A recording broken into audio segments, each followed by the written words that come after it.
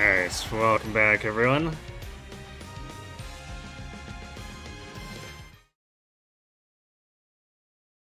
So, tonight's agenda is relatively usual. I'm gonna give Golshi a couple chances to pay out for us, and then we just use whatever we have to attempt to get Haru through. Maybe the game/goddesses will actually be kind to her for once.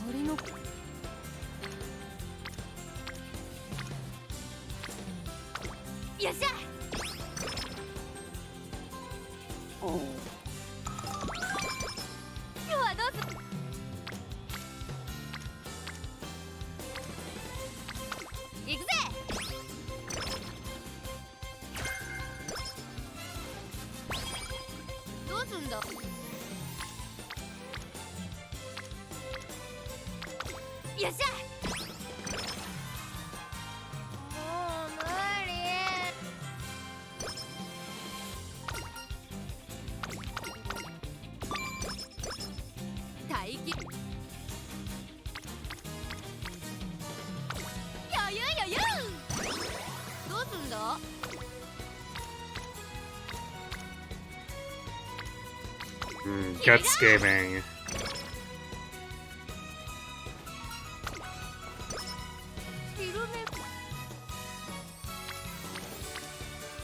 Yep, guts gaming.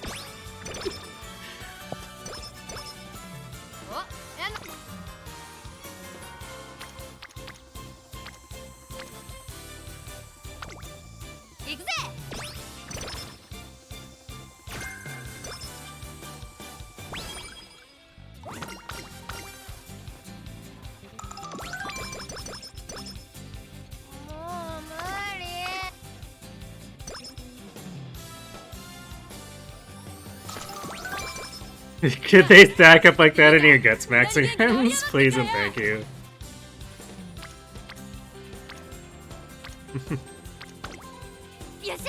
I'll trade you stacks.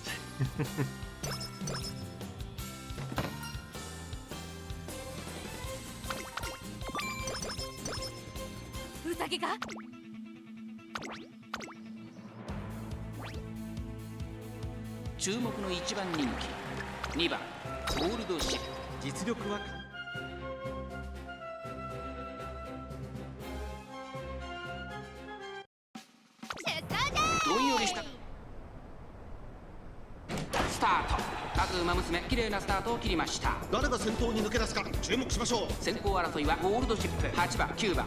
さあ激しい先行争いで前に出たのは9番。2番手の位置で先頭を伺うのは3番。3番手に8番ゴールドシップ続いている。外から5番7番並んでくる4番並びかけてきた。第1コーナー回って第2コーナー9番会長に飛ばして行きます。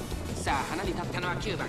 このままリードすることができるか。続きました3番その後ろ8番ゴールドシップここにいます。4番5番手2馬身差5番その外並んで7番後ろ6番1番追走9番先頭を進みますがこれは正解でしょうか。9番彼女の客室には合っていますね。涼やかな風を肌に感じる札幌の地。順位を振り返っていきます。依然先頭は9番続いて3番向こう上面に入って先頭からしんがりまでおよそ10馬身。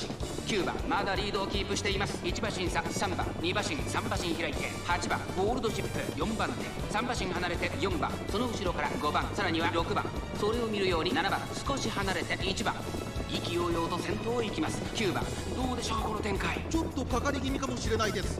一息つけるといいですが先頭は変わらず9番1馬身離れて3番ゴールドシップこの位置につけています。第4コーナーカーブここからスパート一気にレースが動きます。先頭は見合ったままこれは直線勝負になるか。平行まで400ゴールドシップここで抜け出したゴールドシップ花を包む。さあ内から先頭を伺うのは9番ゴールドシップ速いもはや独走状態200を通過追いすがる6番ゴールドシップ足色は衰えないゴールドシップリードは4馬身大楽勝だゴールドシップゴールイン圧巻の走りで Ray, she didn't crater her debut. It's pretty rare that happens anymore, but like occasionally it just randomly happens to someone. Actually, the last victim was Spade just a couple days ago. Has the goofy Golshi in. Well, so far she's putting in the work, I guess.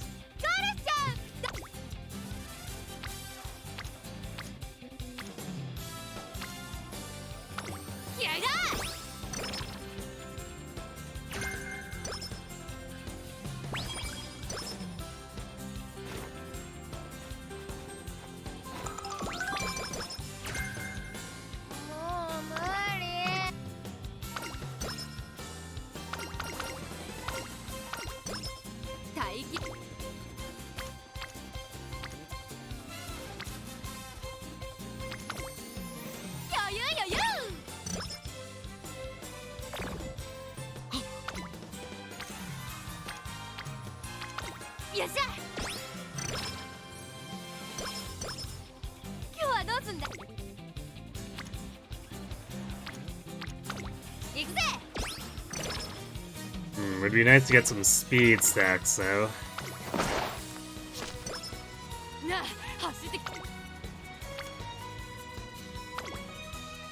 Well, it sort of qualifies.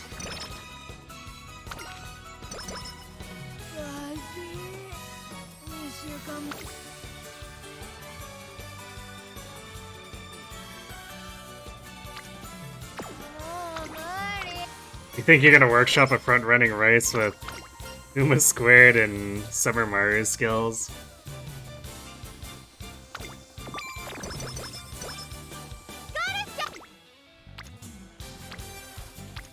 She can make it work, although Rose Quasar is a lot less likely to proc if she's front-running.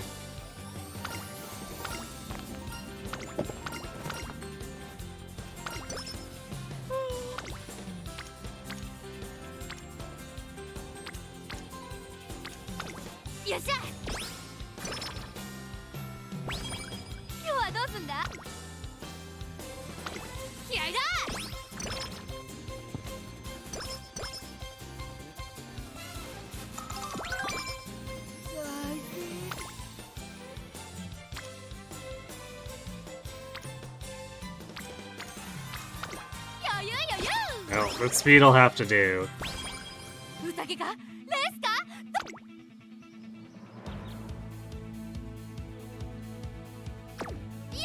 Especially if she's going in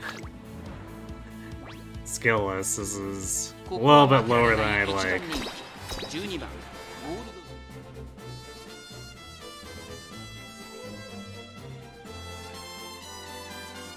You did some workshopping the other day and it shouldn't need Rose Quasar.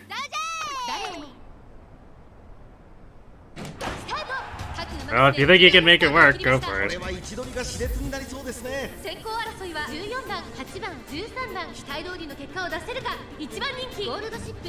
さあ激しい先行争いで前に出たのは8番続きました。13番、8番と13番序盤からやり合っています。2人がレースを作りそうですね。1コーナーから2コーナーへ向かうウイニングチケット。落ち着かない様子。花を奪っていたのは8番続いて13番早くも Yeah, capping speed is usually 2馬身3馬身開いて9番1馬身差 what any given career is shooting for. あとは6番そして外目を突き出してはウイニングチケットそしてその内を回ってキングヘイロー内には3番それを見るように7番内から4 Here's that Tanagi. 外から行く少し離れて成田大臣向こう上面に入って先頭からしんがりまでおよそ12馬身8番快調に飛ばしていきます。現在1番手は8番少し後ろから13番その外並んで9番4番手ゴールドシップ外を回ります14番そしてその後方には1番ウイニングチケット続いているそして内目をつきましてはアグネスタキオ外を回って3番さらにその外からは16番そのうち並んでキングヘイローその後ろから7番さらには成田大臣そしてそのうちからいたのは6番まもなく第4コーナーカーブここからスパート一気にレースが動きます。 You got lucky enough too, but her stamina and power was under 200 or 600.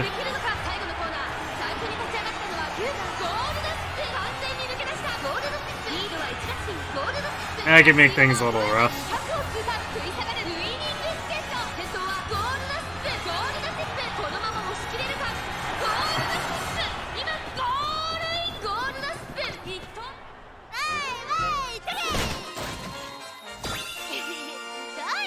Well, we were inches away from losing the ticket there.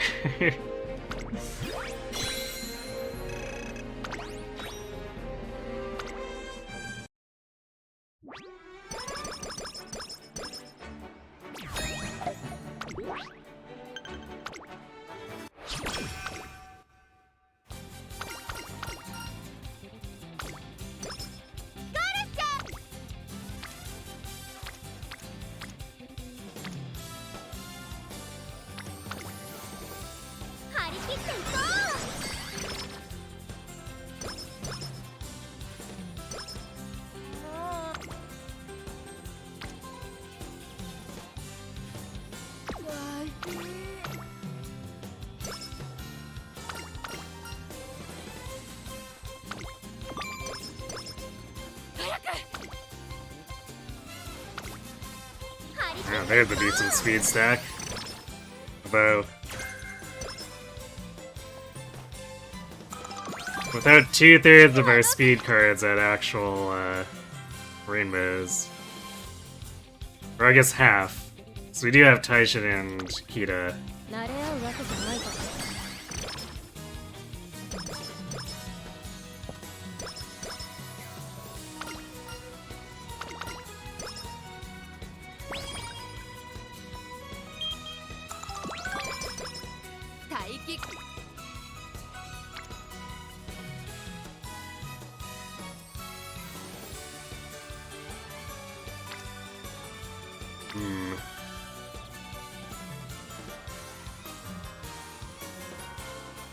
I kind of want to push Creek here, but like,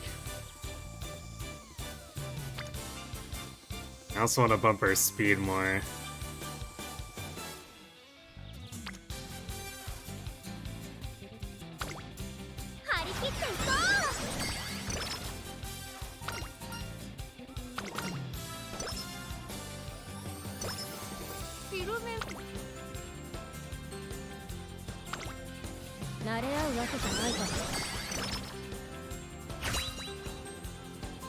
An inspiration should give us a fair amount of stamina.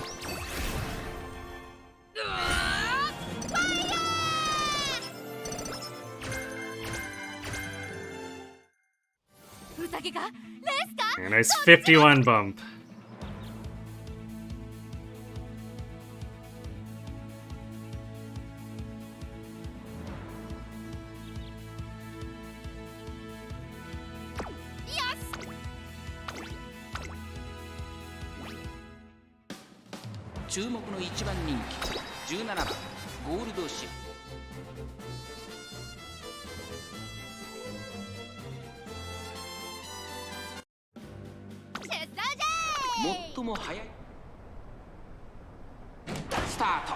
Umamusume 揃って綺麗なスタートを切りました。みんな集中してましたね。好レースが期待できそうです。先行争いはミホのブルボ、セイウンスカイ、アイネスフージ、期待通りの結果を出せるか。1番人気ゴールドシップ、先頭を行ったのはアイネスフージ、続いてミホのブルボ、セイウンスカイ、その後3、4馬身開いてゴールドシップ、1コーナーからそして2コーナーへ向かって行きます。アイネスフージ、快調に飛ばして行きます。花を奪っていったのはアイネスフージ、続きましたセイウンスカイ、激しい先頭争い、1馬身離れてミホのブルボ、外目をついてゴールドシップ、この辺りまでで先頭集団を形成しています。現在1番手はアイネスフージ、少し離れてセイウンスカイ、その後ミホのブルボ、ゴールドシップ、ここにいます。5番手に7番、1馬身差12番、それを見るように成田ブライアン、第2コーナーを抜け向こう上面に入った。順位を振り返っていきます。先頭は変わらずアイネスフージ、その後からセイウンスカイ、そしてその外から行ったのはゴールドシップ、少し後ろからミホのブルボ、その後ろから7番、後ろ12番、そして成田ブライアン13番並んでくる。そしてその後方には成田大使、さらに3番、あとはメジロライアン、テイエムオペラを追走、内から1番、その後ろ5番、後から6番、14番並んできた。そしてその内を回って10番、第4コーナーを進んで直線に None of them could stay ahead of the ship. 最後の直線へとかけていきます。勝負は最後の直線に持ち越された。中山の直線は短いぞ。後ろの子たちは間に合うか。食い下がるアイネスフージ、ゴールドシップ、速いもはや独走状態。ゴールドシップ、先頭はゴールドシップ、これは強い。200を通過、ゴールドシップ、リードは6馬身、ゴールドシップ、足色は衰えない。速いゴールドシップ、強いとしか言えない走り。次のレースが今から楽しみ。 They still outran most of the rest of the pack though.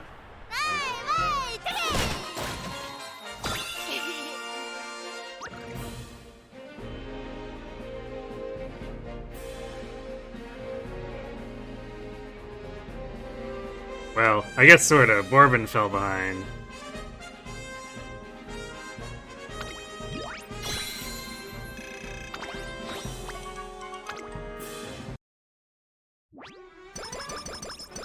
It's pretty rare to see that many named frontrunners in a single race.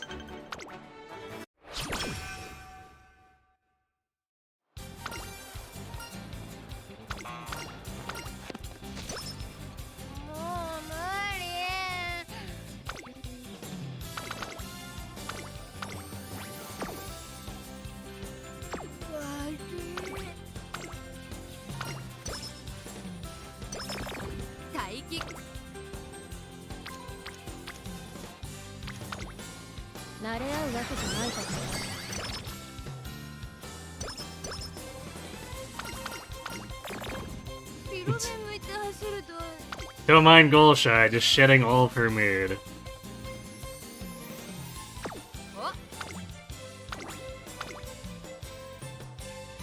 注目の一番人気12番ゴールドシップ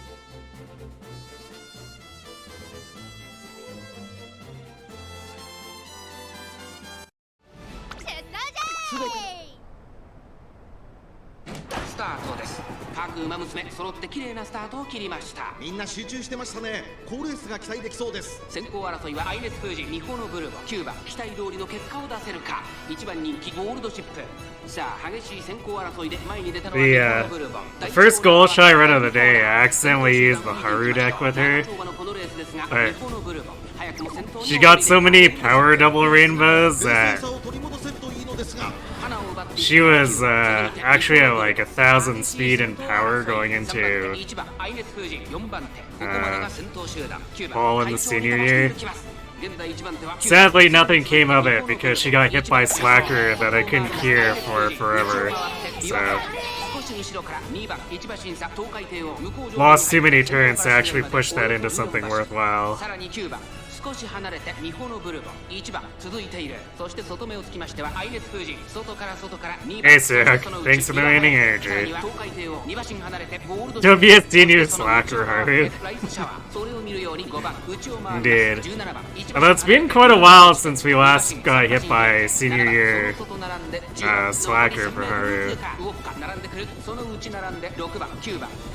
Or at least the slacker that hit right before the Arima. Because the times we had that happen were pretty early in the attempts.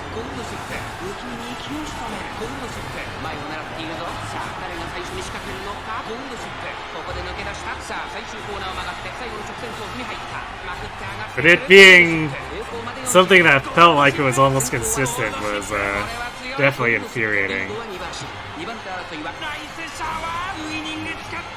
200を通過ゴールドシップ足色は衰えない食い下がるウイニングチケット先頭相手にゴールドシップ1着でゴールイン実力を遺憾なく発揮しレースを制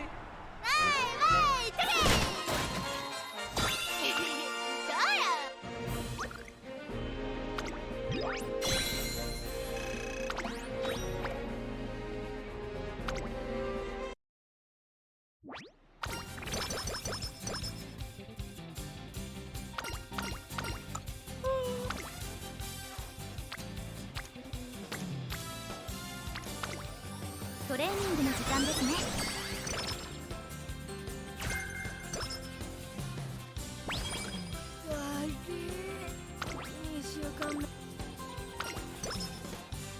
私のさあ、価値ある時間をあげるわ。なあ、行くぜ。私のファイト。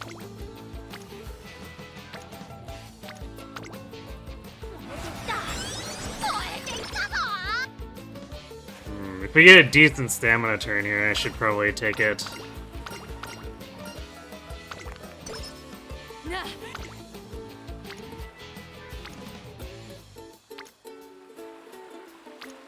Well, This 21 is kind of decent if you squint.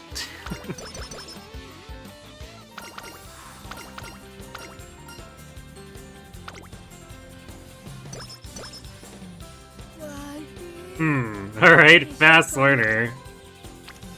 All we need is, you know, skill hints that we want to learn.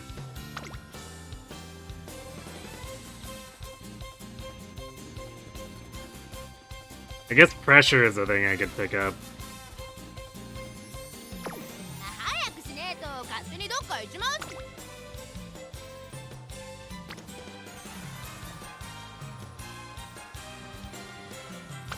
気合いだ。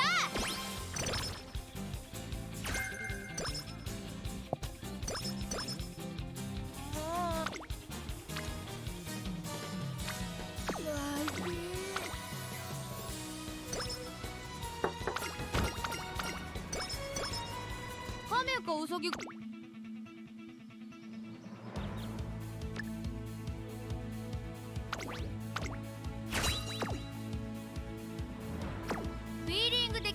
Yeah, we're definitely gonna have to end close with stamina like this. 勝ちは十分に狙える3番人気7番ゴールドシップ。3番人気。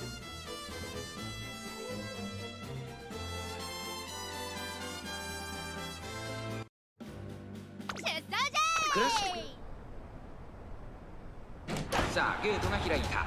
各馬娘揃って綺麗なスタートを切りました。これは位置取りが熾烈になりそうですね。先行争いはセイウンスカイ13番9番期待通りの結果を出せるか。1番人気ジンボリルドルフセイウンスカイ快調に飛ばして行きます。先頭はセイウンスカイ単身で飛ばして行きます。2番手の位置で先頭を伺うのは13番内で9番内から4番少し後ろから5番少し離れてライスシャワー。それを見るように岩早秀第4コーナーカーブ。先頭がやや早いのか間延びした展開です。仕掛けどころの難しいレースになりそうですね。セイウンスカイまだリードをキープしています。続いて13番その後3、4馬身開いて9番4番手に4番5番並びかけてきた。1周目のスタンド前にかかってゆく。外岩早秀1馬身差ライスシャワー。そしてその内を回って1番その後から11番その外並んで17番2馬身3馬身開いて2番その後マンハッタンカフェ。そしてジンボリルドルフ1馬身離れて待ちかね福来たる。あとは成田ブライアン外を通りましてゴールドシップ後方2番手に14番3番最高峰だジンボリルドルフ。果たしてどうでしょうか。馬場状態を確認しながら走っている感じですね。まだ本気ではないですよ。1コーナーから2コーナーへ向かう。順位を振り返っていきます。先頭は相変わらずセイウンスカイ。続きました13番外目をついて9番4馬身差4番岩早秀追走。後ろ5番その後ろライズシャワー。そしてその後方には面白くなってきたぜ。その後ろから We got more than a little bit of ground to make up here. 外を回ってジンボリルドルフ。そしてその内から行ったのは2番2周目の向こう上面。各馬娘たちの動きが激しくなっています。依然先頭はセイウンスカイその後ろに13番そしてその後ろから行くのは9番さらに岩早秀後から4番5番並んできた。さらにはライスシャワー。セイウンスカイ先頭を進みますがこれは正解でしょうか。セイウンスカイ彼女の客室には合っていますね。残り 1000m を通過。先頭は変わらずセイウンスカイ2馬身離れて13番外を回ります岩早秀ゴールドシップ徐々に進出。先頭は依然セイウンスカイ2馬身リード2馬身差岩早秀およそ5馬身開いて13番まもなく第4コーナーカーブ。ここからスパ I ー guess ト。 we picked up pressure for nothing because it didn't proc. ここで抜け出した勝負は最後の直線に持ち越されたシンボリルドルフ。まだ抑えたままだゴールドシップ前を狙っているぞ。まだ差がある。ここから先頭を捉える子は出てくるのか。残り400最終コーナーを曲がって先陣を切ったのはビワハヤヒデ。ビワハヤヒデ強すぎる。完全に抜け出した200を通過。ゴールドシップ They're not really gaining here. ビワハヤヒデ I don't think we're gonna catch Biwa. これはすごいビワハヤヒデ足の衰え大楽勝だ。ビワハヤヒデゴール板 Scammed by the Kikuka again.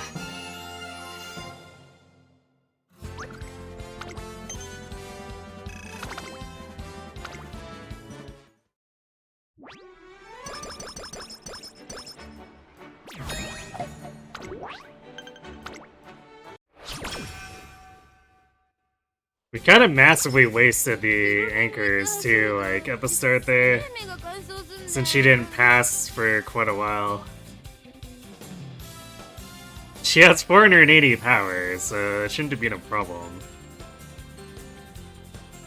今日はどうすんだ。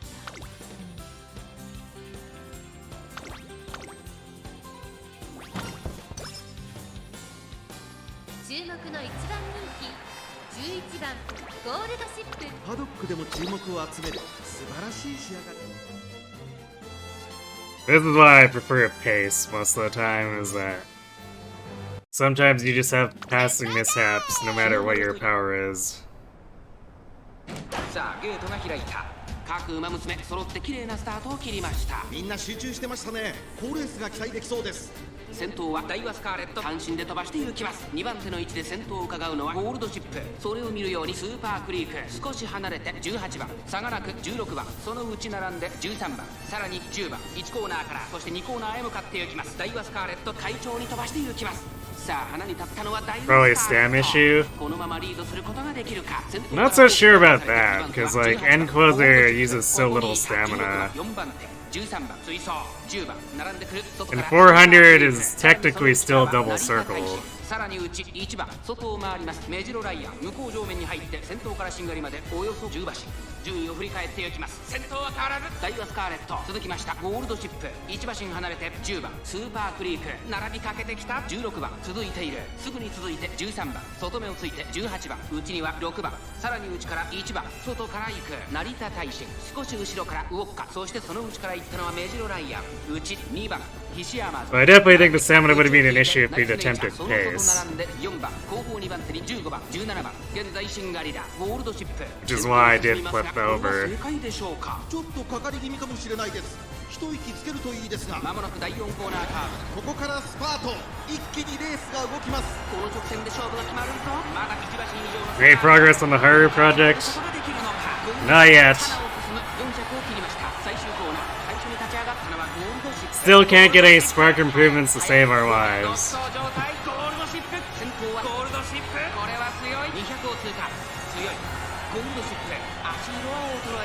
So Haru still has to deal with a large amount of volatility.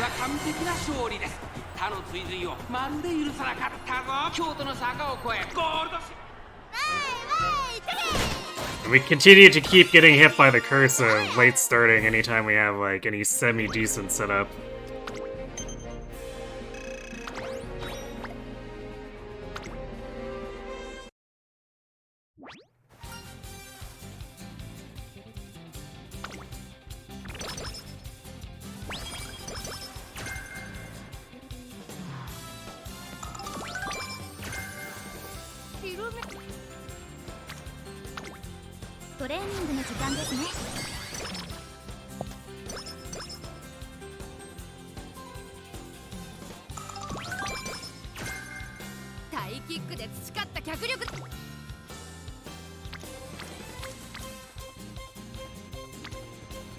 I guess this could be corner recovery.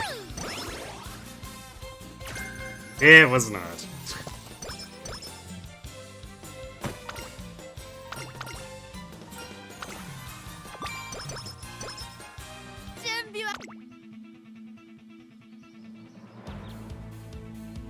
Yeah, I guess we can buy a discounted home stretch and Maestro. That should improve Golshi's consistency a little bit.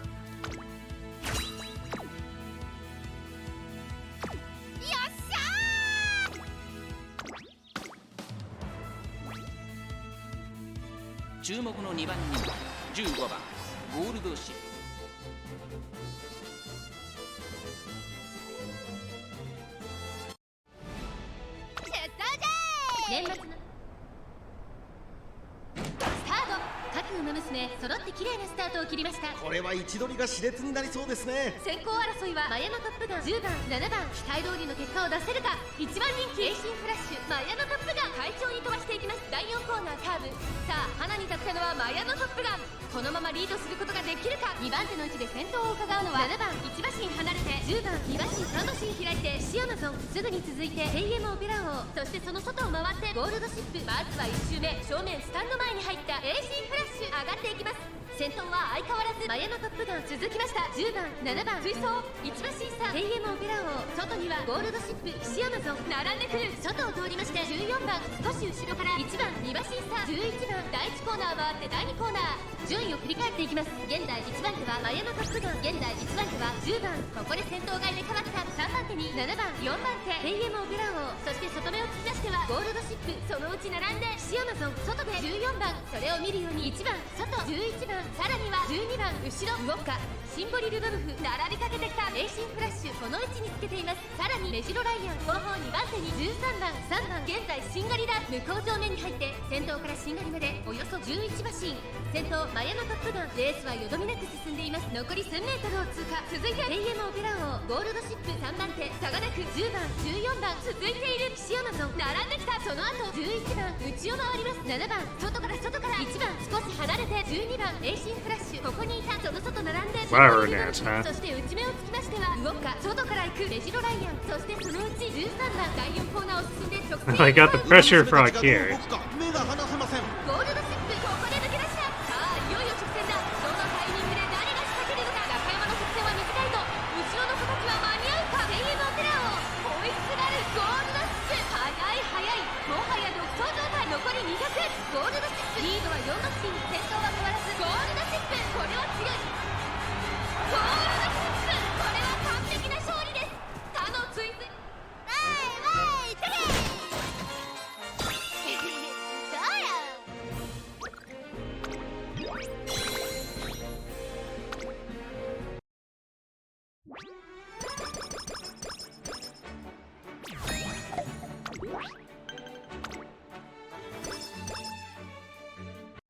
Well,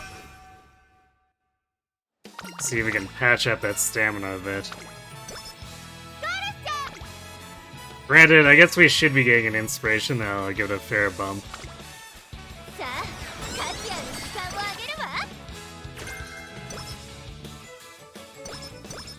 You're looking through the unique skill conditions for Tactician and Creek.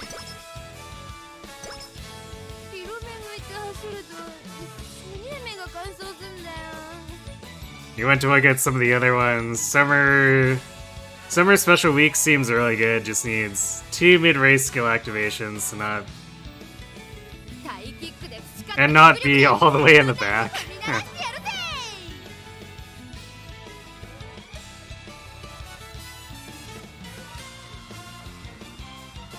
Is that the bushel?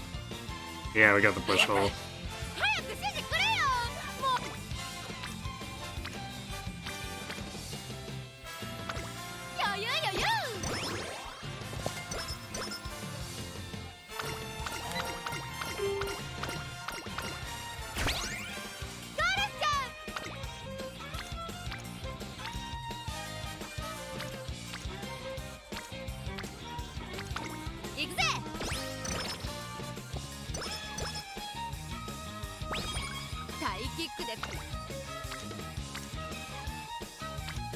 Suddenly no rainbows.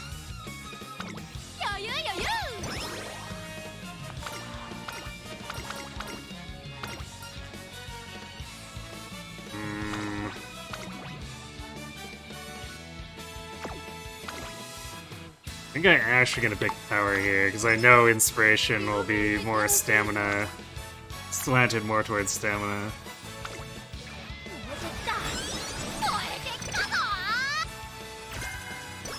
Oh hey, Slick Surge! The time to do funny late surge or Golshi again?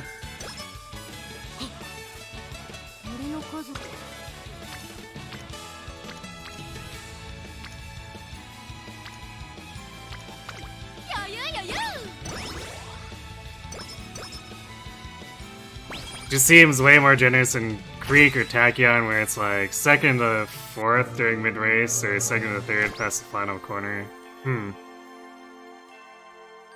I didn't realize it was that stringent, because it seems to go off, like, all the time.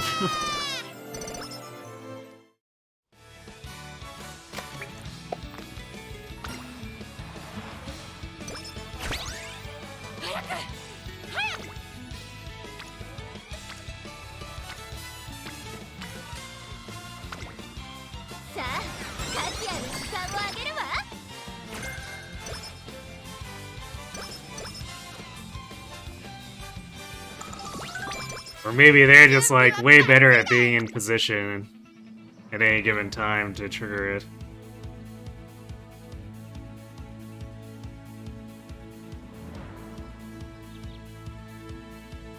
Alright, you know what? Time for Funny late surge Golshi.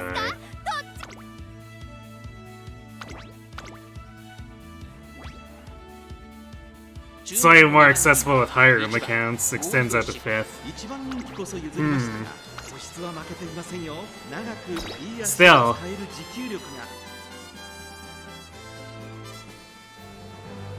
Even with a bracket like that, I'd expect them to have a harder time triggering it, but it seems like during, like, say, Takian's career, it's almost a given that she's gonna get it, and it's a bizarre occurrence the few times she doesn't. 直線勝負にかけているんでしょう。終盤に期待です。マヤのトップが快調に飛ばしていきます。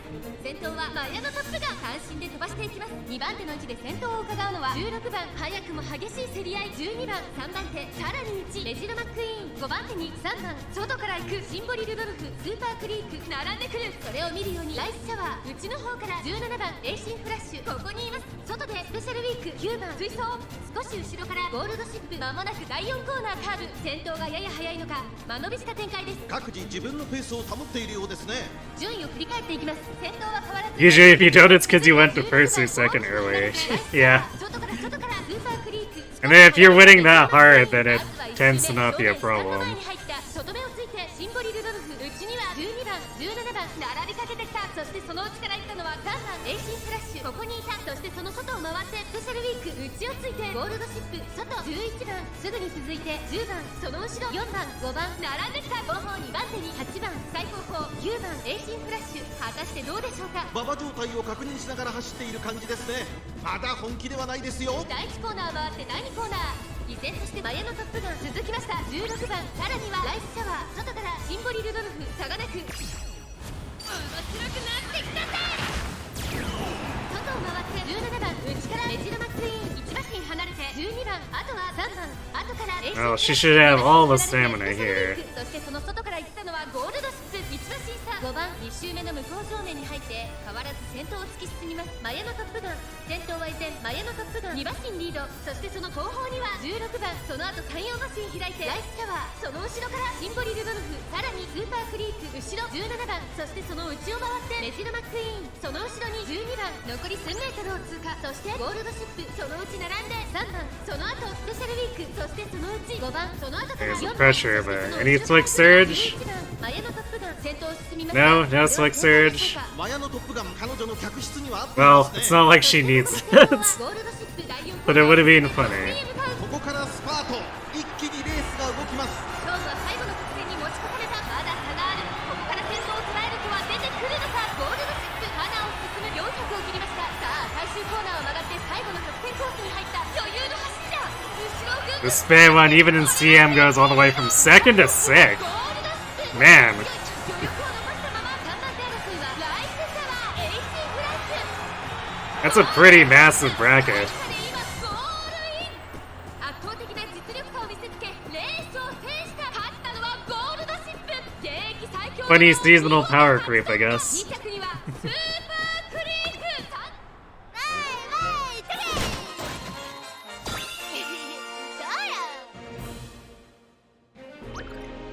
There we go. Distance win. Let's go.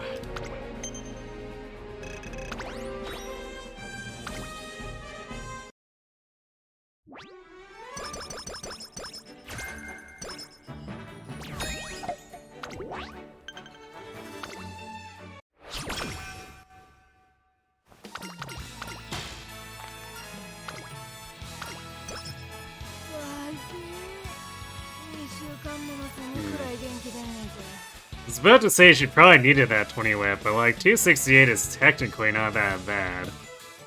At least after career boost adjustment. But I guess we did proc everything other than the Slick Surge, so... You know.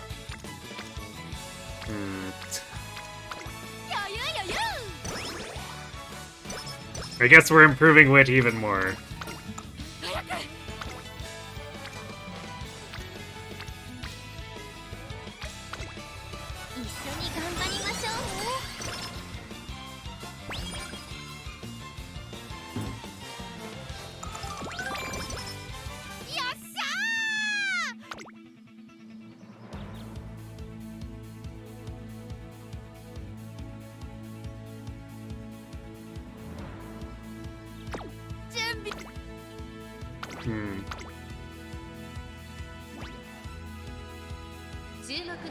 Seems like we didn't get too many hints in quantity, but like we got some decent quality hints. But with Fastler, I think we're gonna actually run out of things to spend SP on. 表に託されたスタートです。各馬娘揃って綺麗なスタートを切りました。誰が先頭に抜け出すか注目しましょう。先行争いは2番6番マヤのトップガン。期待通りの結果を出せるか。1番人気ゴールドシップ。さあ激しい先行争いで前に出たのは2番6番。並びかけてきた激しい先頭争い。マヤのトップガン外から行く差がなく8番少し後ろから15番。この辺りまでで先頭集団を形成しています。先頭集団を見ていきましょう。先頭を行ったのはマヤのトップガン。1コーナーからそして2コーナーへ向かっていきます。さあ花に立ったのはマヤのトップガン。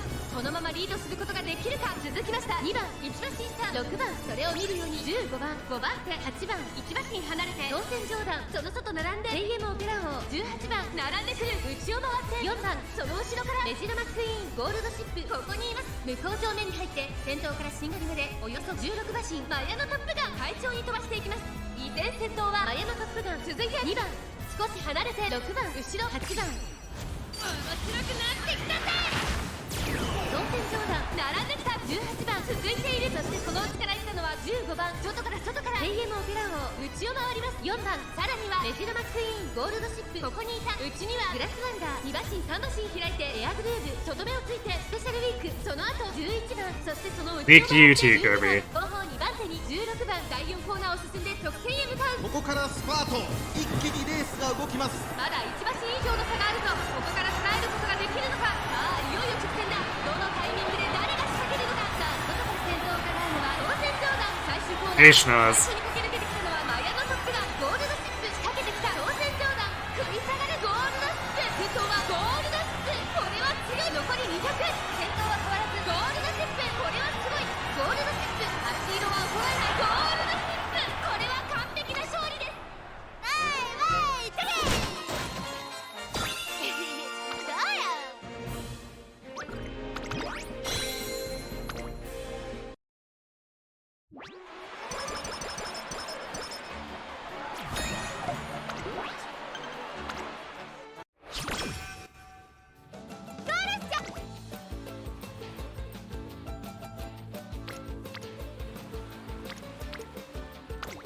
気合いだ。私のファイト。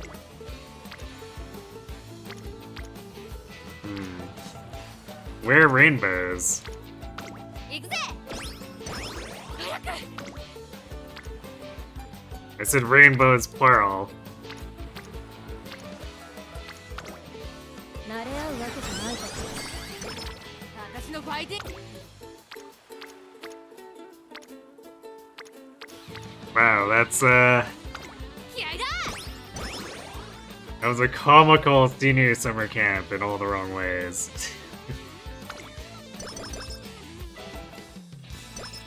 今日はどう？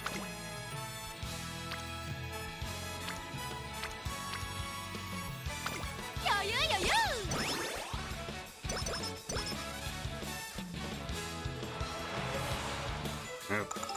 Body and mind time.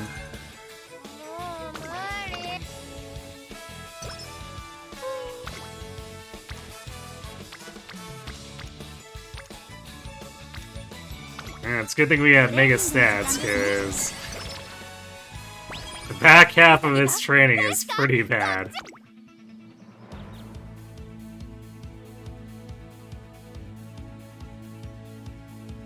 I guess we did just get all the skill hints all of a sudden.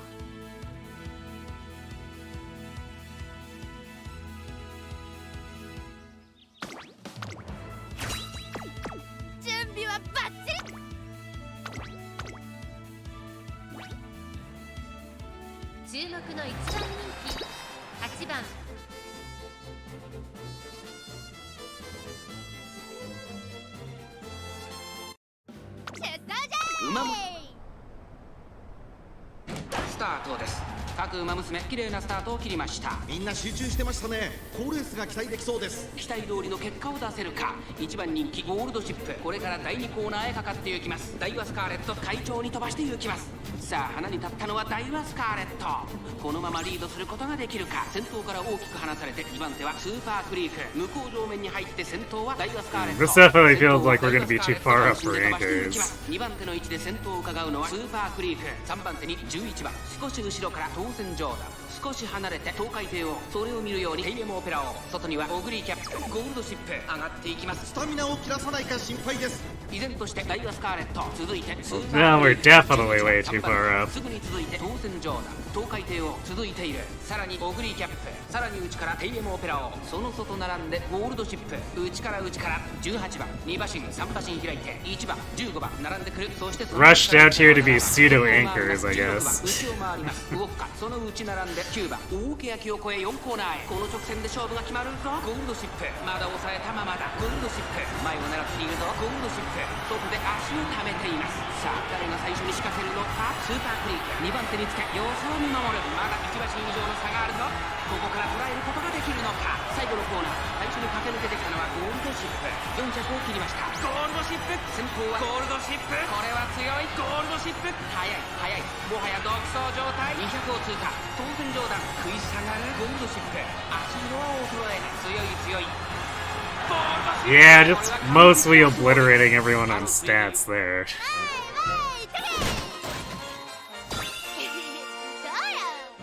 You proc very few things.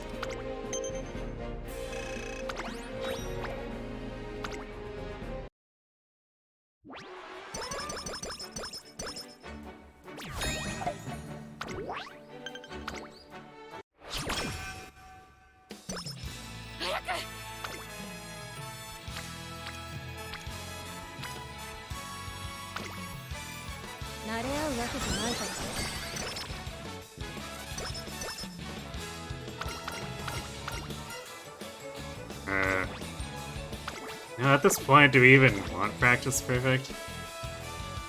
There are very few turns left, so maybe like raw stats is better.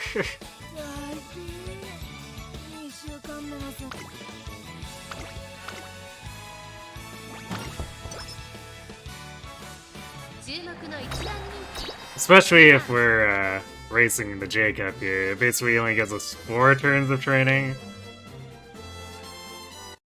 Which means if we do a rest and then train a bunch, practice perfect gets to be maybe relevant for 1 turn.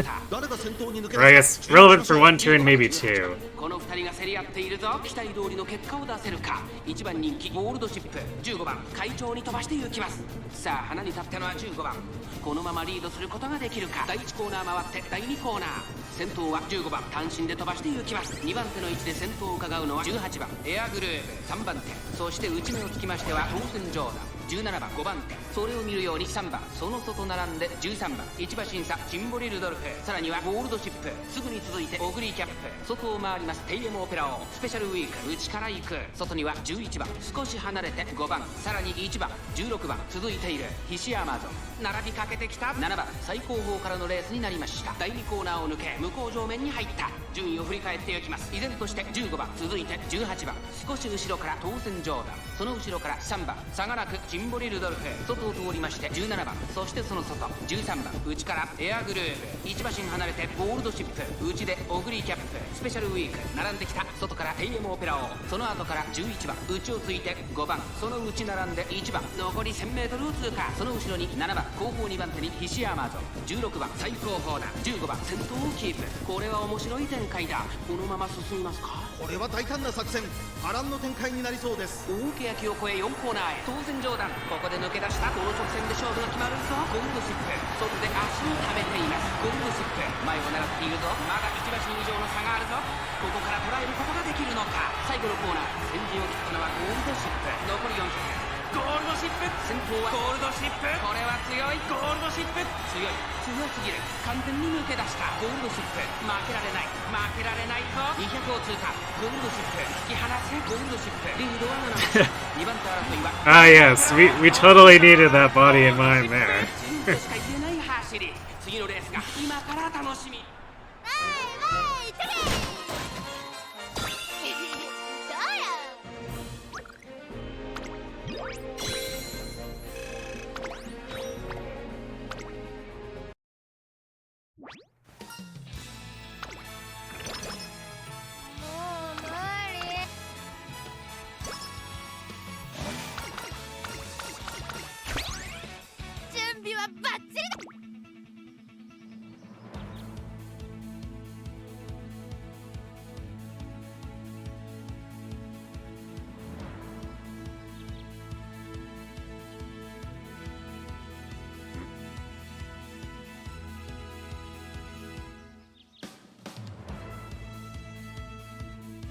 Now let's grab Pump Iron again to be funny.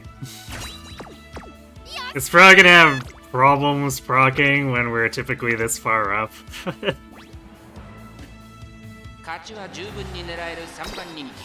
Why not? Body and mind to flex. Yeah, I guess so. I guess this gold ship does have a thing for showboating. 今スタートが切られました。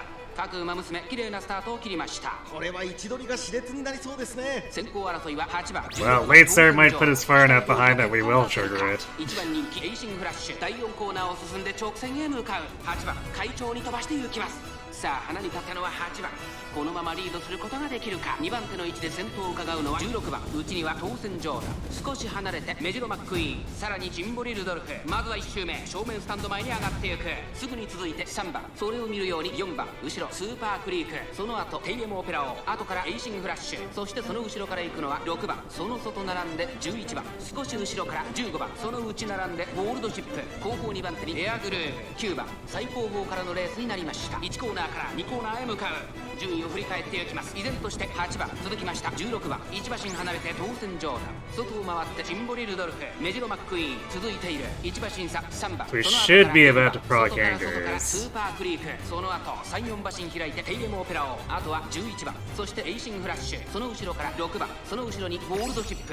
There it goes. 外には15番。 We'll see if we go too fast to hit the point where we can proc Pump Iron. 2コーナー回って向こう正面。8番まだリードをキープしています。続いて当選上段。そして内目をつきましては16番。残り 1000m を通過。メジロマックイーン、外から行く。ジンボリルドルフ5番手。さらには3番。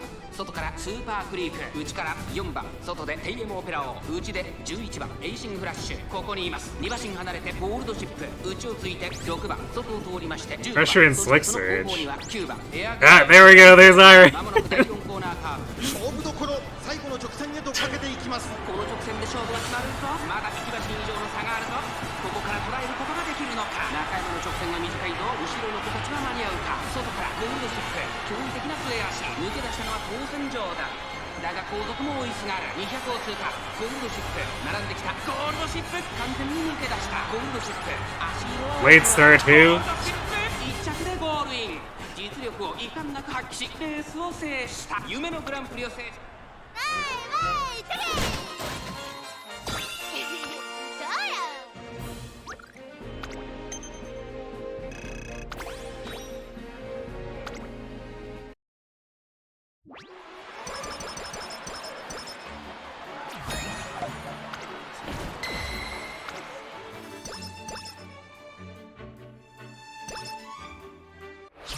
It's more or less a perfect sequence for that, too.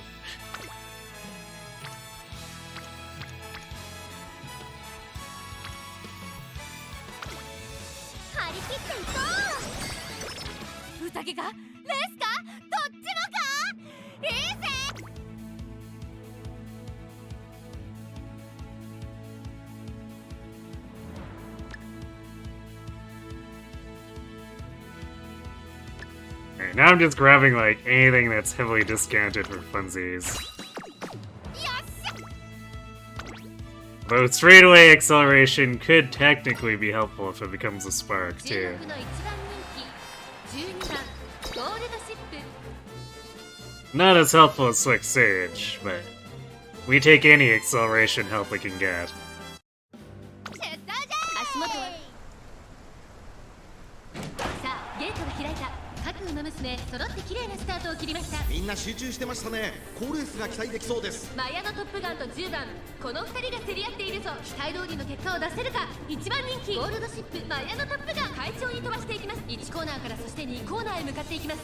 先頭はマヤのトップガン、三振で飛ばしていきます。2番手の位置で先頭を伺うのは10番、3番手にメジロライアン、そしてその外を回って4番、外を通りまして We're hanging back far enough that we probably get anchors again. 並んでくる。それを見るように11番、少し後ろから18番、少し離れて14番、内でナイスネイチャー、後ろ3番。 And then we'll see what else chains off of it. マヤのトップガン、先頭は変わらずマヤのトップガン続きました。10番、2馬身3馬身開いて当選上段、4番、4番。 This Golshi has become a funny proc roulette. 並んできた。そしてその内を回って18番、すぐに続いて岩早秀。Age Rate.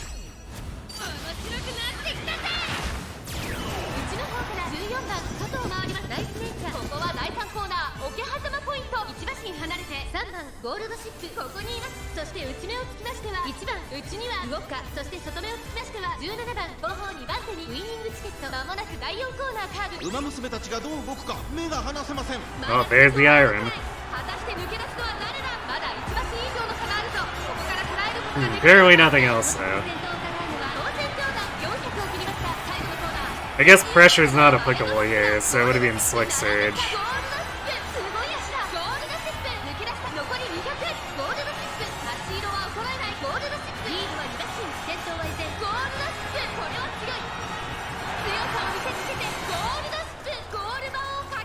And thus we pumped iron harder than Major Orion did.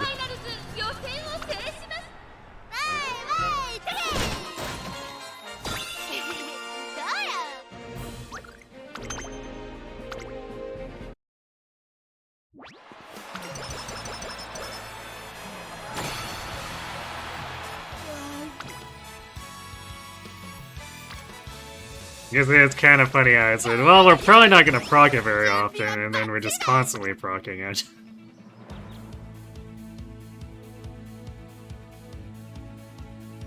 Game just had to prove me wrong.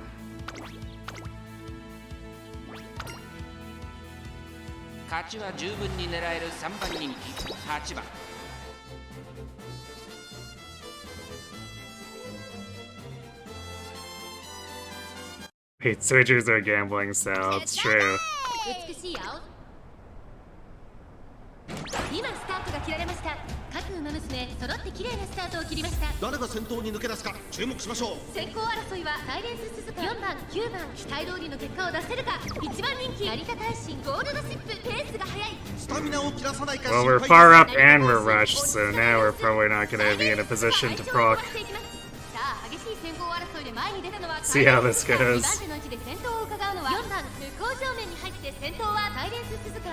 花を奪っていたのはサイレンス鈴鹿。続きました9番4番3番手6番4番手差がなく成田ブライアン1馬身離れてライフシャワー少し後ろからメジロマックイーン。それを見るようにエルコンドルパター2馬身離れてゴールドシップエイシンフラッシュ並んでくる後ろ15番内をついて10番そしてその外を回って5番 Alright, we got past, so maybe...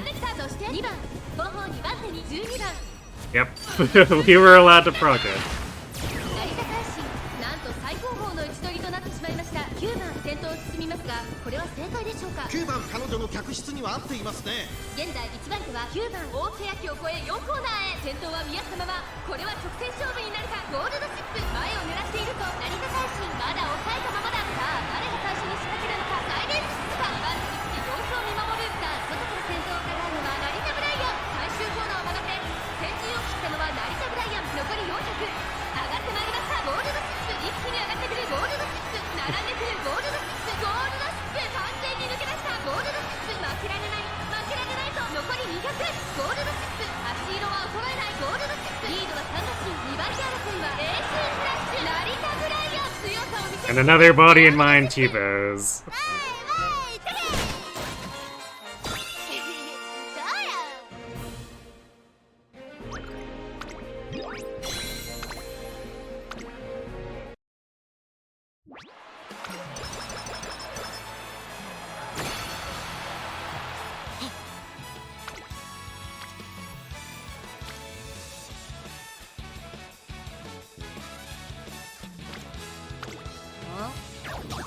Oh, we failed a 3%. Nice. フィーリング的なあれはバッチリ Doesn't really matter, but you know.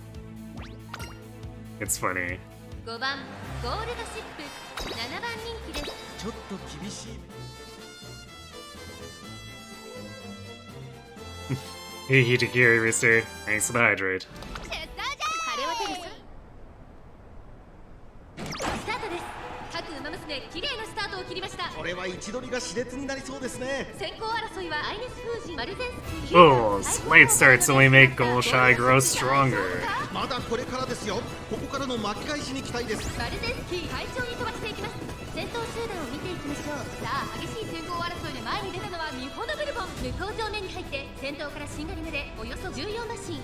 花を奪っていたのは日本のブルボン。2番手の位置で先頭を伺うのはアイネス風神。激しい先頭争い。3番手にはマルゼンスキー。その後ろから9番ここまでが先頭集団。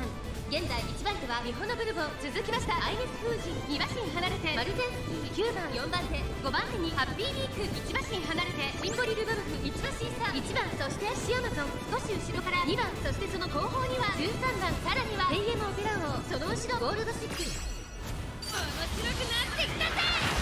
16番並んできた。そしてそのうちから出たのは11番、そのうち並んで7番、それを見るように18番後方2番手に8番、そして最後方4番、大欅を越え4コーナーへ互いに足を止めている展開。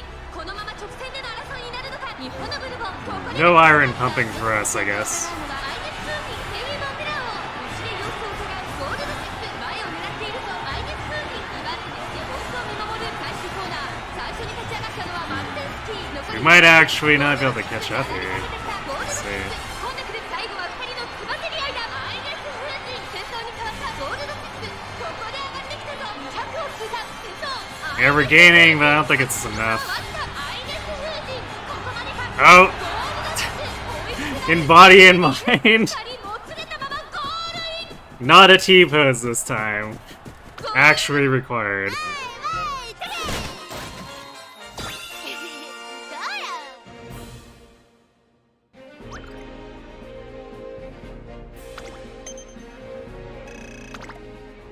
Alright, Mikanina's. Golshi trolling for the dramatic finish. True. All according to plan.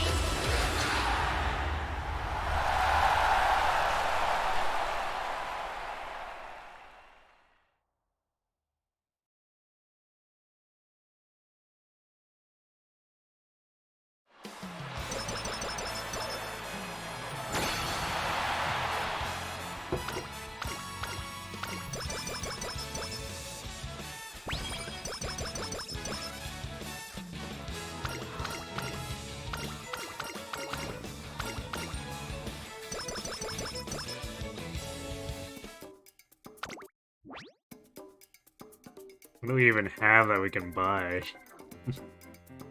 So we already bought it all during the middle of the career. I guess we could grab Corner Adapt. Yeah,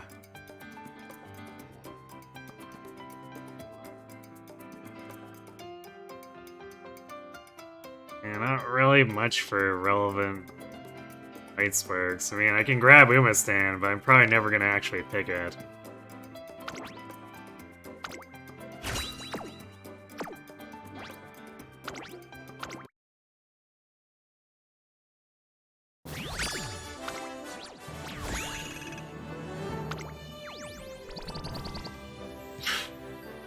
Alright, well, it was a bad spark anyway. Sad. 私との日々癖になっただろ。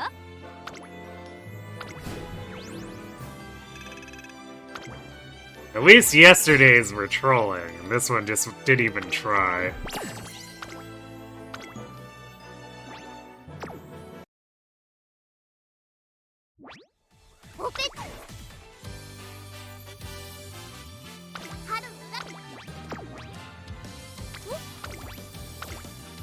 Alright, one more spark attempt.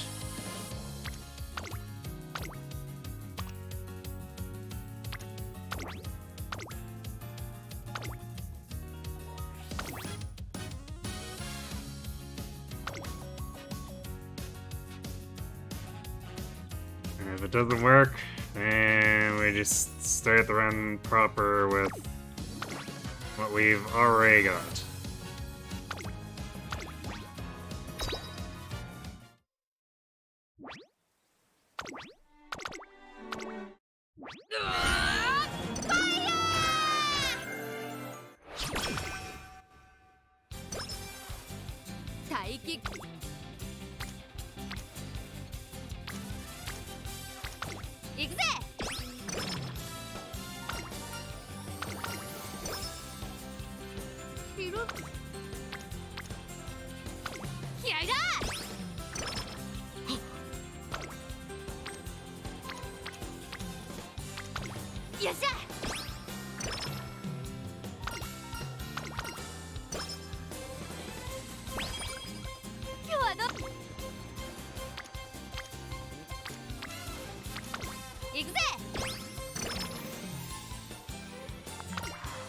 Well, apparently we're actually mashing power this time.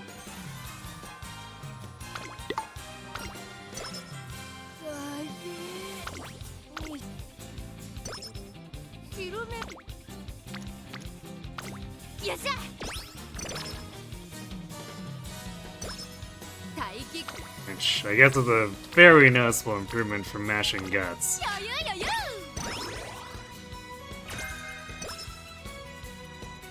A rare creek home stretch haste hint.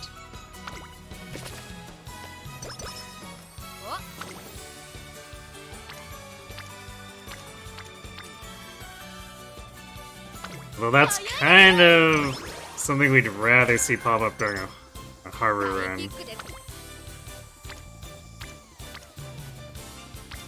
Because things are usually a lot more chill for Golshi.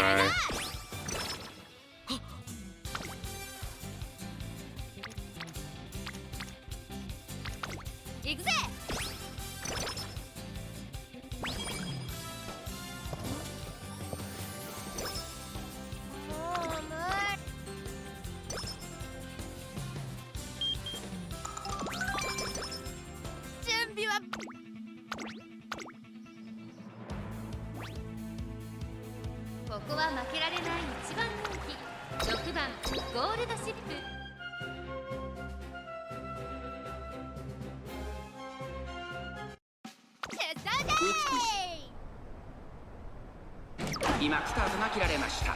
各馬娘揃って綺麗なスタートを切りました。誰が先頭に抜け出すか注目しましょう。4番と7番、この2人が競り合っているぞ。期待通りの結果を出せるか。1番人気ゴールドシップ、4番会長に飛ばして行きます。先頭は4番単身で飛ばして行きます。2番手の位置で先頭を伺うのは7番1コーナーから、そして2コーナーへ向かって行きます。さあ花に立ったのは4番、このままリードすることができるか。続いて7番、3番手にはゴールドシップ、少し離れて3番、差がなく1番、2番外から行く、5馬身離れて8番、そして5番、それを見るように9番、意気揚々と先頭へ行きます。4番、どうでしょうこの展開。ちょっとかかり気味かもしれないです。一息つけるといいですが。涼やかな風を肌に感じる札幌の地、集団が一つにまとまって混戦状態です。前に抜け出すのは容易じゃなさそうです。向こう上面に入って先頭からしんがりまでおよそ5馬身。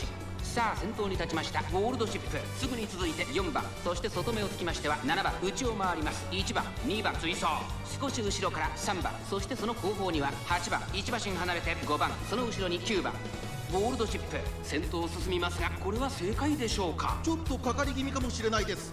息を入れるタイミングがあればいいですが。 It's like the late start didn't matter at all. コーナーを進んで直線へ向かう。勝負どころ、最後の直線へとかけていきます。まだ1馬身以上の差があるぞ。ここから捉えることができるのか。4着を切りました。7番追いすがる。勝負は最後の直線に持ち越された。ゴールドシップ強い、強すぎる。完全に抜け出した。残り200、これは強い。ゴールドシップ、足色は衰えない。ゴールドシップリードは6馬身。Golshi tends to just have like a lot of stamina without trying anyway, so she does feel like she's pretty good at absorbing late starts or rushed.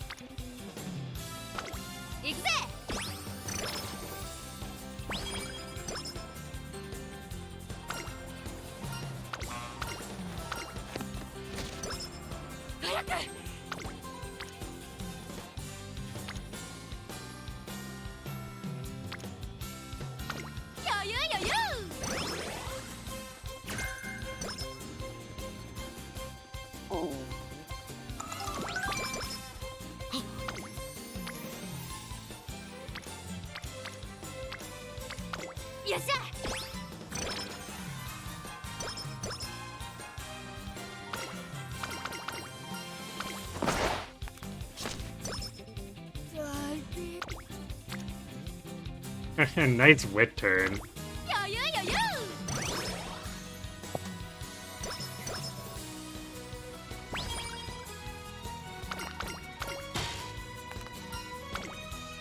All the wit.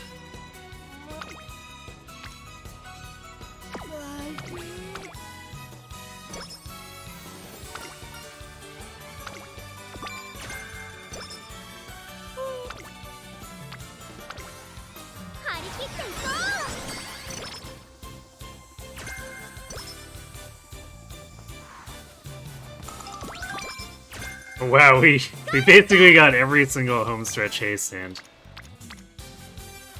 We could technically roll it again with Creek, but like, what are the actual odds of that?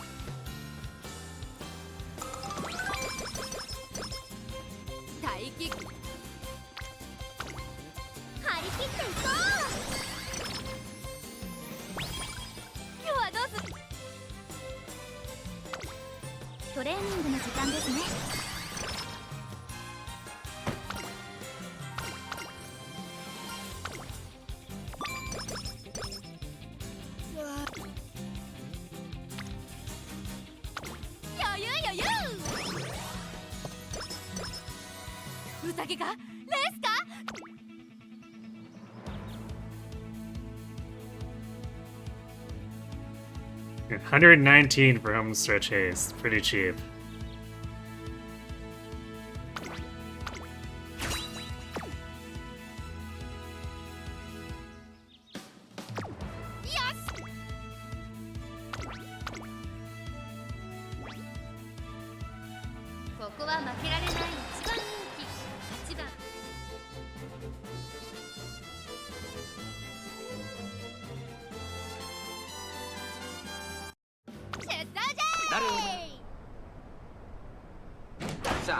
Sure would be nice if we could get the level 3 hint on that for Haru on the regular.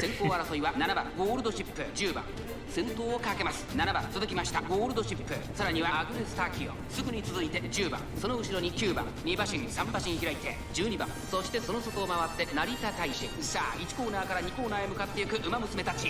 先頭集団を見ていきましょう。先頭を行ったのは7番、2番手の位置で先頭を伺うのはアグネスターキオ、さらに10番、9番、4番手、5番手ゴールドシップ、2馬身差12番、その後ウイニングチケット、外からから外から成田大衆、3番内から行く少し離れて2番キングヘイロー、並んでくるそれを見るように4番少し後ろから14番15番続いている。そしてその内を回って1番2コーナー回って向こう正面先頭7番、レースはよどみなく進んでいます。続いてアグネスターキオ、3番手には10番9番並びかけてきた。1馬身差ゴールドシップ、1馬身離れて3番外を回ります。14番内から行く12番、あとは2番差がなくウイニングチケット。そしてその外キングヘイロー、内には1番15番並んできた。内から成田大使、そして外目をつきましては11番、その内並んで4番後方2番手に16番、第4コーナーカーブ。ここからスパート、一気にレースが動きます。この直線で勝負が決まるぞ。ゴールドシップ前を狙っているぞ。最終コーナーを曲がって天井を切ったのは7番、じりじり詰めるゴールドシップ、ゴールドシップ、ここで抜け出した行きました。ゴールドシップまくって上がってくるゴールドシップ、残り200、2番手争い And the purchase going to use. Although, not sure if we even really needed it there. ゴールドシップ、他の馬娘たちをねじ伏せレース。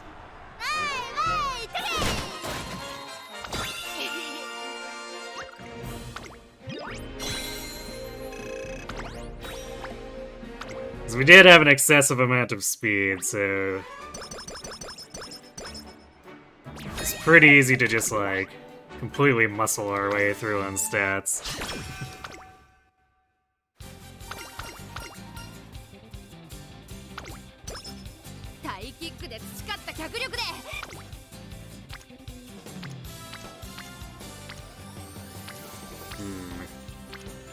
No rainbows, limited growth.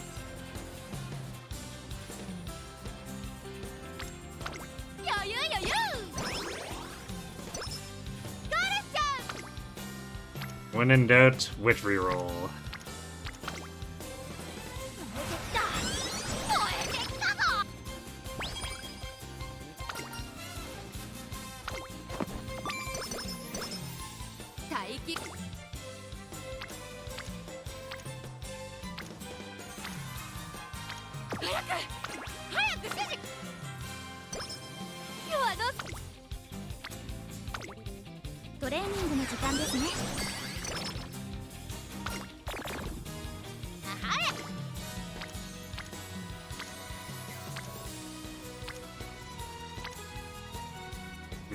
Akikawa is playing hide and seek with us.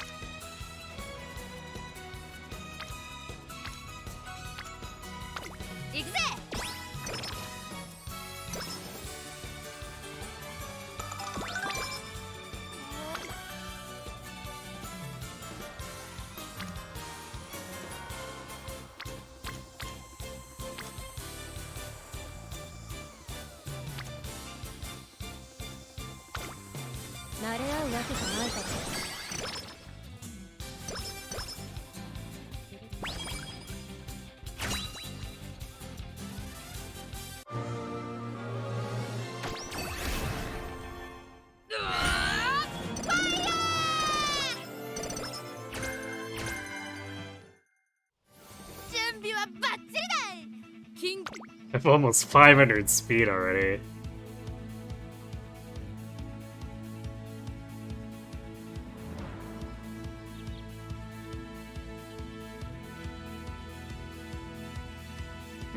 I could grab straightaway acceleration, but it is a little bit awkward for timing.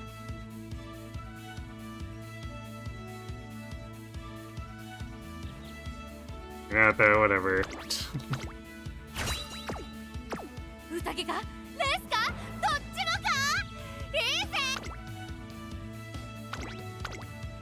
It's heavily discounted. And we're gonna want it in our Spark set eventually anyway, so might as well take it. Or I guess in our potential Spark set is a better way to put it. これは位置取りが熾烈になりそうですね。先行争いはミホノブルボンゴールドシップ16番。先頭はミホノブルボン、単身で飛ばしていきます。2番手の位置で先頭を伺うのはゴールドシップ、それを見るようにアグネスタキオン、さらに外から16番サガナク、13番、この辺りまでで先頭集団を形成しています。第1コーナー回って第2コーナー、ミホノブルボン快調に飛ばしていきます。先頭集団を見ていきましょう。さあ花に立ったのはミホノブルボン、このままリードすることができるか。続きましたゴールドシップ、外目をついて13番4番手アグネスタキオン、外から16番2馬身離れてスペシャルウィーク、そしてその後ろから行くのはシンボリルドルフ、1馬身差キングヘイロー、成田ブライアン並んでくる。さらに内から2番、その後から4番外で成田大臣、無表情目に入って先頭からしんがりまでおよそ9馬身、集団が一つにまとまって混戦状態です。お互いに牽制し合っているようですね。現在1番手はミホノブルボン、続いてゴールドシップ、少し後ろから16番、そのうち並んで13番5番手にアグネスタキオン、 Yeah, I don't think she's gonna have any issues. スペシャルウィーク、シンボリルドルフ、外から行く、その後ろキングヘイロー、少し離れて4番外から成田大臣、すぐに続いて2番その外並んで成田ブライアン、1馬身離れて7番第4コーナーを進んで直線へ向かう。ここからスパート、一気にレースが動きます。まだ1馬身以上の差があると、ここから捉えることができるのか。中山の直線は短いと、後ろの子たちは間に合うか。まだ差がある、ここから先頭を捉える子は出てくるのか。シンボリルドルフ食らいついていく、残り200、ゴールドシップ、差し色は衰えないゴールドシップ、リードは3馬身、先頭は依然ゴールドシップ、3番手争いはキングヘイロー、Rudolph tried pretty hard. 後ろを突き放してゴールドシップ、今勝利です。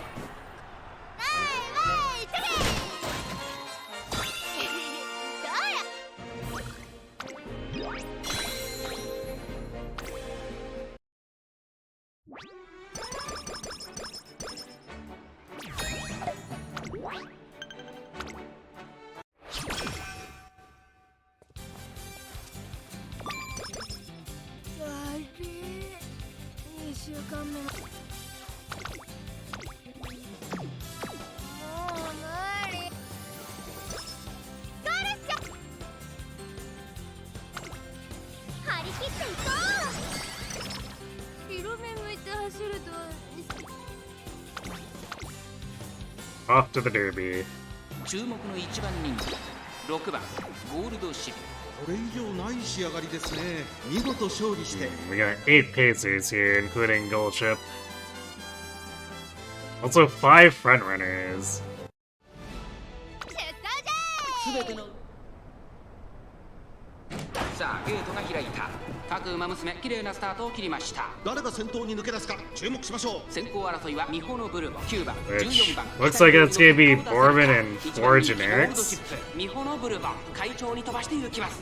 先頭集団を見ていきましょう。1コーナーから2コーナーへ向かう長丁場のこのレースですが、ミホノブルボ早くも先頭に躍り出た。9番並びかけてきた激しい先頭争い、1馬身差14番、それを見るように1番すぐに続いて3番、その後3、4馬身開いてライスシャワー、1馬身離れてゴールドシップ、外を回って東海帝王、その後から8番、そしてその後ろから行くのは12番、少し離れてWell, that sure is a front 成 line. 田ブライアン、さらに内11番2馬身3馬身開いてウォッカ、後からウイニングチケット、さらにジンボリルドルフ、その内並んで5番向こう上面に入って先頭からしんがりまでおよそ14馬身。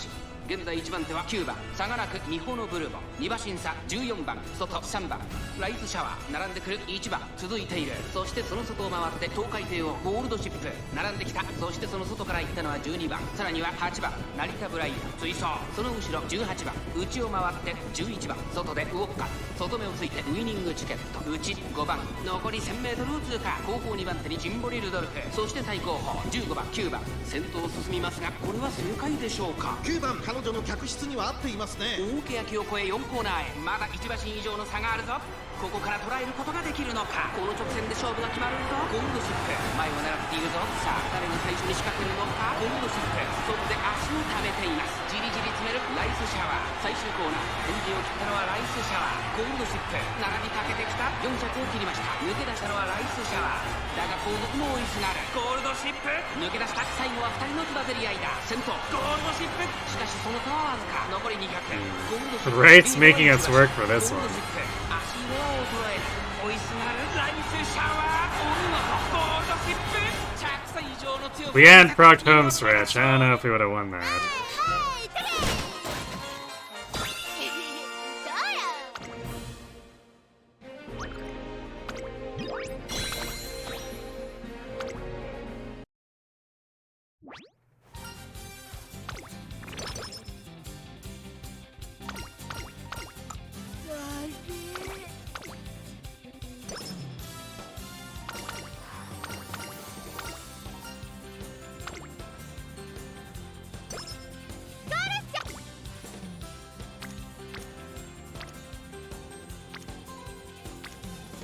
行くぜ。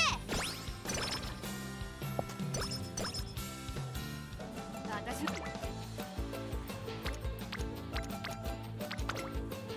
り切っていこう。 Freak is still blue. The slight yikes. Ah, yes, of course. ようそろ私の行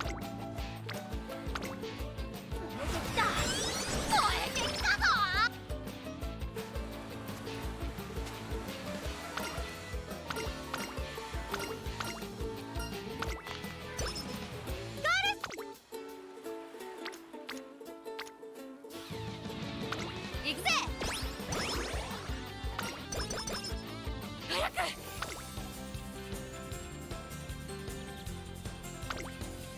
さあ、勝也に時間をあげるわ。 Yeah, we haven't really done much to increase our stamina. So I guess we'll be end closing the Kikuga again.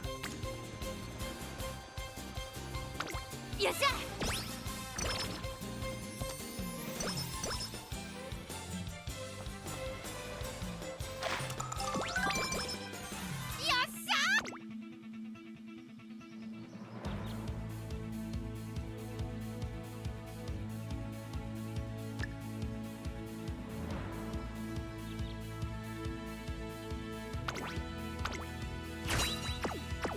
準備はバッチリ。宴がレース。よ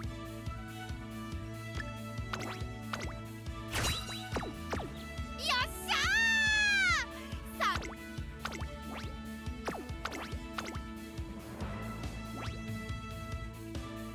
注目の一番人気、1番ゴールドシップ。これ以上ない仕上がりですね。クラシック It's Golshi 2 generic end closers. There are technically a few named American end close, but I don't think they usually do.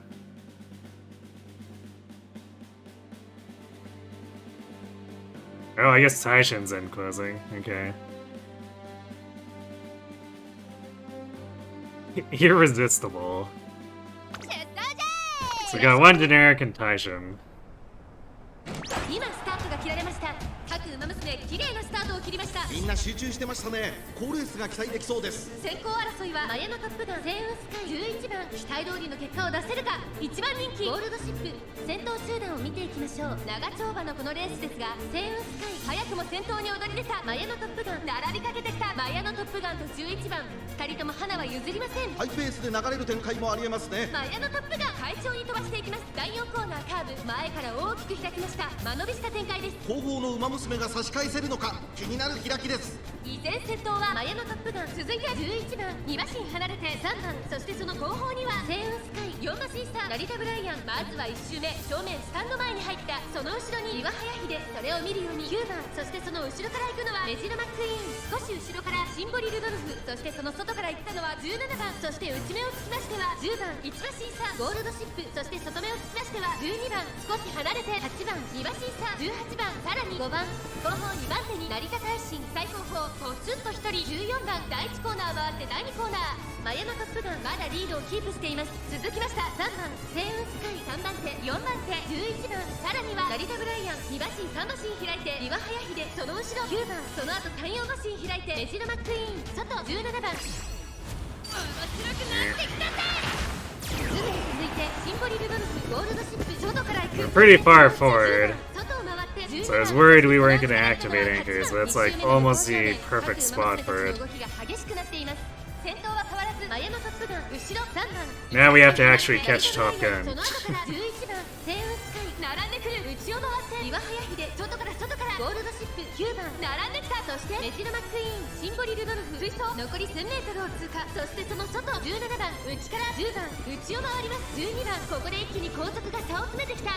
先頭は依然マヤのトップガン、2馬身リード、2番手に外から成田ブライアン、4馬身離れてゴールドシップ、内で岩早秀、5番手3番、外を通りましてシンボリルドルフ、第4コーナーを進んで直線へ向かう。ここからスパート、一気にレースが動きます。さあいよいよ直線だ。どのタイミングで誰が仕掛けるのか。さあ外から先頭を伺うのは成田ブライアン、ゴールドシップ、外で足を溜めています。400を切りました。最後のコーナー、最初に立ちち上がったのはマヤのトップガンゴールドシップ。並んできた外から飛んできたのはゴールドシップ。ゴールドシップ驚異的なスエアシ。残り200。ゴールドシップ追い込んでくるラリタブライアン。 Okay. Was a little sketchy there, but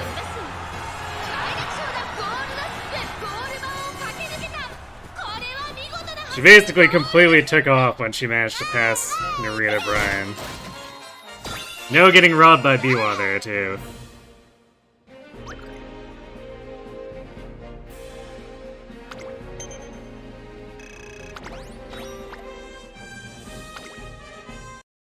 Time to catch up to the generics. I mean, we had an actual named frontrunner that time.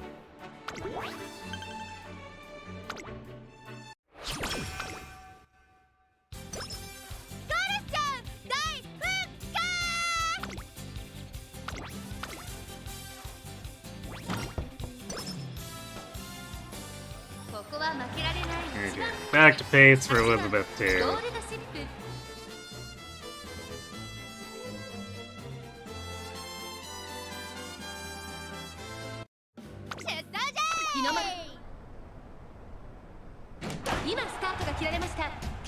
It was just earlier in the race where a lot of the generics were in good positions.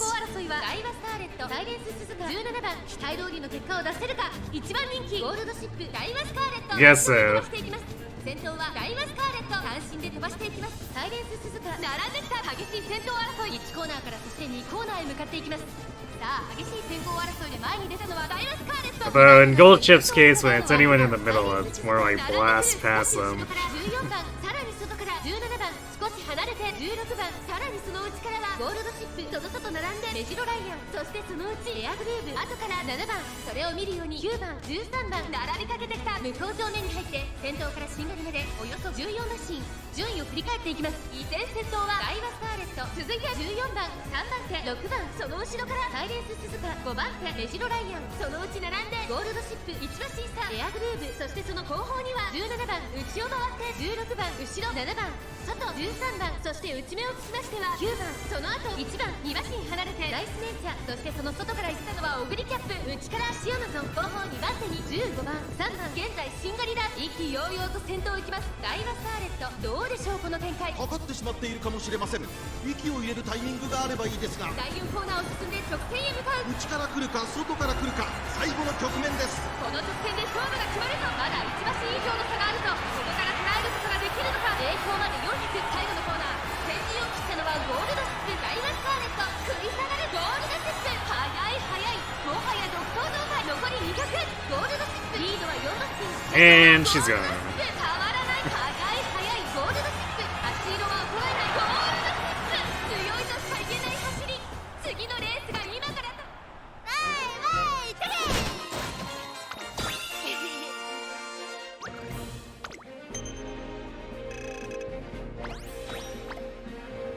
The straightaway acceleration actually procced early enough where she got to do something with it. It was winning more, but it was before the finish line. That's what matters.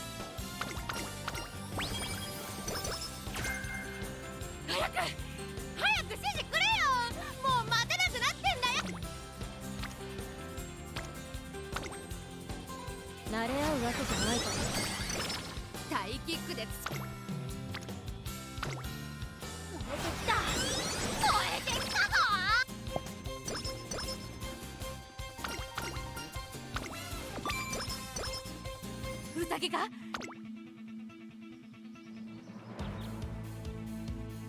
We don't have any straightaway recovery hints. But if Maestro fails to turn up for Spring Tenno, we might be able to buy it if we can manage to get a straightaway hint from Kita-san.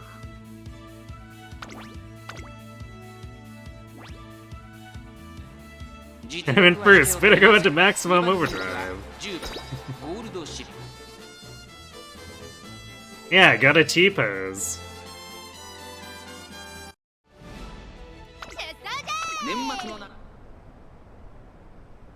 スタート各馬娘揃って綺麗なスタートを切りました。これは位置取りが熾烈になりそうですね。先行争いは11番ヒシアマゾン、メジロライアン、期待通りの結果を出せるか。1番人気エイシングフラッシュ、第4コーナーカーブ。11番快調に飛ばして行きます。さあ花に立ったのは11番。このままリードすることができるか。先頭から大きく離されて2番手はマヤのトップガン、そして外目をつきましてはヒシアマゾン、そしてその外メジロライアン、内をついてグラスワンダー、1周目のスタンド前にかかっていく。さらには16番15番内から行く14番少し後ろからゴールドシップ、その外並んで12番内からエイシングフラッシュ、外で13番少し離れてジンボリルドルフ、あとはウォッカ、後方2番手に2番、そして最後方5番意気揚々と先頭へ行きます。11番どうでしょうこの展開。かかってしまっているかもしれません。一息つけるといいですが。1コーナーから2コーナーへ向かう。順位を振り返っていきます。先頭は相変わらず11番、続きましたヒシアマゾン、その内並んでマヤのトップガン、後ろグラスワンダー、メジロライアン続いている。その後ろに14番12番追走、それを見るように16番、そしてその内からAnd that late start caused us to fall far enough back to do or proc angries. Hopefully I have enough stamina to actually leverage it.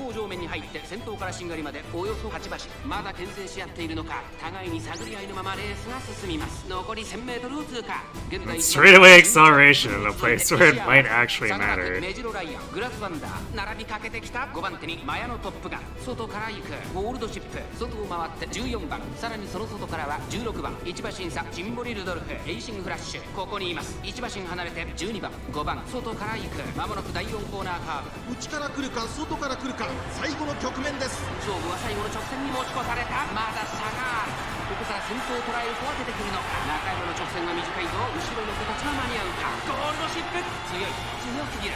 完全に抜け出した。残り200、食い下がるシンボリルドルフ、ゴールドシップ、リードは6馬身、ゴールドシップ足色。 Yeah, I think that straightaway acceleration legitimately destroyed everyone else there. 強いとしか言えない走り。次のレースが今から楽しみです。夢のグランプリを制したのは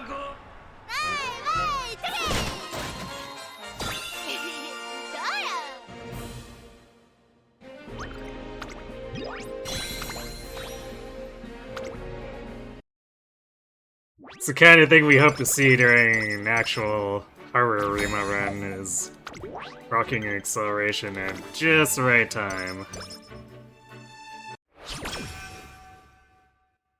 Which is why Slick Surge is my preferred one, but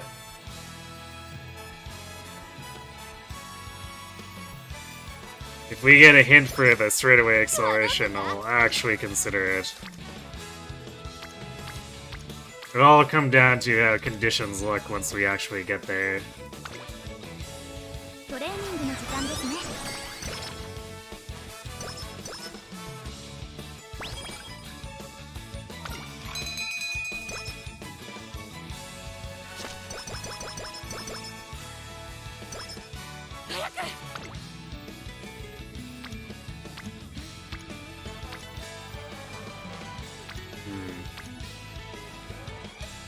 Akikawa's already green, but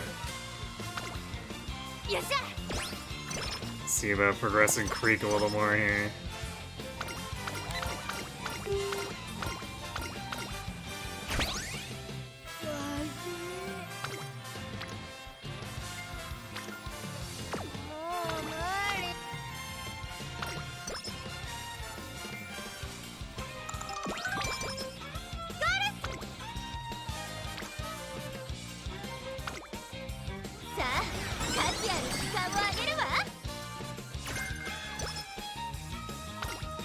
Fighter hint. Actually, that's one that rocked really inconsistently in the last run. We picked it up super early for Funny Late Surge or Golshi, and it didn't come up too often. I think a little more than Select Surge, but barely.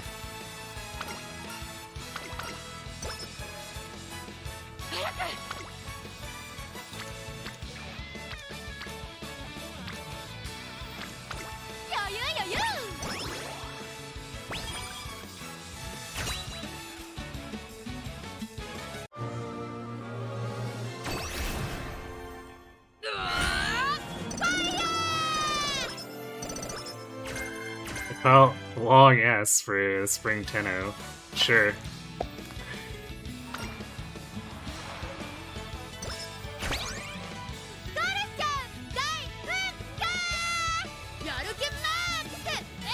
What do we get for...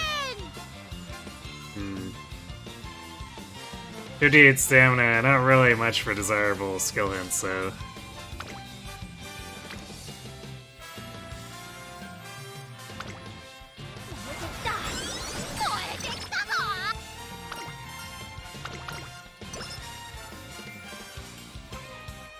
There's Maestro.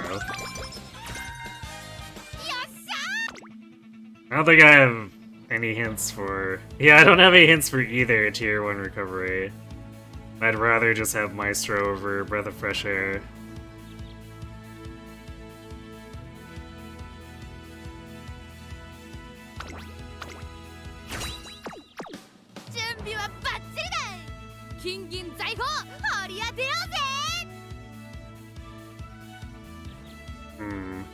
We could reasonably go for the pace here.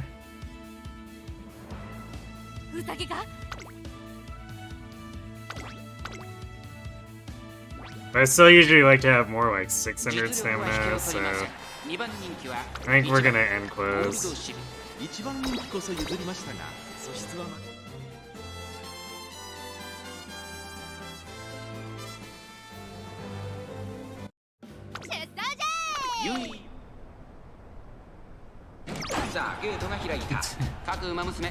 Good thing we end close too, because late start would have been pretty bad for pace. Still not great here, but... ちょっと苦しいが大丈夫。ここからが彼女の実力の見せ所です。 At least end closer is pretty good at conserving stamina. 2人とも花は譲りません。2人がレースを作りそうですね。先頭から後方まで縦長の展開だ。後方の馬娘が差し返せるのか気になる開きです。マヤのトップガン先頭に立ちました。続きました15番大きく離れて東海帝を第4コーナーカーブ。マヤのトップガン快調に飛ばして行きます。現在1番手はマヤのトップガン、続いて15番、3番手には9番東海帝を並んでくる内を回って13番、それを見るようにスーパークリーク、さらに10番、その後ろ11番、2馬身差エイシングフラッシュ。まずは1周目正面スタンド前に入った。そしてその後ろから行くのはスペシャルウィーク、1馬身離れて18番ゴールドシップ、続いている1馬身差7番内をついてジンボリルドルフ、少し後ろから12番テイエムオペラを外から行く。後方2番手に14番ポツンと1人16番マヤのトップガン、先頭を進みますがこれは正解でしょうか。マヤのトップガン彼女の客室には合っていますね。順位を振り返っていきます。1コーナーからそして2コーナーへ向かっていきます。先頭は依然マヤのトップガン、2馬身リード、2馬身3馬身開いて15番3馬身差東海帝を後から9番2馬身離れてスーパークリーク、そしてその外を回って面白くなってきたぜ。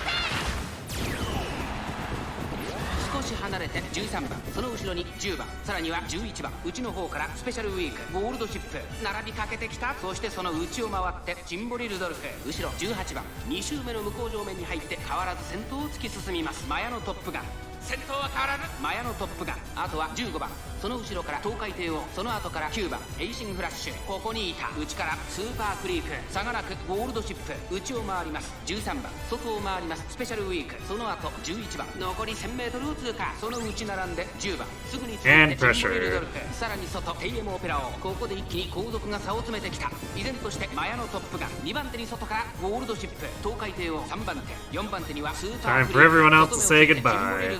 まもなく第4コーナーカーブ、内から来るか外から来るか最後の局面です。さあいよいよ直線だ。どのタイミングで誰がHey Yoshi. まだ差がある。ここから先頭を捉える子は出てくるのか。 Good luck, Golshi indeed. We need her to have good luck that can transfer over into Haru, after all. There's the cheapos.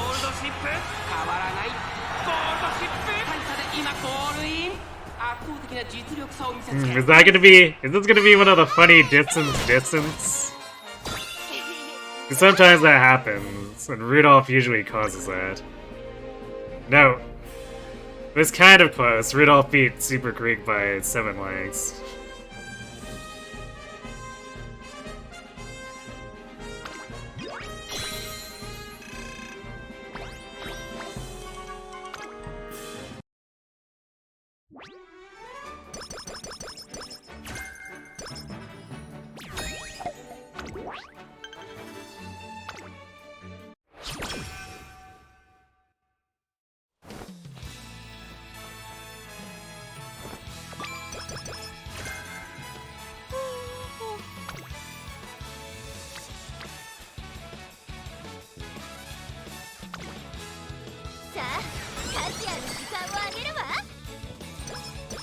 We have become speed.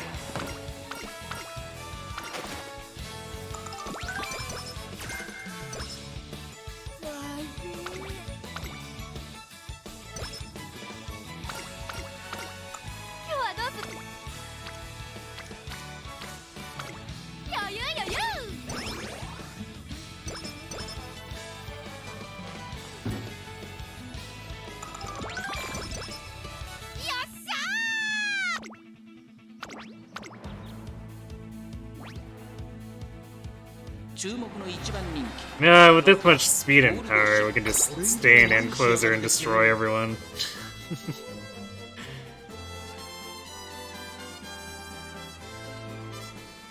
Surely. スタートです。各ウマ娘綺麗なスタートを切りました。誰が先頭に抜け出すか注目しましょう。先行争いはサイレンス鈴鹿11番マヤのトップガン、期待通りの結果を出せるか。1番人気ゴールドシップサイレンス鈴鹿、快調に飛ばしていきます。先頭をかけます。サイレンス鈴鹿2番手の位置で先頭を伺うのは11番、3番手には当選ジョーダン、その外並んでマヤのトップガン、内にはメジルマックイーン、外を通りまして7番1馬審査2番、そしてその外から行ったのはエアグルーブ。さあ1コーナーから2コーナーへ向かっていくウマ娘たち、前から大きく開きました。隊列は縦長になっています。後方のウマ娘が差し返せるのか気になる開きです。現在1番手はサイレンス鈴鹿、続いて11番、その後山陽馬身開いてマヤのトップガン、1馬身離れてメジルマックイーン、当選ジョーダン、追走内の方から7番、外から2番向こう正面に入って先頭からしんがりまでおよそ14馬身、順位を振り返っていきます。さらにはサイレンス鈴鹿、すぐに続いて11番、2馬身3馬身開いてマヤのトップガン、2馬身差。面白くなってきたぜ。 Actually, I wonder how that interacts with anchors. Because acceleration is supposed to help spurts, and like the game calls anchors an early start to a spurt. ちょっとかかり気味かもしれないです。一息つけるといいですが。 So like in theory, Golshi has a uniquely larger window for it.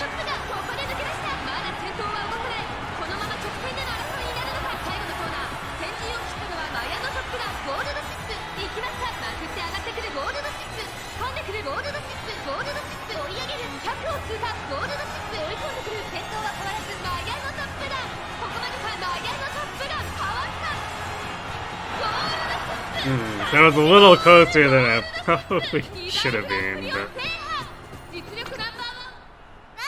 whatever works, I guess.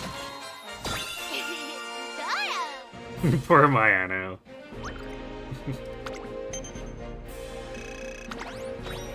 Like, if she wanted to win more, she should have been compatible with Haru so that I'd end up running her for my sparks.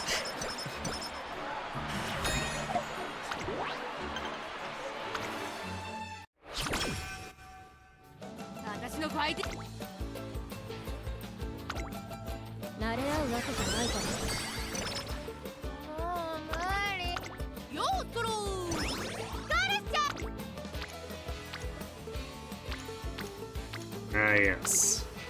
Fabled gut stack. I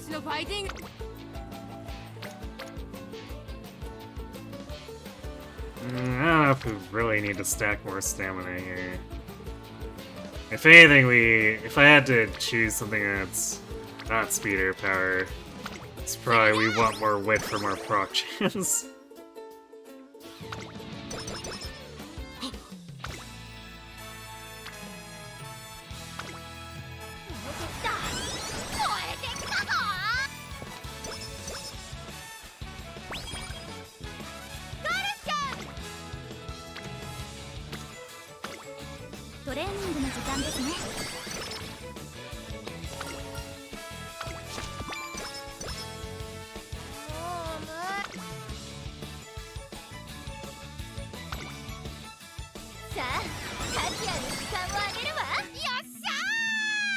Should have a fairly realistic chance of hitting the 1100 threshold so that the game can roll guts and make it so we don't get the 10% roll anyway.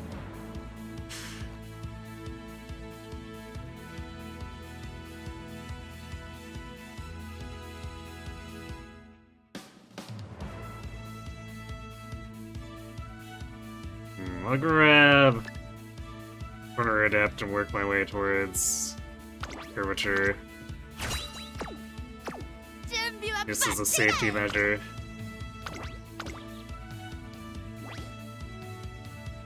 注目の1番人気7番ゴールドシップ。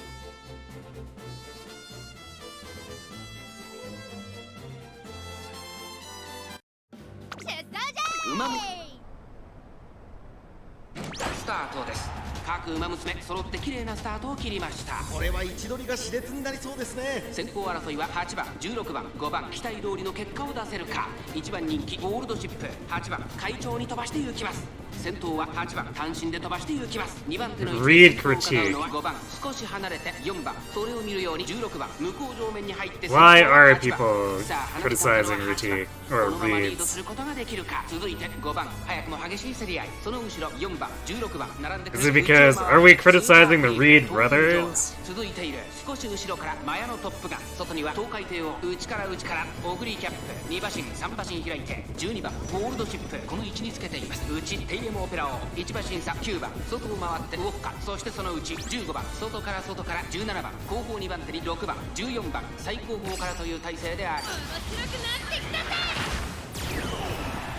8番先頭をキープ、これは面白い展開だ。このまま進みますか。これは大胆な作戦、波乱の展開になりそうです。ゴールドシップ徐々に進出、大欅を越え4コーナーへ互いに足を溜めている展開。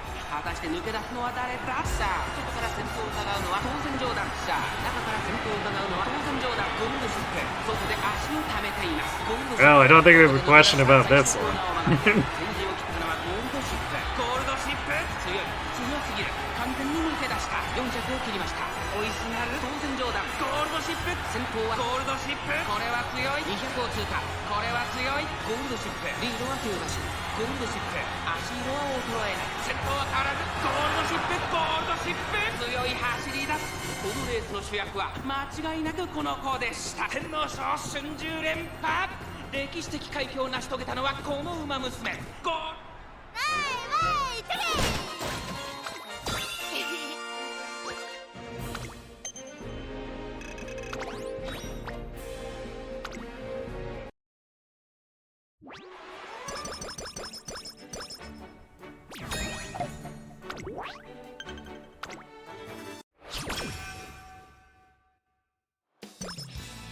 Lots of reps here.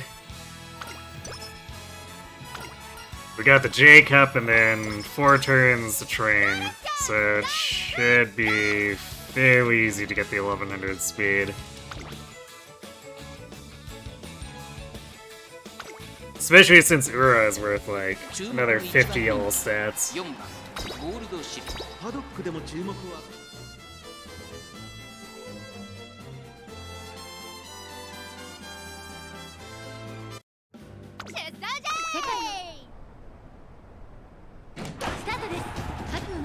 揃って綺麗なスタートを切りました。これは位置取りが熾烈になりそうですね。先行争いは12番、10番スペシャルウィーク、期待通りの結果を出せるか。1番人気 Man, I guess the Arima's in there too. 先頭は12番 So Jacob, Arima, and コーナーから2コーナーへ向かっていく all 3 Ura 長 races. 丁場のこのレースですが、12番早くも先頭に躍り出た。10番追走、12番、10番2人の競り合いは続いている。いいライバル関係になりそうですね。前から大きく開きました。間延びした展開です。後方の馬娘が差し返せるのか気になる開きです。現在1番手は12番、さあ10番ここで先頭です。そしてその内を回ってスペシャルウィーク、さらに当選上段内でエアグルーヴ1馬身離れてシアマゾン、それを見るように11番少し後ろから3番外、6番2コーナー回って向こう正面、順位を振り返っていきます。依然先頭は10番続きました。12番3番手当選上段、4番手にはスペシャルウィーク1馬身差、エアグルーヴ少し離れてシアマゾン内3番11番続いている。さらには東海帝王内から6番。I don't know why Golshi is in the middle. その後ろシンボリルノルフゴールドシップここにいます。外目をついて17番、そのうち並んで2番、あとは9番後方2番手に14番、残り1000メートルを通過。そして最後方16 Or 番 rather, the inside. Always makes things more annoying for passing. このまま進みますか。これは大胆な作戦、波乱の展開になりそうです。大欅を越え4コーナーへ互いに足を溜めている展開。これは得点勝負になるか。ゴールドシップ1で4分を伺うゴールドシップ、不気味に息を潜める。さあ外から先頭を伺うのは当選上段 Gold ship is up to something. That something is apparently throwing the race.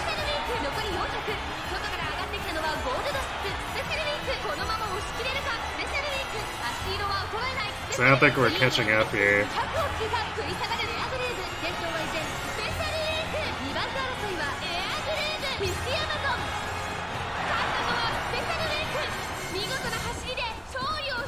Oh, rip Jacob.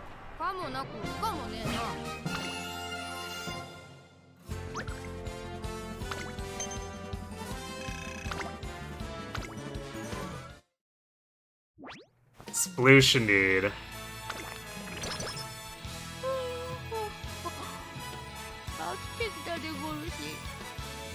Oh, don't know what that was about.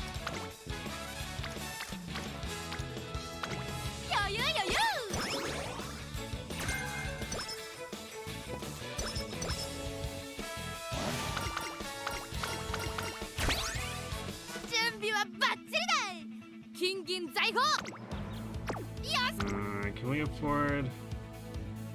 No, can't afford curvature yet. After the Arima, I guess.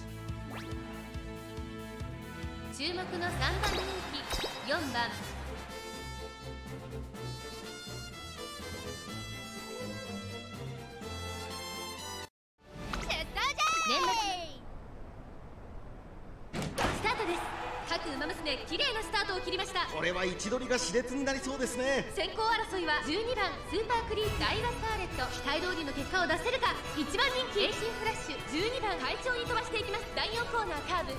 先頭は12番単身で飛ばしていきます。2番手の位置で先頭を伺うのは16番3番手ダイワスターレット。当選上段並んでくるスーパークリーク。続いている1馬身差15番内には岩早秀。1周目のスタンド前にかかっていく内東海帝王。さらにはエイシンフラッシュ内を回ります。2番その外並んで3番1馬身離れて1番オグリキャップ並びかけてきた内の方からゴールドシップ後方2番手に14番そして最高峰9番12番先頭をキープ。これは面白い展開だ。このまま進みますか。これは大胆な作戦。波乱の展開になりそうです。1コーナーから2コーナーへ向かう。順位を振り返っていきます。先頭12番レースはよどみなく進んでいます。続きました16番当選上段3番手4番手にはダイワスターレット15番追走。そして内目をつきましてはスーパークリーク内をついて東海帝王。少し離れて岩早秀エイシンフラッシュこの位置につけています。面白くなってきたぜ。そしてその後ろから行くのはゴールドシップ。And exactly the right place for anchors, too. Right, perfect place because she was about to get too far ahead. 続いて当選上段内で16番残り数メートルを通過。少し後ろから15番すぐに続いてダイワスターレット外スーパークリークさらに外エイシンフラッシュ差がなく東海帝王。外を回って岩早秀そしてその内から行ったのはゴールドシップ。その後から2番外を通りまして3番オグリキャップ並んできた2馬身離れて1番外から9番最高峰14番意気揚々と先頭行きます。当選上段どうでしょうこの展開。ちょっとかかり気味かもしれないです。一息つけるといいですが。まもなく第4コーナーカーブ。中山の得点は短いぞ。後ろの子たちは間に合うか。まだ1馬身以上の差があるぞ。ここから捉えることができるのか。ゴールドシップここで抜け出した。残り200。当選上段追いすがるオグリキャップ追走。先頭はゴールドシップ変わらないゴールドシップ。足色は衰えないゴールドシップ。The Amogus Fire Emblem just added female Corrin. Doesn't surprise me at all.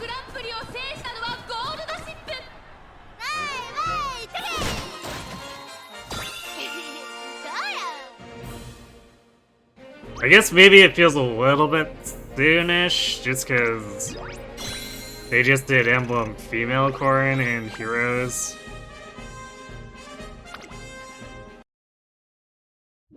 But I suppose there's also going to be a gap between where they need to release Dimitri first anyway.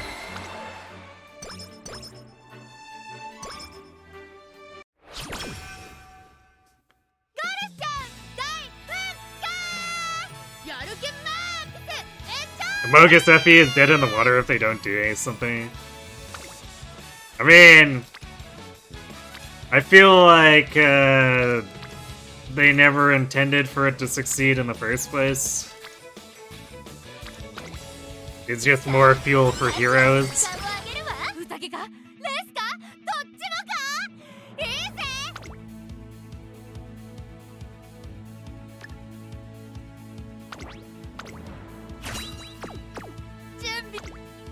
That's why I'm gauging it like purely on how much it helps heroes with its release schedule, because like there's no way Shadows does で anything. も注目を集める素晴らしい仕上がりです。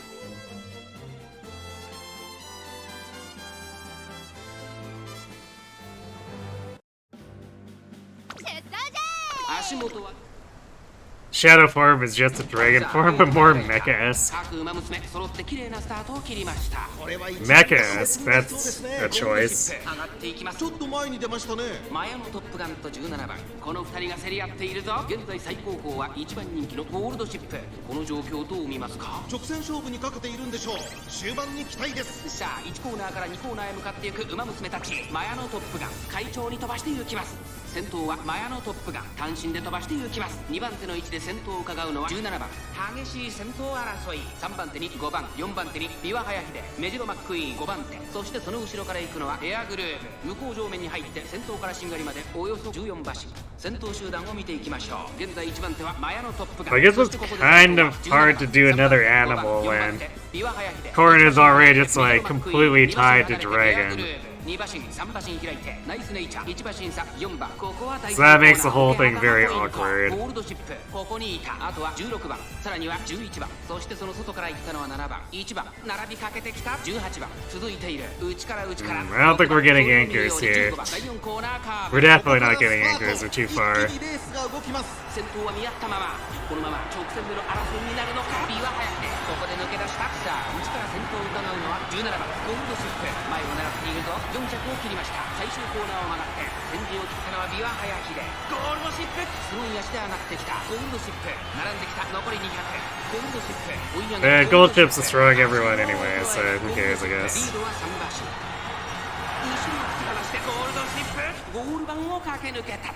これは見事な。 Sorry, Corrin, not even you can get, or not even she can get you to play Shadows.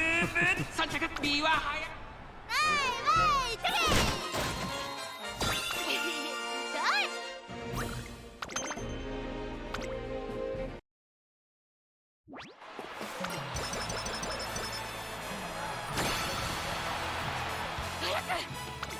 That's okay. She'll eventually just release in Heroes, and you can have her there.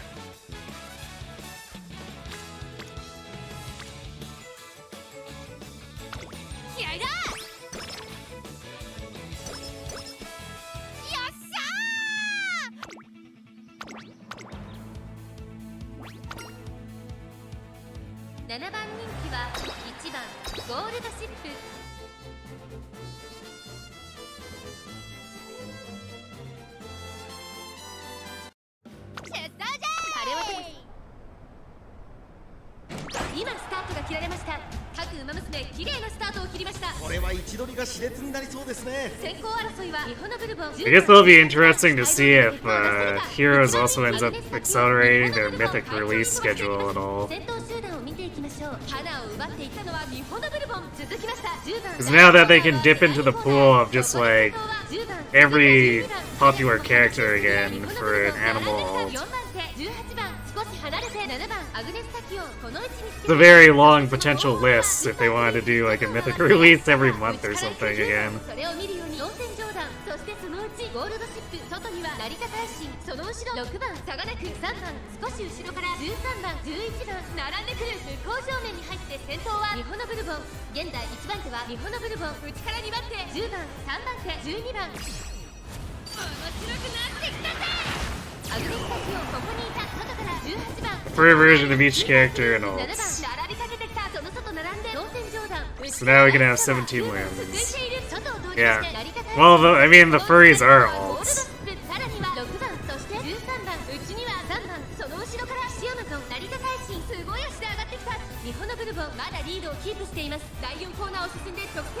Umamusume たちがどう動くか目が離せません。さあ、いよいよ直線だ。どのタイミングで誰が仕掛けるのか。中山の直線は短いと。後ろの子たちは間に合うか。成田大使。 Me and the current ults? Oh, like the existing ones? Sure. Are we gonna pass Sashin? We might not. Nope.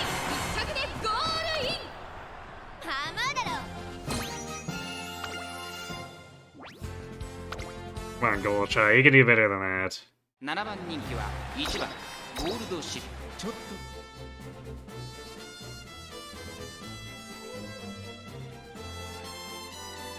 Well, I mean, the thing about that is, a lot of the current, old alts are pretty bad at this point. So yeah, you could have a brigade, you could go for a brigade that's just like full of Lin, but 80% of them are going to be worthless.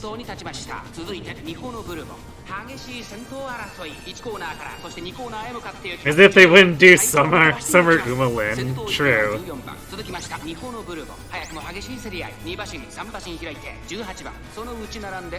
Yeah, they could start doing seasonals for the new furry mythics they introduced.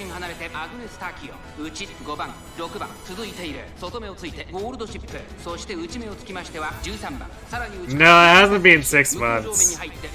They're on Uma's on an accelerated schedule, remember? So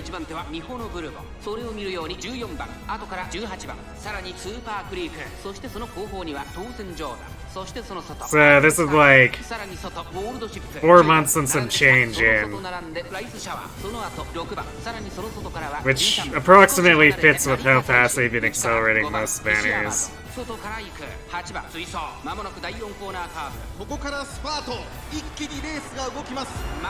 the rate of power creep, the only wins that are currently good are Emblem Lin and Uma. Yeah, I mean, that just kind of holds true for everyone. In fact, Lin is kind of lucky enough to have 2 that are relevant. Like, remember how invincible Emblem Ike used to be, and now he's basically just completely worthless? Linja exists. Linja's pretty weak at this point.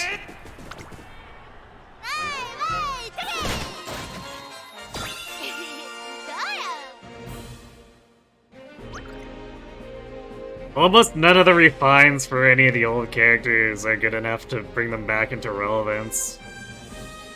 Yeah, Flamewind is just, like, pretty worthless.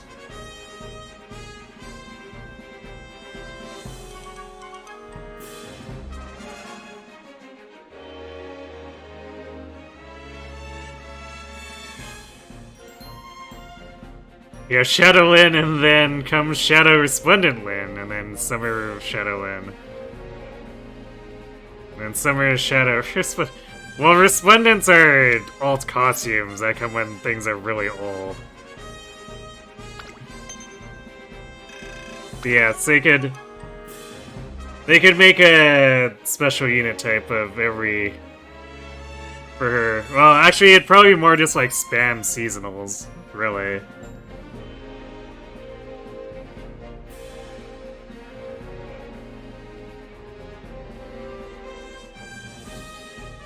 Yeah, free trainee pull and then free 10 pulls on support for 10 days, I think it is. Because we get 100 pulls overall for support, and that's kind of big. Because that means we can put it onto the scenario card banner for Unity Cup.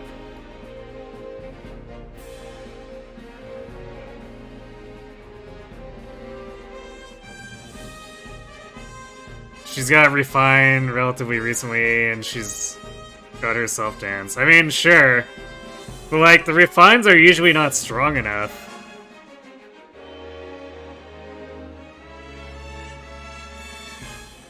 Because I've seen the Duo Lin every now and again with updated skills and the refine, and, like,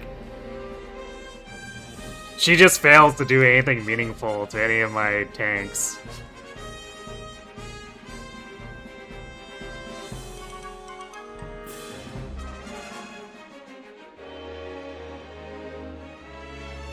Fallen Dimitri says hi. Well, Fallen Dimitri is kind of weird, because his turns him into just a support stick. It's like, he ends up in the same position as when I run Embla. Because them was completely incapable of doing real combat anymore. Fallen Dimitri sucks at real combat. But Undefended is such a useful status that they can at least play support and just sit there being otherwise useless. I guess they could reposition bot. You build yours that he can usually kill Legendary Black Knight, really? That's surprising.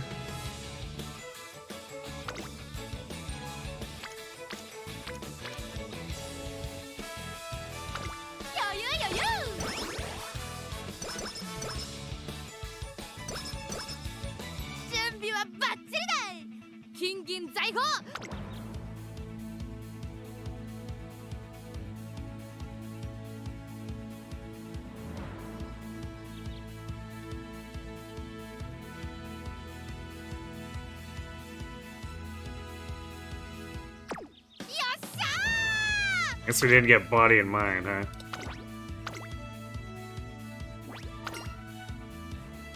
4番人気7番ゴールドシップライバルたちは強力です。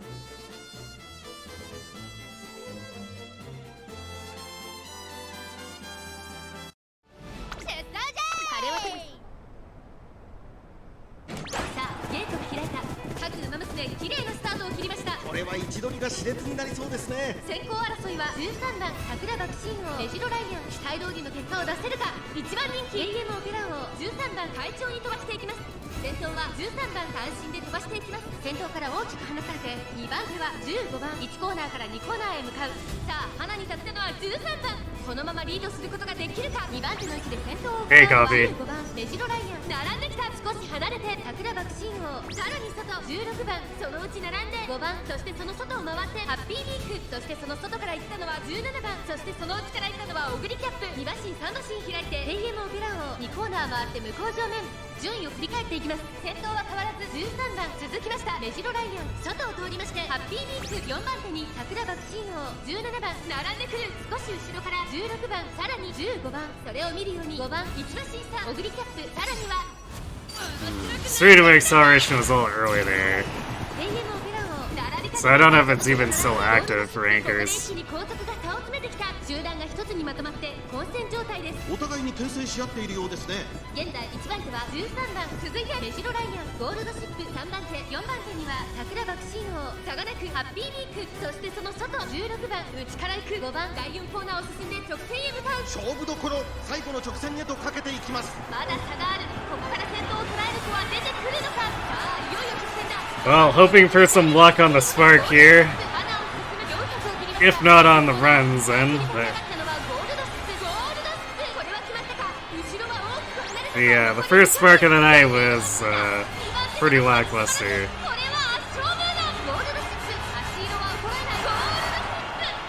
So we'll have to see.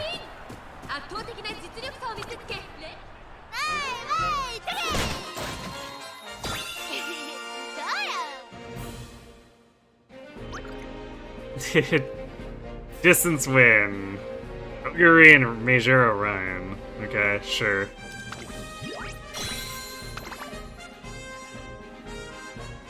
And carrot bonus too. That doesn't come up very often.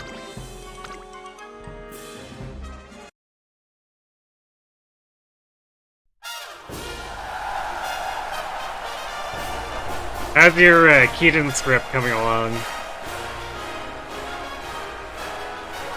Looking at Fire Emblem Heroes, there's Rearmed, Refined, Resplendent, Seasonal, and then Young versions. That's not even, like, the half of it either. You're missing Legendary and Mythic, and Duo and Harmonic.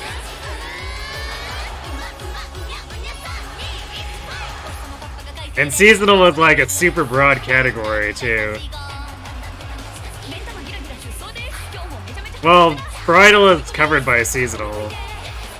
Seasonal is just like a broad category for any other, well, seasonal stuff like Christmas, Bridal, Valentine's, etc.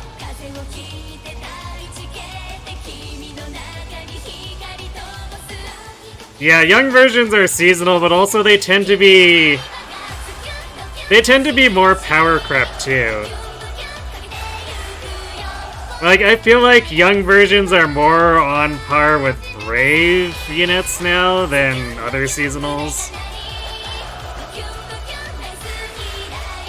I guess similarly for Fallen.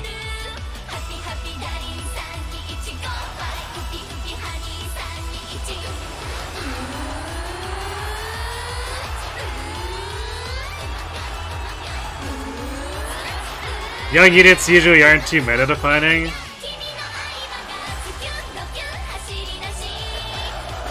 Yeah, I mean, I guess they do tend to misallocate.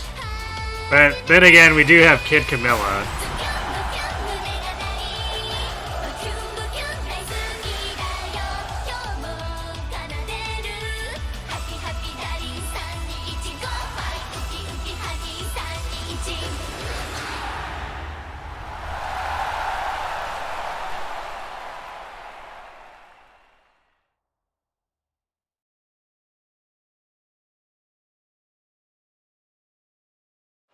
Young Hector was also pretty annoying to deal with for a while, but the power creep was already underway to the point where he didn't get to stay in for too long.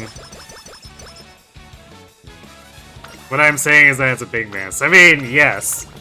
We're in, like, year 10 when the power creep started super ramping up in, like, year 4 or 5. And then they introduced the shitty PvP mode and it made things even worse, so...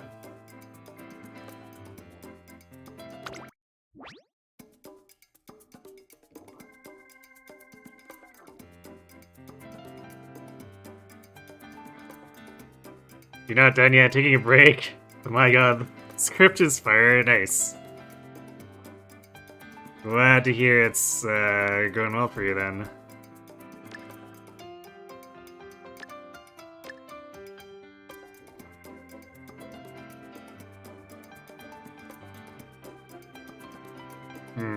We actually got pretty meh hints overall.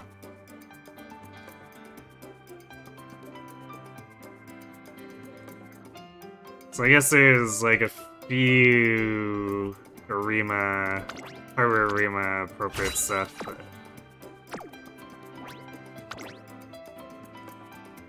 I mean, I'll be honest, if I got a good long or 3-star long or turf and like a 2-star plus blue plus era of any kind, we could just get no skill hints and I'd be happy.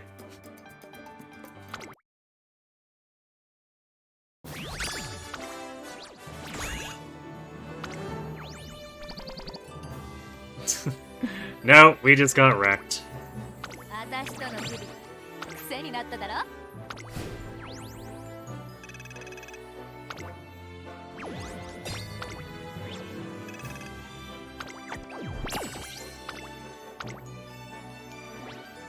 Rip indeed. Like, that's kind of the problem, is that our chances of improving...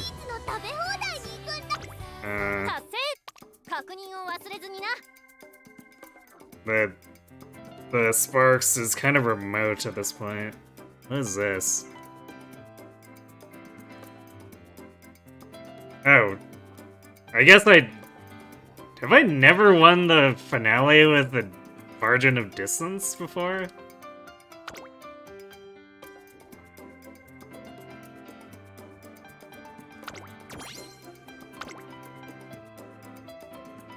That's kind of shocking, considering...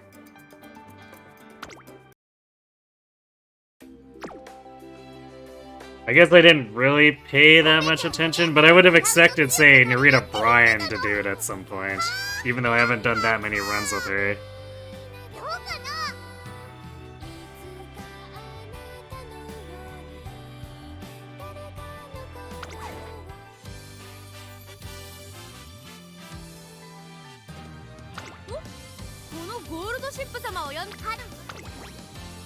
Alright, well, let's begin the Haruing.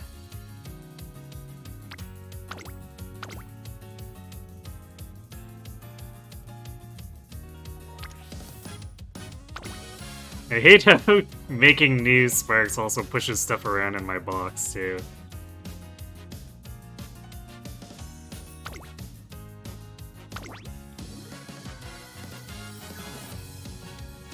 This is why I wish we had pages.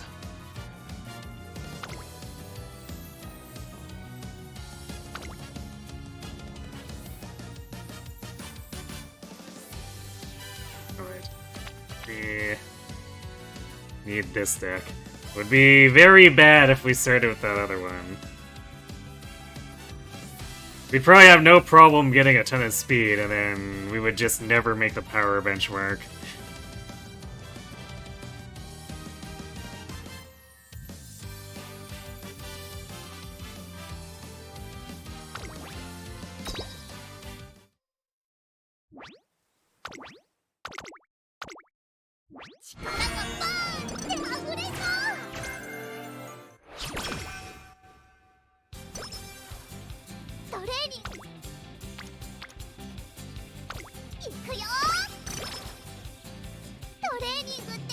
You tried reading Dual Lincia's skill, and it's just one big soup of if someone breathes air, they get tons of stats and all kinds of other buffs. Pretty much, yep.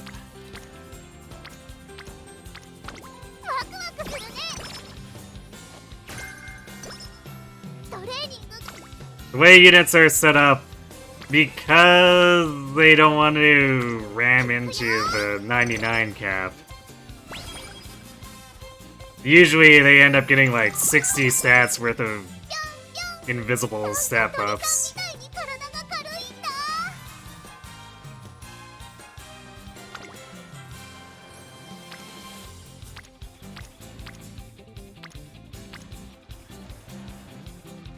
It's basically anyone these days. Well, yes, but units like Duo Lincia get to have 3 of those skills instead of just 1. Which is why Boyd has an axe that sounds like it's pretty good, except then he's just otherwise Garbo.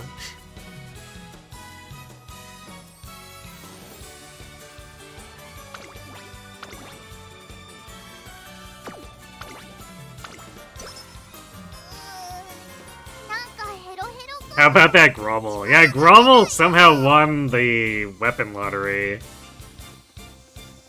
It's very, very strange.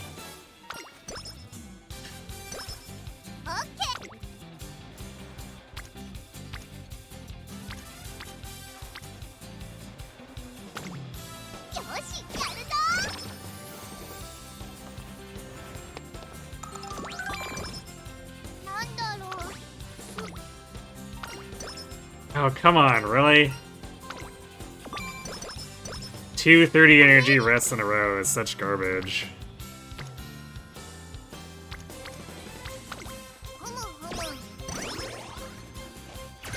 For the whole last year, they've been giving us Garbo inheritable GHP weapons, because they were scared of making another Marnie. Yeah, seems like Marnie is so stupid that I ended up making 2+10s of her for my arena core.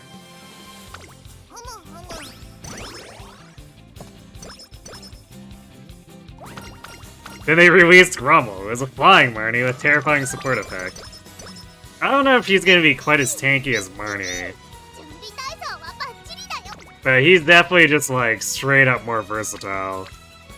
And then has the funny map damage thing.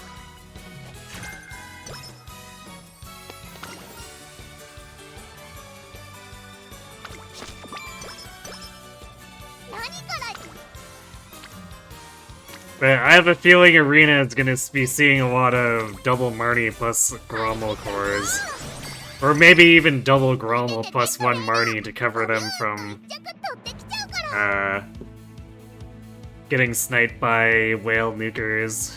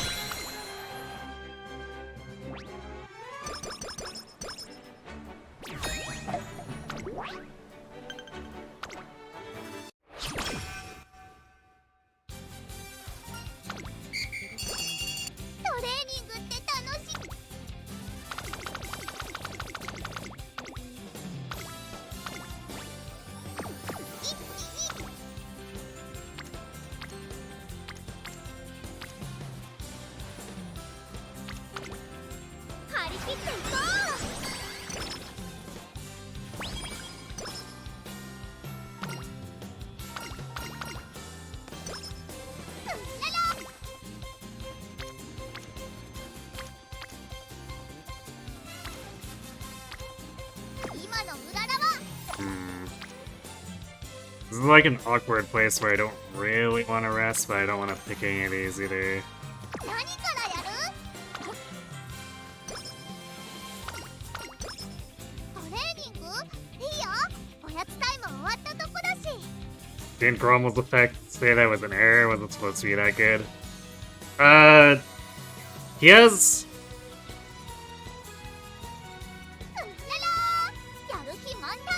He has the weird, there's like null follow-up effect for his party that he's not supposed to have. But he's also got that funny true damage nuke that hits everything on the map, and that's intended.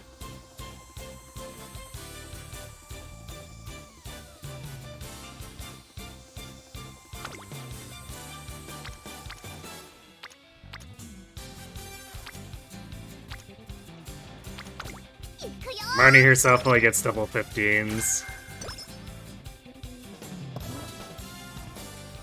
You mean double 15s for, defense and res?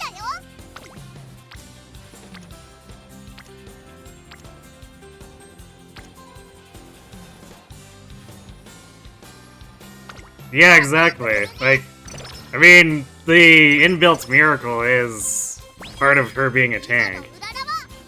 So he's not going to be as tanky as her, since he won't have Miracle.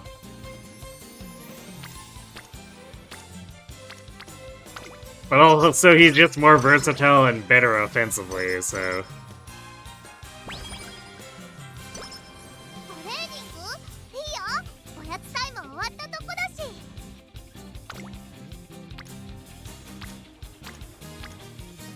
So that's why...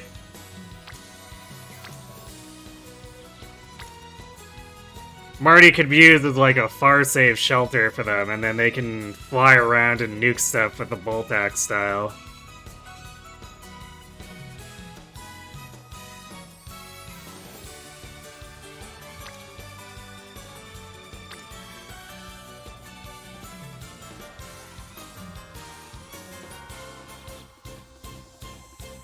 And it's kind of impossible to just like fully replace anyway, unless you're pulling,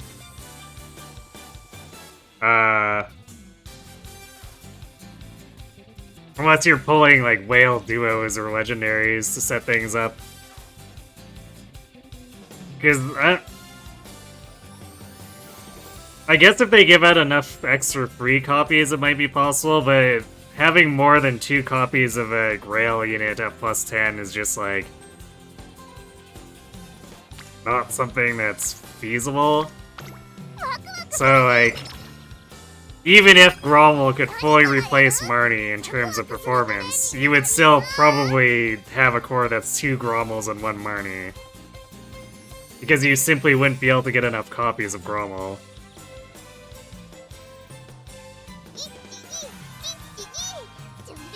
You're a little worried your arena cores are becoming oops all axes? I feel like at this point it kinda doesn't matter. Like, Weapon Triangle and Faye is largely stopped mattering as of like 4 years ago.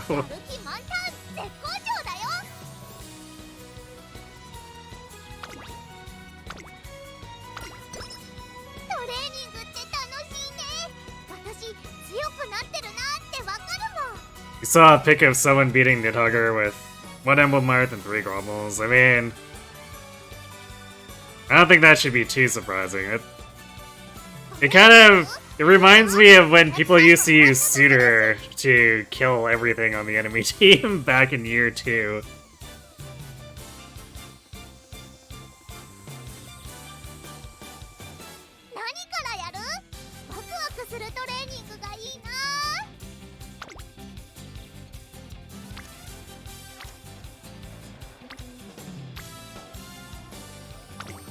Does Grommel's drive true damage actually stack with multiple Grommels?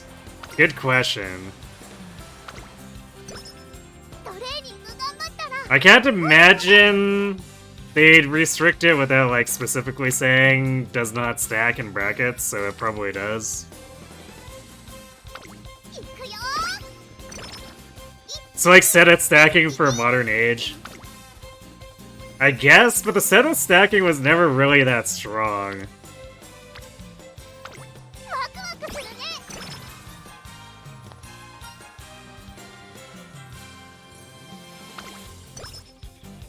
I remember going up against an Ether Raid's defense that tried to do that, and it just was like not capable of doing anything, even though it was pretty kitted out.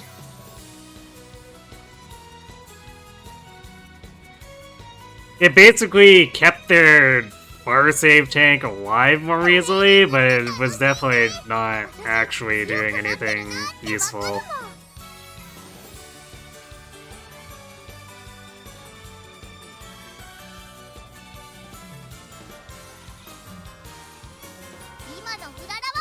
How do you even play the game if everything is just bullshit galore and every new character seems like a weapon grade nuke level power creep?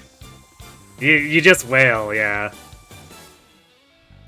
Because, like, the thing is, basically, they're doing power releases entirely based around the PvP mode. So it's just an arms race of whales buying the new stuff so that they can dominate the PvP mode. Gromel must be a super important boss to have gotten this treatment. Yeah. I mean, who could really forget the guy who commanded the Eat Rock guy? It's iconic.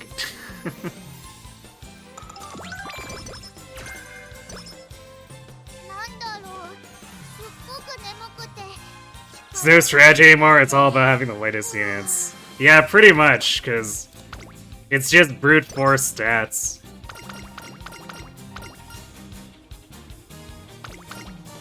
Gromel's kind of following in Kemp's footsteps. I guess, although Gromel doesn't really have the same fandom charisma as Kemp did.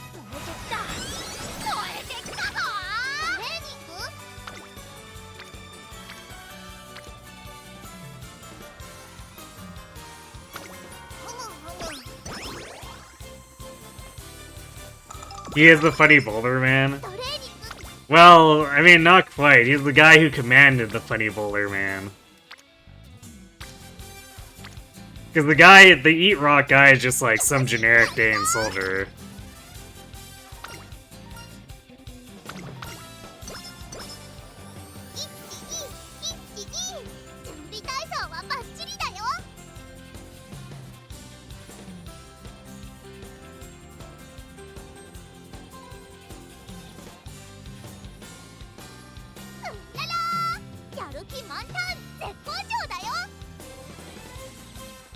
Gromel's the boss on that shitty boulder map? Yep. Yes, he is.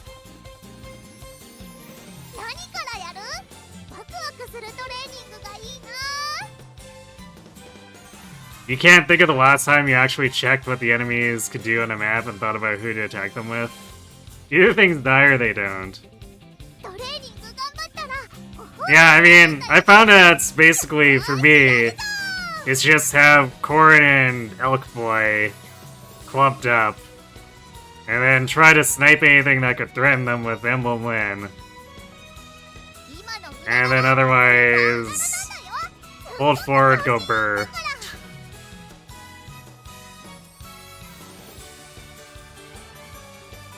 He has a great Cypher card art where he's all prideful and gallant, but there's a boulder moving behind him. I think I've seen that. That is a pretty good one.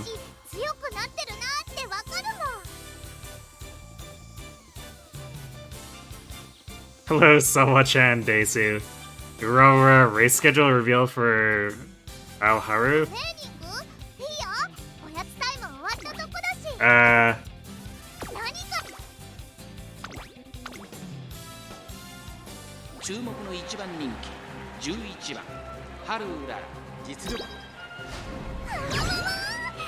Not sure what you're getting at there. Because wouldn't that, since all the information is known, like, already, wouldn't that not really need to be revealed? If that's the thing?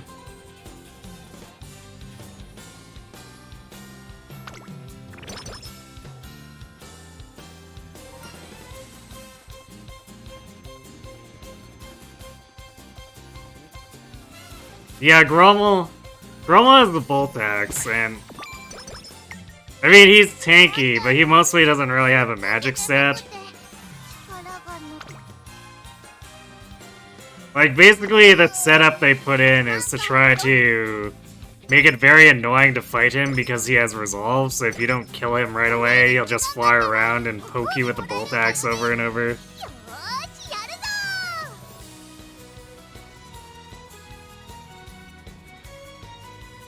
I'm pretty sure Pt33 actually has decent magic for the Flamelands.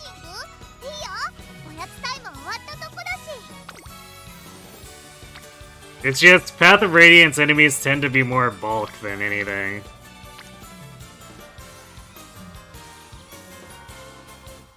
Yeah, I need to actually make sure I said this so I don't miss the G3, because that would be tragic and actually kill the run at this point. So let's not do that.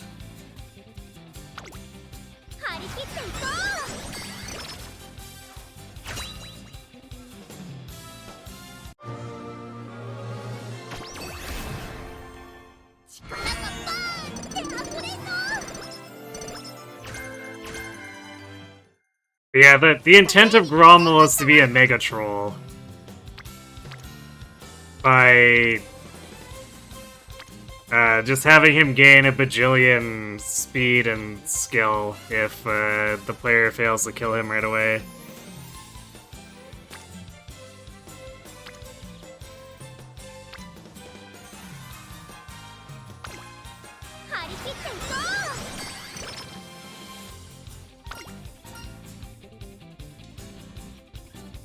We inspire you to make a Super Marnie in Heroes, because, like, she's already pretty super as long as you get her all set up with a decent save setup.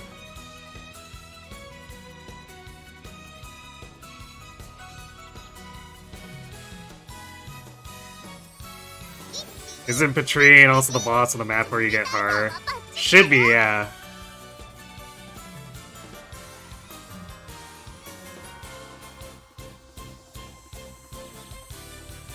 Means you give a trained Jill, which means she's basically not a boss. I mean, here's the thing, is trained anything will generally win against anything in Path of Radiance.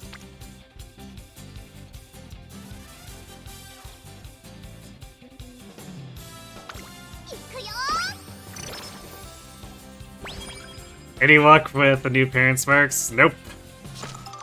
Golshi cratered both. Epically.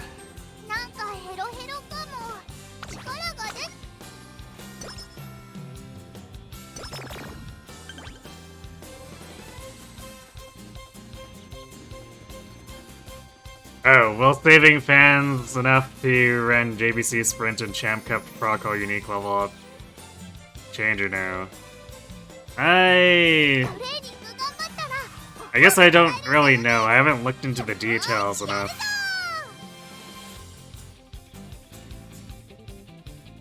But I guess the thing is, for the Arima runs, I also tend to just completely ignore the unique upgrades. So, also a little bit less of a concern for me.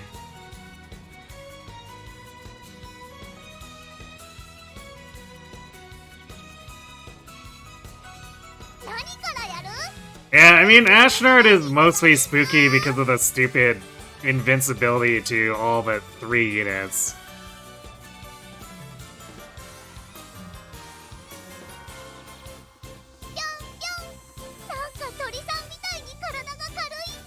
So, he can fly around and just murder everyone if you're not careful about positioning to keep him away from the group. But otherwise, Ike is sort of mostly set up by the game to be able to fight him. And if not, they also throw one of the rolls at you as a bailout.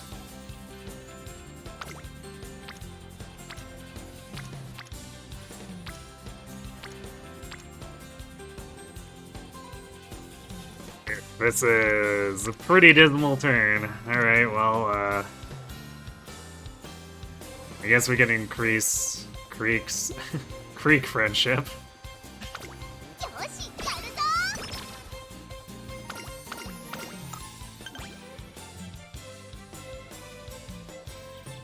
It's Ike plus the Royals plus the whichever dragon you get for finishing the duel with Black Knight.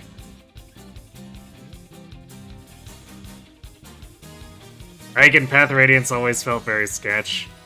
I mean, he's your typical Myrmidon, so he's not infallible, but like also the game gives him a lot to work with. Because if he has strength problems, Ether usually still makes up for it anyway. It's not necessarily optimal, but it's a way to brute force your way through.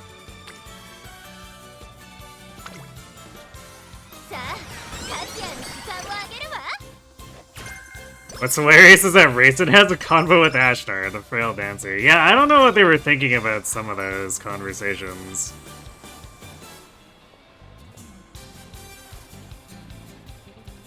Yeah, Raisin can't do combat, so you have to let Ashnar attack Raisin.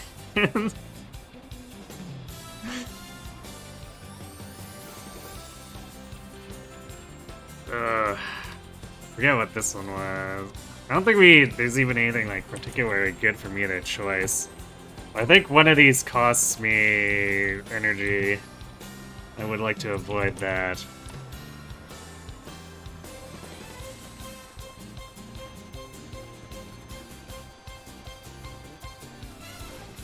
Yeah, if I pick the top one, it costs me energy.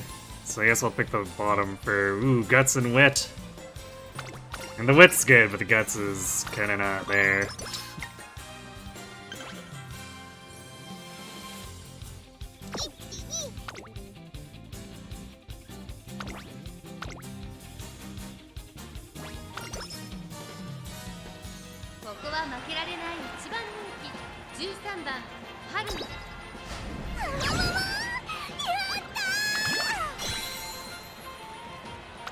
You accidentally ate too much and bloated yourself. Oh no, we will need to send you to the infirmary to cure the slow metabolism.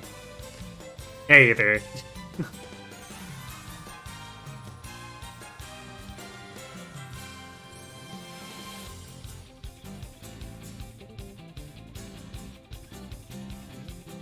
Raisin's easily one of the series' best dancers because he can dance for 4 people. Yeah, although he does have to transform, which can be kind of annoying. It also causes his brother to eclipse him in Radiant Dawn.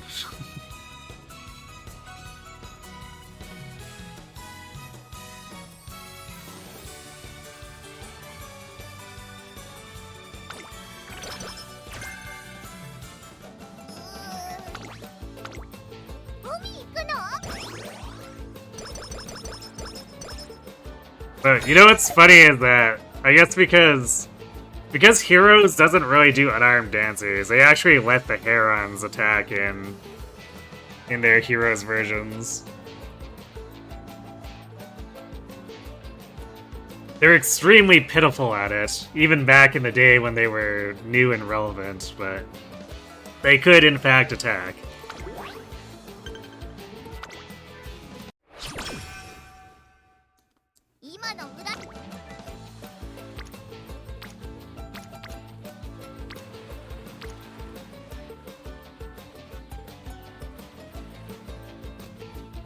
Is this worth using energy on? It's probably better to wit and see. Well, I guess we'd risk like a single-digit % if we get a good turn after this. Alright, fine, we'll go in on this. Oh boy, thanks, Kita.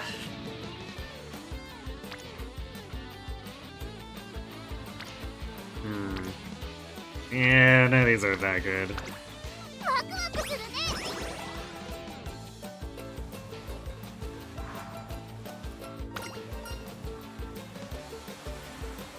So you spent all your grails and now you got 1 + 10 Marnie and 1 + 1 Marnie. +10 is in the level grinder. I guess make sure you give her a good save kit then.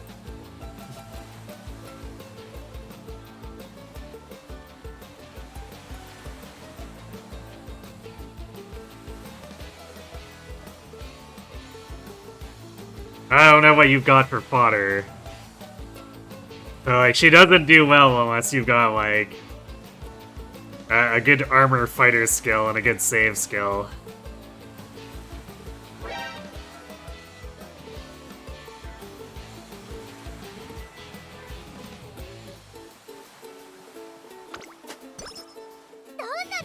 You don't know how some people have cat feathers? Because feathers are not very useful anymore. Because I basically have overcapped feathers. I've got like 800,000, plus I could claim from like 50 different units that I haven't bothered to. Just because the Grail units have just been so worthless for building.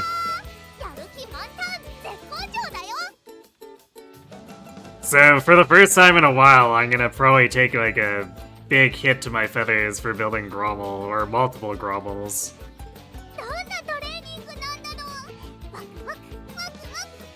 You're always trying to 5-star all your collections, so you guess that's your issue? I mean, that's kind of what I do just because there's nothing else to spend it on. So if it's a 4-star unit, I just like immediately 5-star it so I avoid hitting the feather cap.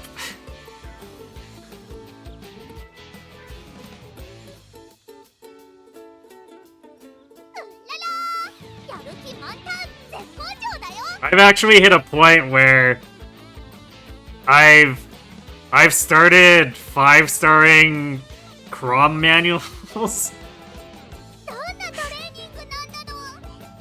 Because stuff that's 4-star and needs to be upgraded doesn't release fast enough.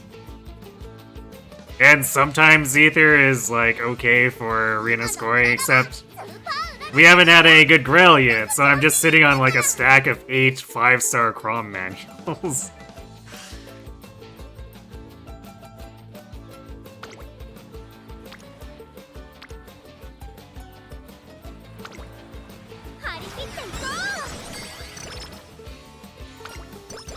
Ether's not just good for arena scoring. I mean, it's not great for combat anymore.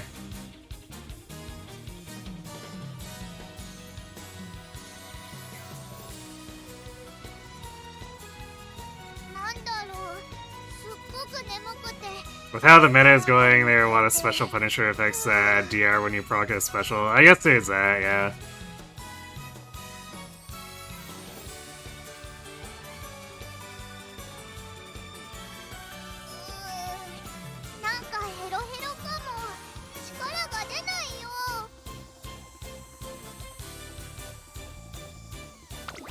Yeah, we need to do the 2300 sprint.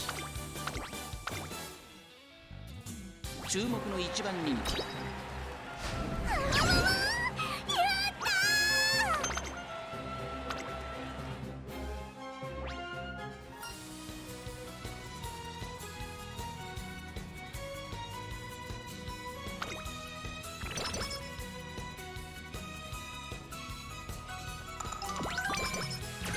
Trying to do something like spamming one cooldown Moonbow will do less damage than not running a special against the meatiest tanks.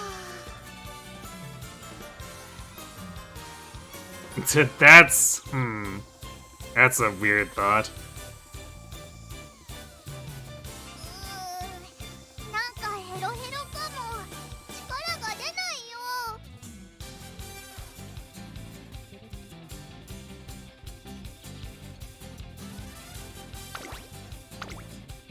So I guess there's like edge cases like that, but for actual direct damage, Ether's kind of not really there anymore.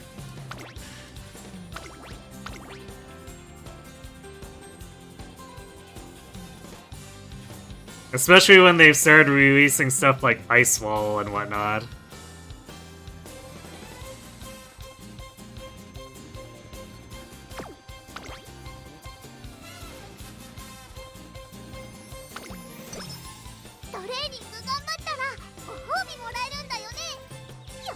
You know, I wasn't even paying attention to the inspiration, but I guess it was a really crappy inspiration because we didn't get any aptitudes. But senior year could still save us, maybe.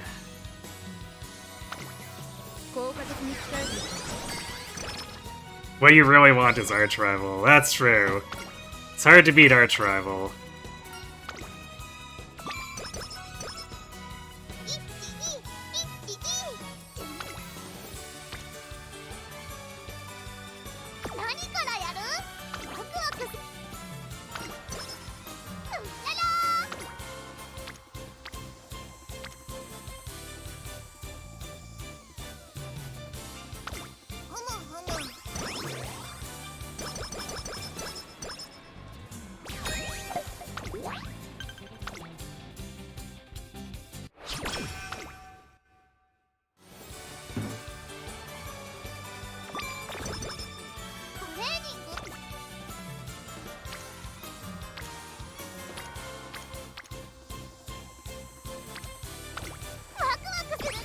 I'm definitely not motivated to do much inheritance these days. Just cause, like...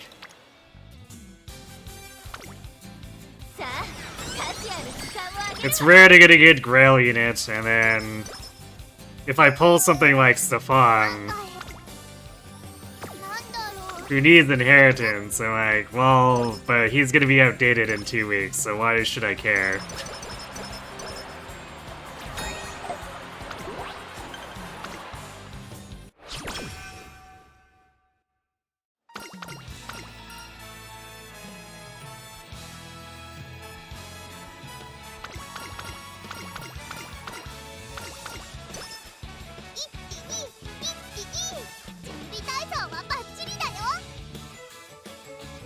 Personals are so ridiculous that inheritance feels almost completely irrelevant. Yeah, pretty much. On the other hand, because inheritables have lost so much value, you can sort of use them more freely. That's true. But, like, also... because the units, even if you inherit to them, don't really perform, I feel like, what's the point? So yes, I can throw updated super premium stuff at my original Florina, and she'll still not kill anything ever. Gave up on PvP anything like 6 years ago. I mean, there's also the problem of even if you try to bring your favorites up, the stuff that just comes out in the story chapters is so strong, it's like, good luck killing them.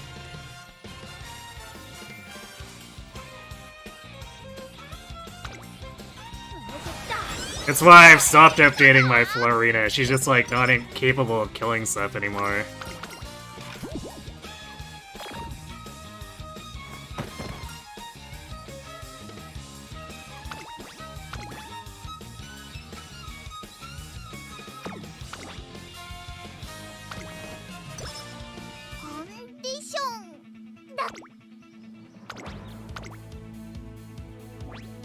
Now I even have a +10 Ascendant Florina that I built up over time. And even if I fully updated her, she wouldn't be able to do much either. Like, I still occasionally field her because she's like a warp beacon, but also there's so many of those in the game now that that's completely lost all specialness too.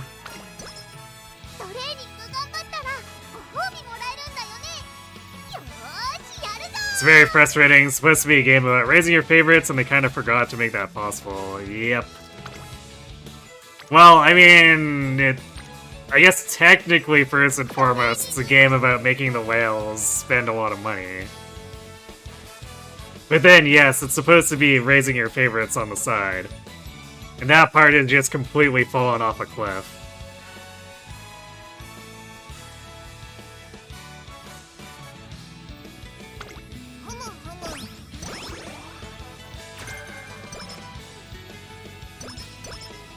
At least Florina has a Resplendent. Try being an OG Finn fan.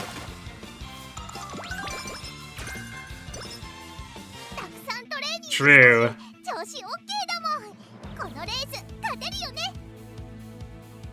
Every time you hear me talk about Faye, it makes you think you were right about leaving when you did. Yeah, I feel like you would be pretty unhappy about things as they are, just because, like... You were talking about how it made you angry that you couldn't use Camilla anymore. And like, there's no way she would be able to do anything in the current meta. Like, she'd be in the same boat as Florina, where she'd just be completely useless.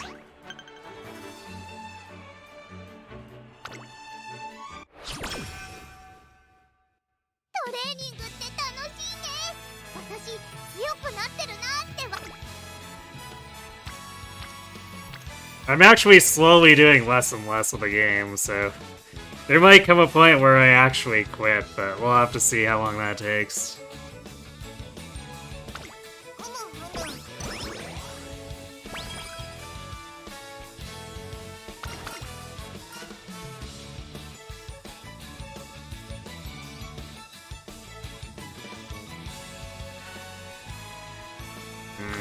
Stamina.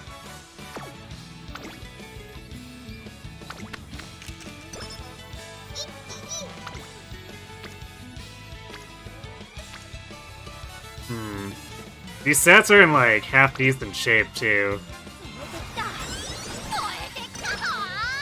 Could we maybe please get a good inspiration here? See some pink sparks?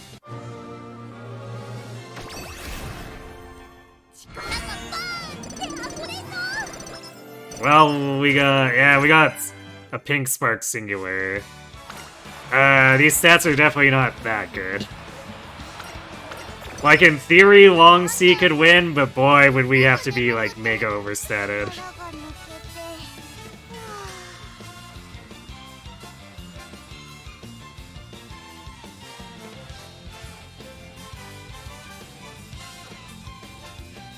At least in FGO, your investments last several years, if not forever. Yeah, I mean, heroes used to have that.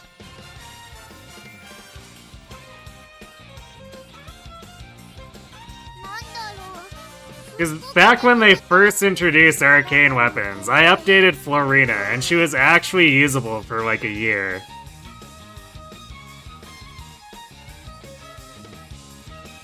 And that was pretty cool, because that was just a year one unit, who was otherwise useless, but being able to update her actually was like pretty cool and nice. And then we've reached a point where things move so fast where, like, even if they release the Lance equivalent of Arcane Rex Bolt, I could put that on Florina and it would probably be outdated in 2 weeks. And Arcane Rex Bolt, on its face, looks insane, but it's actually somewhat weak.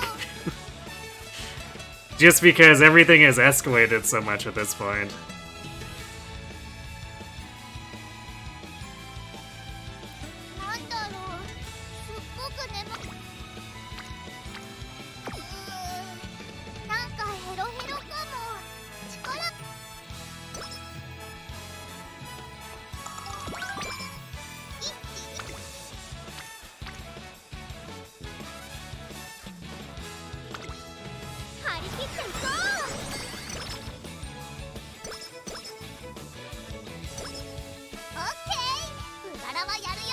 Holy crap, there's so much text. Oh, are you looking at Arcane Rex Bolt right now? Because that's not even that long of a weapon. How do they fit that in the interface? In very small print. I think I mentioned before, they're starting out to run out of space in the interface for text and icons. It's to the point where they have, like, one space that's for 3 different buttons, depending on the context of your unit.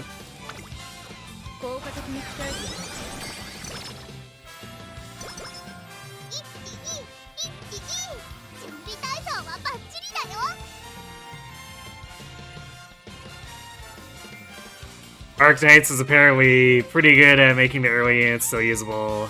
Helps that there's basically no PvP. Yeah, you definitely get much less of an arms race if you don't have to have the whales constantly bringing bigger nukes against each other in order to make money.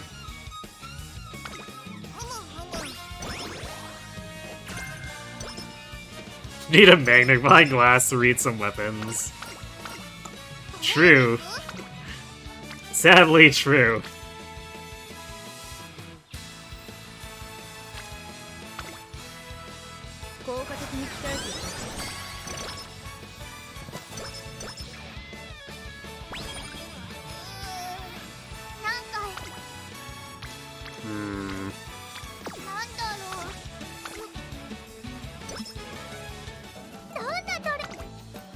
We're definitely gonna do our best to make a good showing here, but...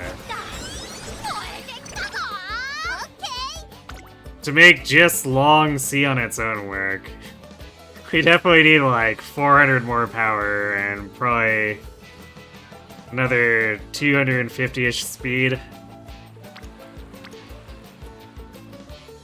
And that's without accounting for the fact that we also need another 100-some stamina.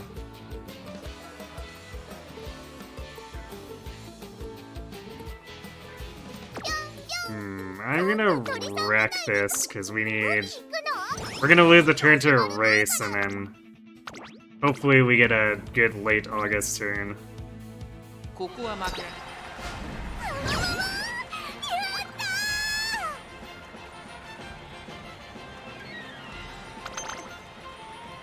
Does this thing give 21, plus 21 attack and res? Yeah... like I mentioned, like, your typical character is adding, like, 60 or more invisible stats. It gets especially stupid with armors, because you're looking at them having 60 or 70 visible defense and res. And then they're probably getting, like, another 30 to 40 from their skills invisible that lets them bypass the 99 cap.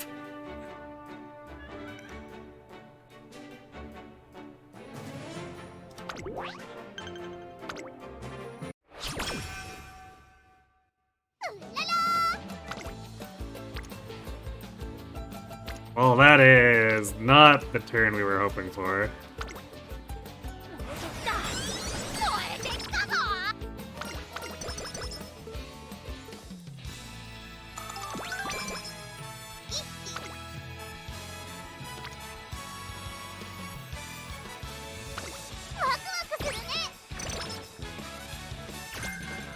Well, we got Slick Surge. Maybe that'll save us. It does mean we might be able to get around a little bit of our power problem, but I don't know.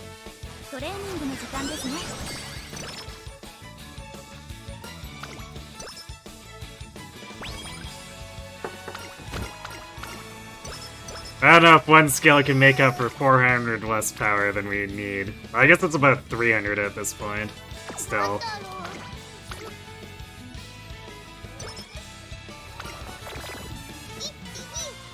Rocket tag indeed. I mean, here's the thing. We've reached a point where it isn't rocket tag, and it's like a bunch of super beefy dudes ramming into each other, and because there's so much true damage reduction, the only way people deal damage to each other is with damage reflection.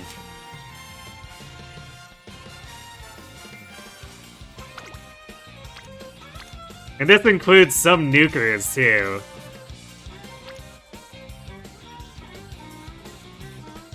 Or sometimes you're just Legendary Black Knight and you're kind of both.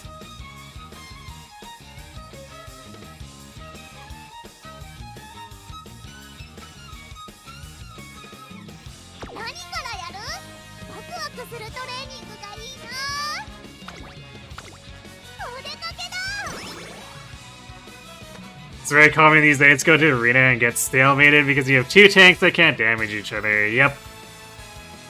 It is very bad. And I barely get around that because I have a legendary Om built up and his Refine gives him inbuilt Wind Sweep. And I have him with Fatal Smoke 4. So when I get into that situation, I can Fatal Smoke and Marty can kill the enemies 4 to 5 damage at a time. And it's like 50 turns later, she finally kills them. It's terrible, especially for 5 matches in a row. 見ててねトレーナーバビューンと言っちゃ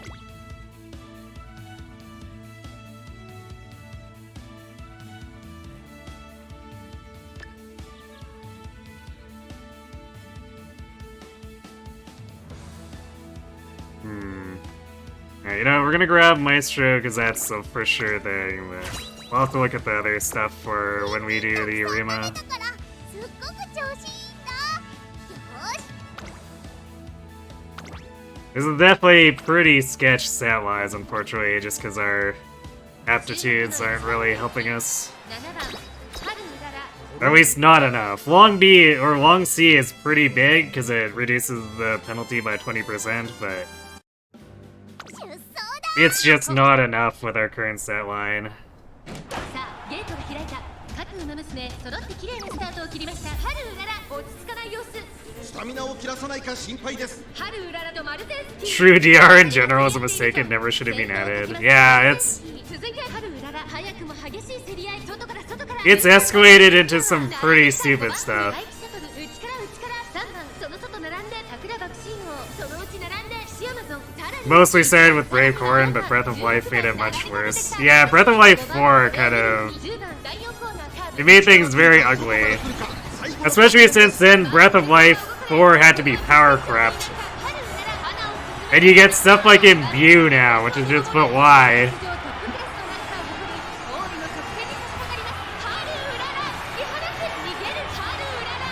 You can't concentrate because of the pizza swimming around in your gut. Alright, yeah, we definitely have to send you to the infirmary.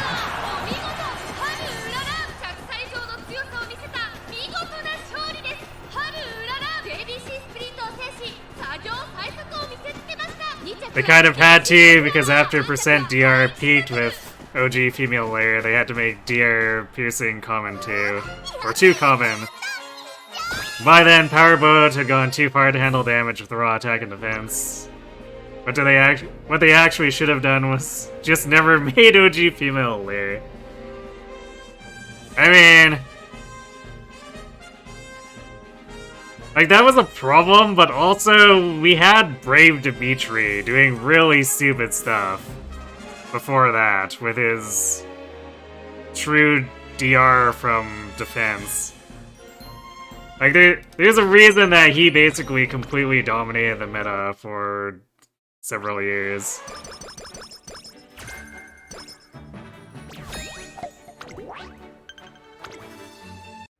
But, like, Dimitri was basically the start of doing stuff they really shouldn't have with True DR, and it only got worse from there. A stats squish can't save this game. I feel like a stat squish would be impossible. The math is such a mess. There's no way it wouldn't completely collapse upon itself.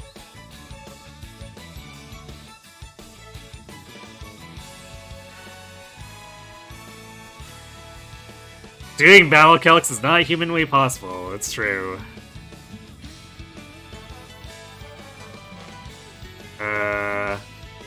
I normally take the max energy here, but like, we have 2 turns, it's not doing anything for us.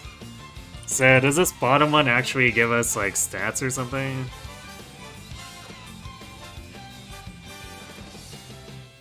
Let's see. It's 10 speed. Yeah, I think we'd rather have the 10 speed in this scenario.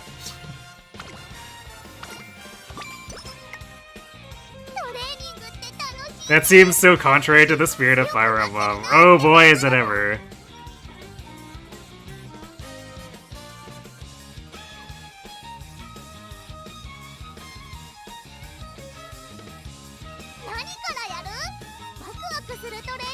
Because I used to do big calcs for Ether Raids, but like, at this point it's just impossible. You kind of just vaguely remember what usually is able to damage other stuff, but also because there's so many buffs flying around that can screw with, you're never quite sure until you see the forecast. It's pretty awful.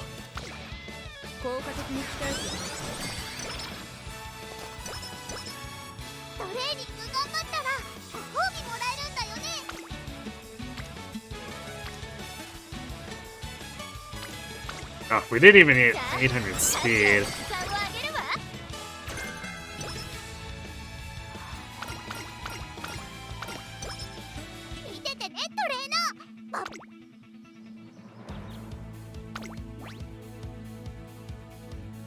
Well, game still thinks we're double circle. It's interesting.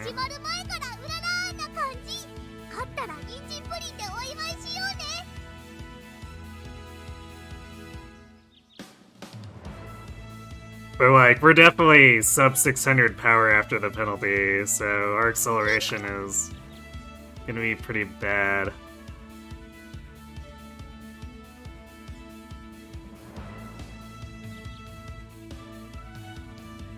Let's see, home stretch, slick surge, pressure.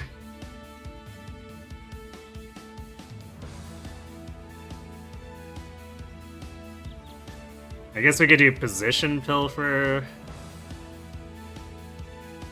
Corner adapt is unfortunately a little too expensive when I want slick surge.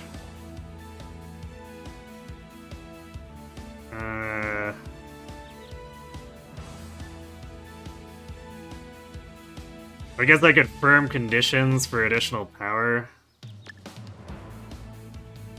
So he uses 168. Yeah, I guess maybe we just position pilfer.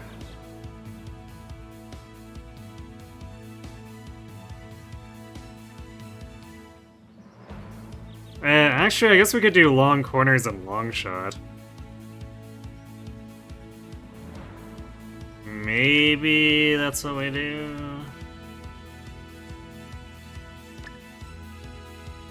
Sure.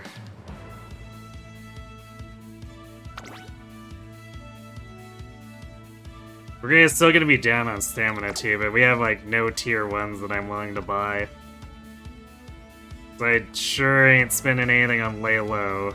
I guess pace strategy is okay, but 170 is too much. It would have to be pretty discounted.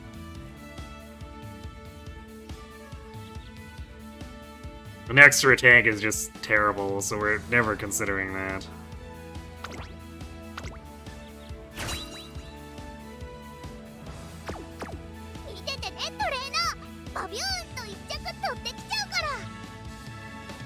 Well, I guess just in case, but this is a pretty dire situation.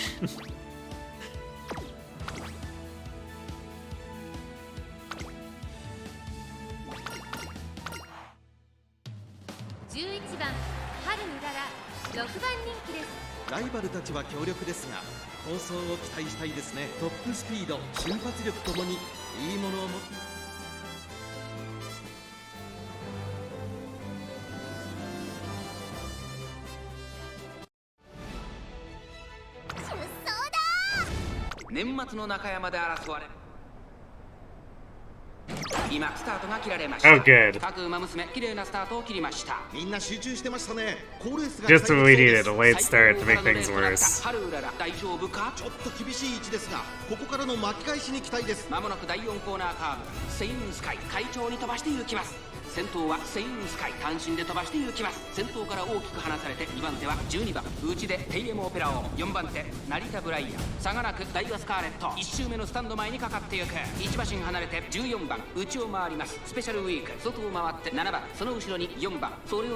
Well, we know for sure we'll place at least 15, because Air Groove is here, and she's in a really bad spot for proficiencies or aptitudes. 順位を振り返っていきます。先頭セイウンスカイ、レースはよどみなく進んでいます。続いてテイエムオペラオ、成田ブライアン、3番手、4番手にダイワスカーレット、後ろ12番、そしてその後方には14番、そしてその外を回ってハルウララ。This is actually shockingly good positioning for a late start. But I wonder how much stamina we'll have left for Spurt. We did proc Maestro, but we're also, our base stamina is also a little bit below. benchmark. 残り 1000m を通過。4番手にはダイワスカーレット、その後から12番ハルウララ追走、後から7番内の方からスペシャルウィーク、外には5番内をついて14番、そしてその外から行ったのはグラスワンダー、そしてその内4番1馬審査6番9番並びかけてきた。 And we're not gonna proc her unique here because we're too far forward in placement. テイエムオペラをどうでしょうこの展開。かかってしまっているかもしれません。一息つけるといいですが。 Also, we're not on the outside, so Slick Surge isn't gonna proc. 外から上がってきたのはグラスワンダー、外からハルウララ驚異的な末脚、残り200。追いすがるグラスワンダー、テイエムオペラをここまでか。並んでくるグラスワンダー、テイエムオペラをとグラスワンダーもつれるようにゴールイン。 Can't believe we got third. What? 夢のグランプリを制したのはグラスワンダー。年末最後の Like we didn't even proc Slick Surge. サンジャークすごいでし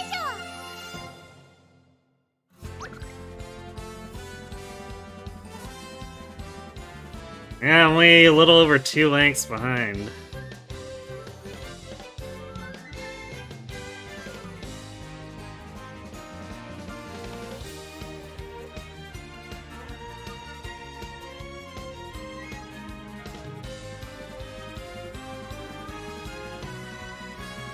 That was some really weird race RNG.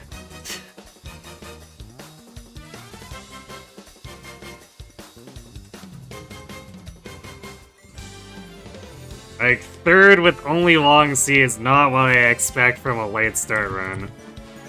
Especially if we're not proccing most of our stuff. Like, we got Maestro, sure, but...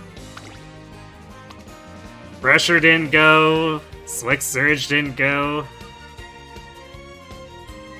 I don't remember if we got long corners.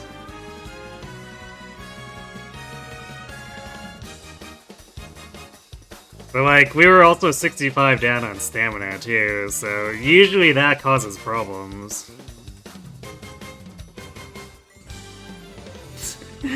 With some inspiration, my trainee could gain the aptitudes required to make victory hers. Wow! I never knew that, Tazuna. Tell me more.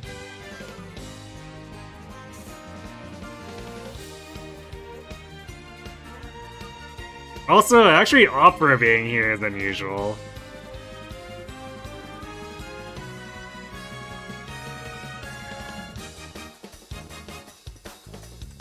Let's see.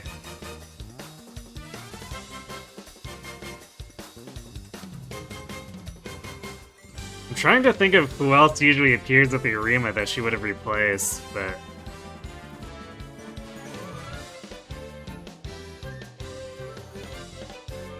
I'm not exactly sure. Maybe Rudolph?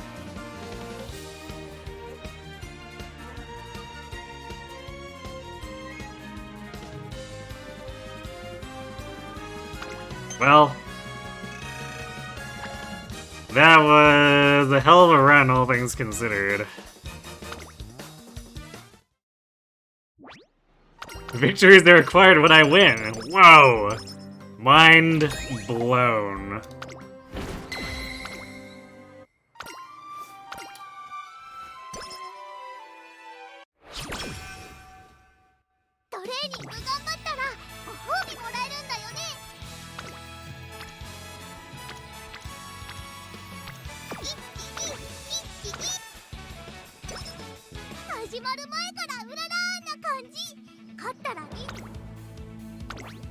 Man, but like, it's race RNG like that makes me wish we could just get it to a line with a run that actually has a good stat setup and good aptitudes. Cause like, that was actually a pretty good skill setup too, even though we were missing body and mind. Slick Surge is pretty good, even though it didn't proc for us here. Like, at least the game gave it to us. So...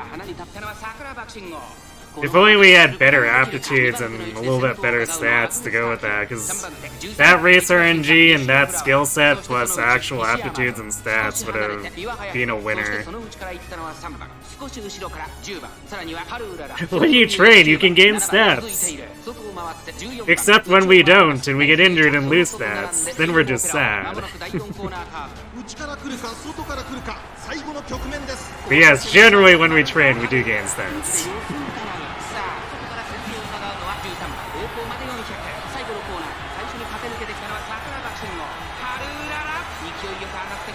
Oh, this was looking a little sketch. Come on, Haru, you have to break out. There we go.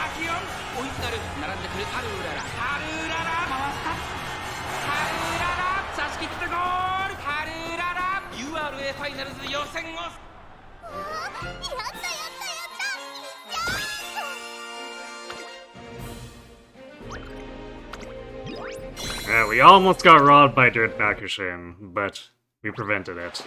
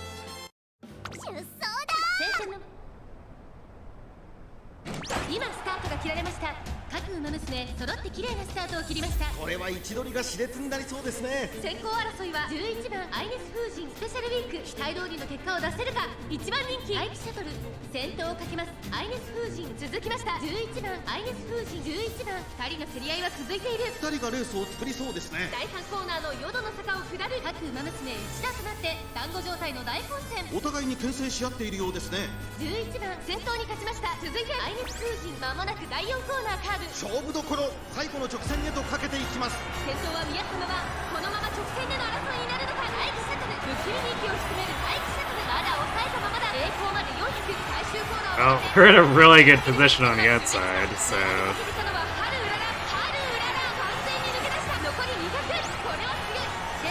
Yep, there we go. Also, I spy Chief Purser.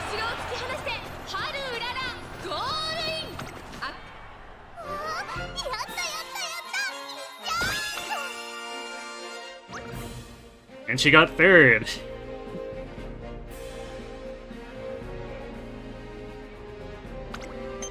But unfortunately, because she was in the semifinals, I mean, she can't show up in the finals. So, no concert for Chief Purser.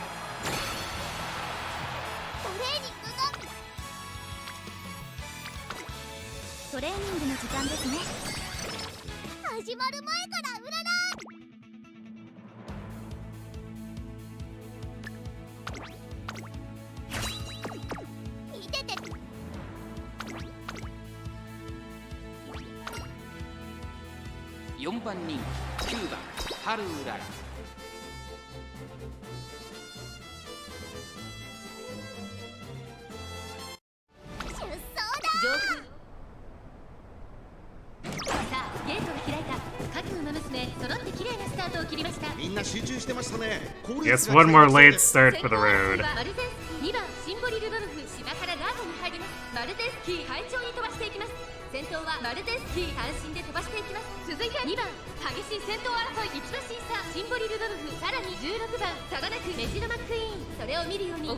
I see a generic frontrunner too. So maybe she'll be in our concert. Actually, is that beta cubism?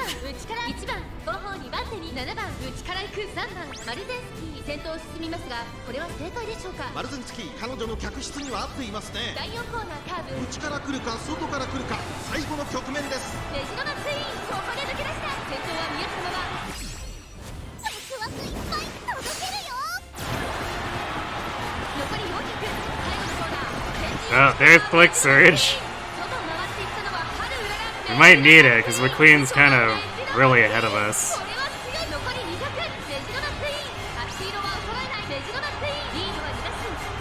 Ah, not quite.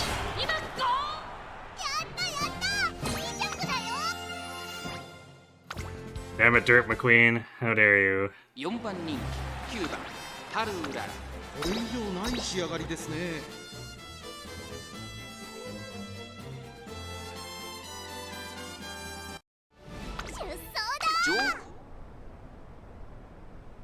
さあゲートが開いた。各馬娘揃って綺麗なスタートを切りました。これは位置取りが熾烈になりそうですね。ハルウララとマルゼンスキー、この2人が競り合っているぞ。芝からダートに入ります。ハルウララ快調に飛ばして行きます。ハルウララ先頭に立ちました。続きましたマルゼンスキー、早くも激しい競り合い。少し離れて13番外でメジロマックイーン、すぐに続いて14番、そしてその内から行ったのは成田ブライアン。6番並んできた。その後シンボリルドルフ、それを見るようにオグリーキャップ。内から2番2馬身3馬身開いて12番エイシングフラッシュ続いている。少し後ろからハッピーウィーク、外を通りまして16番後方2番手に3番5番最後方からのレースになりました。第4コーナーを進んで直線へ向かう。ここからスパート、一気にレースが動きます。まだ先頭は動かない。このまま直線での争いになるのか。 Why aren't we advancing? We should have plenty of stamina left. 最終コーナーを曲がって最初に立ち上がったのはマルゼンスキー。 Stop getting blocked, Haru. Just do it. これは負けられない戦いだ。200を通過。ハルウララ抜け出した。ハルウララ突き放す。ハルウララ足色は衰えない。お見事。ハルウララ Now, Maru and McQueen in the concert.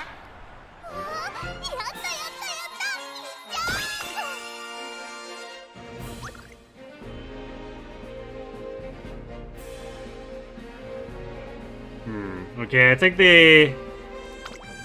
the one I was looking at was Shorty Shot, not Beta Cubism. Unless... Beta Cubism was in here, but it's the wrong person.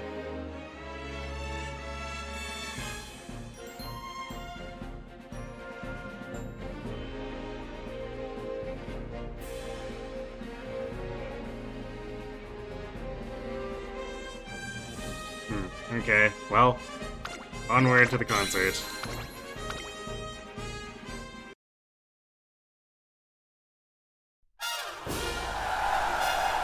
You know we've been doing these runs for too long though when I start to look for specific generics.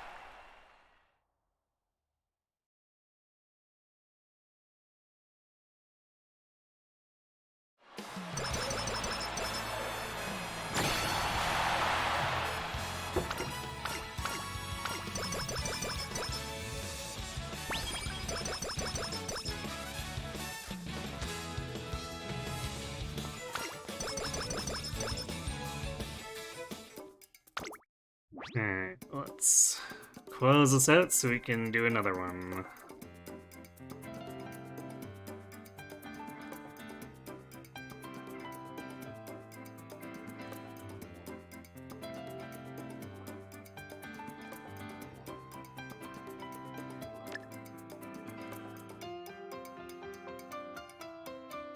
Let's just grab those, I guess.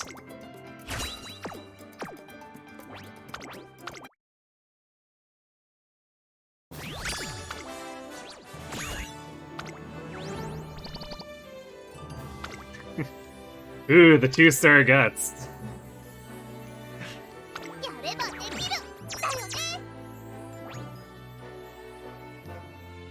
And since we don't build guts, that hit the 10%.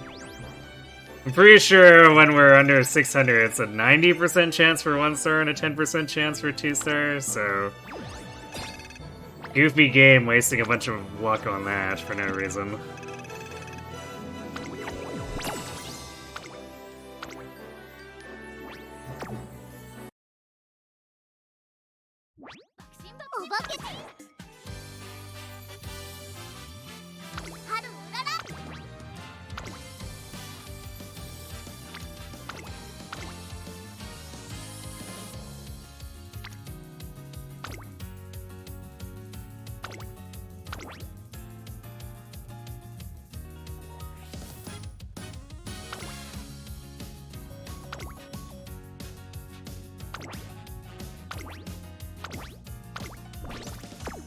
Alright, well, off we go.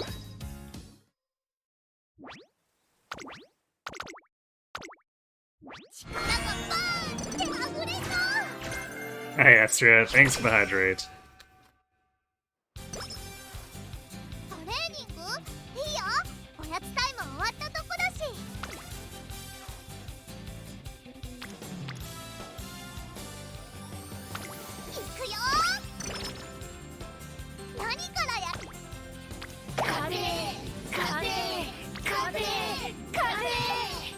Thanks for winning energy.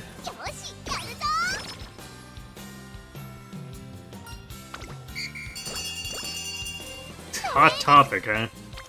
Unfortunately, by far not as good as Charming. At least for this run. Actually, I guess in general, Charming is still just better, but Hot Topic doesn't really do a lot for us with the way we route this career.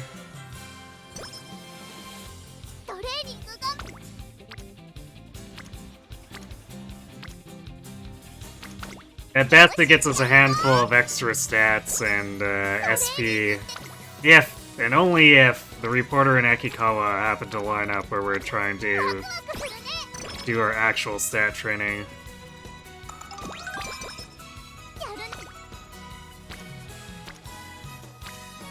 It's unlikely that's by much, just because the bonuses they give are so small that it only proves by like 1 for every friendship level. And Hot Topic is only like +2 friendship, I think.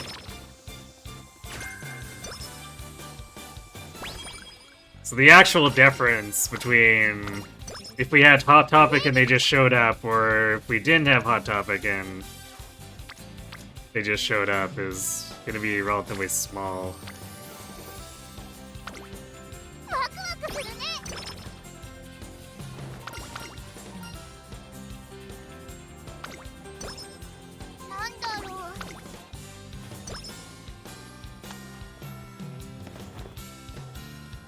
Fuku Kitaru event. That's actually a really good event. Part of why I'm a big fan of her wit card, but it's not something we can fit into the deck for this one.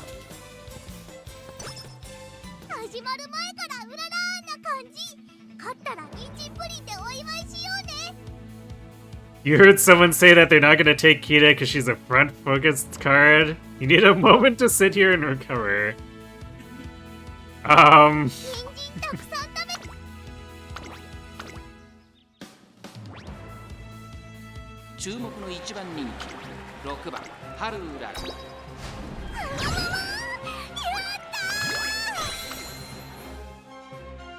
I do have questions of my own.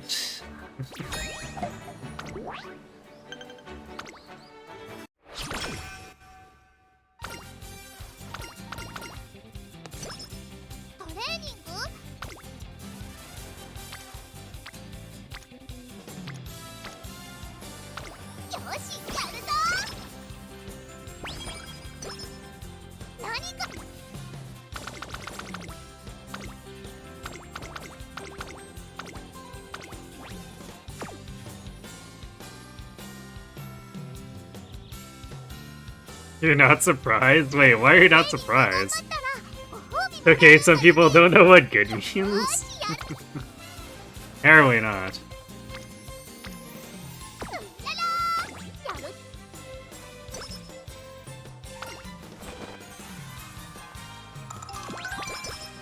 Ooh, max energy.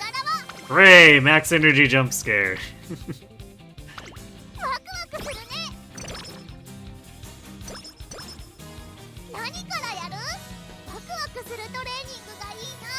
You've seen some people who didn't pull free pull during Golshi week because streamers said it's a bad banner? What?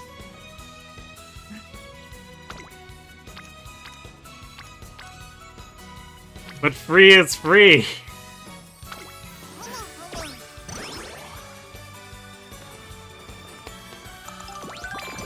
I swear you can meet so many different kinds of Uma players on Twitch. You can meet people who know what they're doing, some people who have no clue what they're doing but are kind of convinced they do.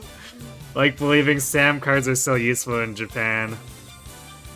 Some people are here for the hell of it, but will get Kita because they understand the game to an extent. Others will skip Kita and face the natural selection. Rip.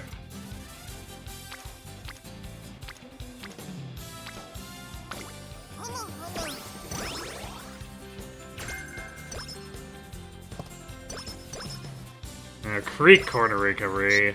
Unfortunately, that's not much of a discount. We need Kita or King Halo to step up here.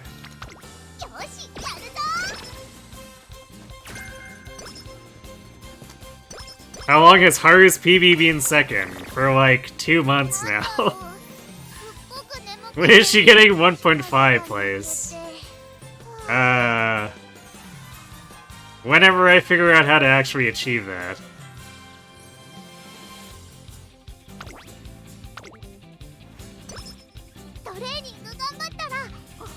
So while he's no hot stallion like Clive, I don't know if he's all that bad. Thanks for being the gremlin. You're seeing people who are planning not to do the 10 times free pull for Rico out of spite. Wait, who are they spiting by doing that, though?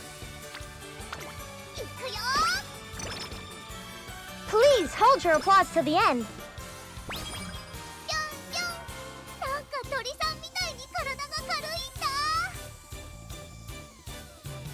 Lots of gremlin feeding going on. Although Tama is a very hungry gremlin.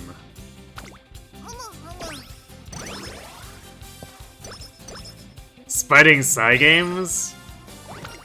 But... what? Why? Do they just not like free stuff?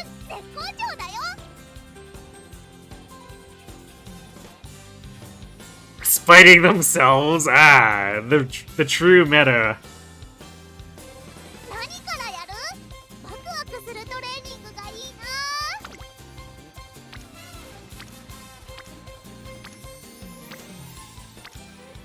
In order to be a true gamer, you must punch yourself over and over.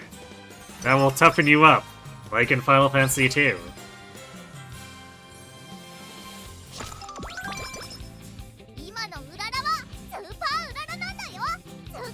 They're upset that Global's getting 10 times when Japan didn't?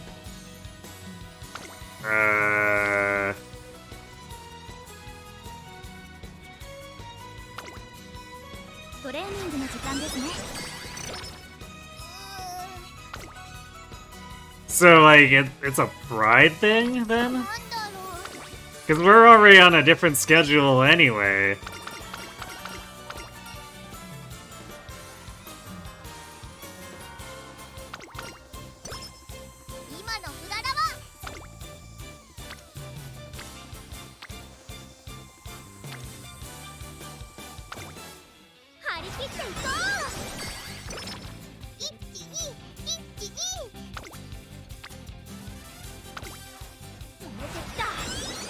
And people are weird. I guess so.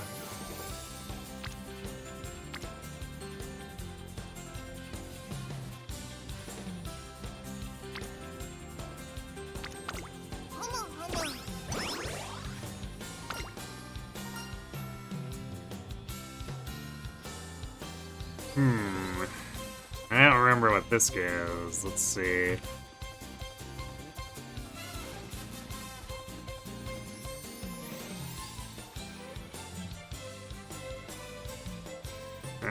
Stamina or energy for sprinting gear. Okay, well, we definitely want the stamina. I would prefer not to burn more energy. Thank you very much. 注目の一番人気11番ハルウララ。実力は完全に上位ですね。貫禄すら感じてしまいます。 It's one thing if they pulled an Infinity Nikki. Wait, what is that? Oh. Ishino coming in and wrecking us.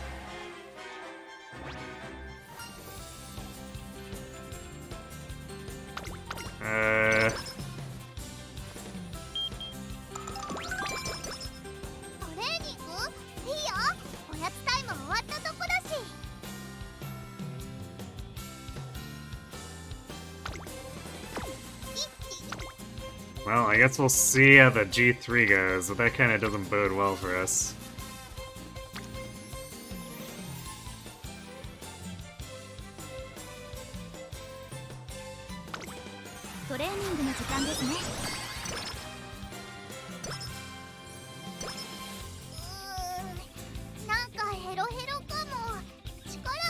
Even now, they're the most annoying players. You are the ones who pull every time they get a 10 pull.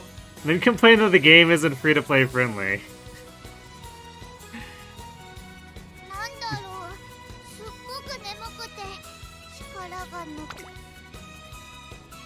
Yeah, they just don't understand how to strategize, I guess.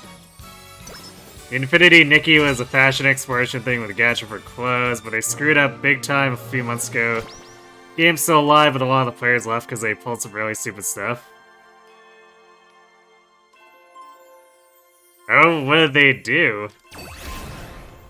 Hey, let's see those pink sparks! That's not any pink sparks, and not good skill hints or anything either, too.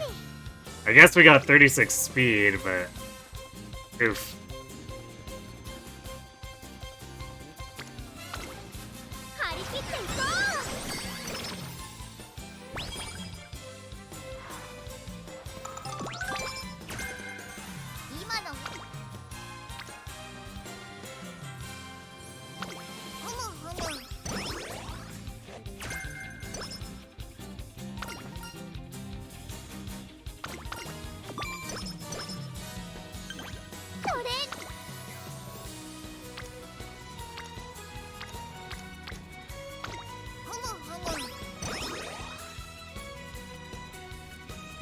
There's a combo of messing up the game itself and also blatantly lying about game stuff on social media. Whoops.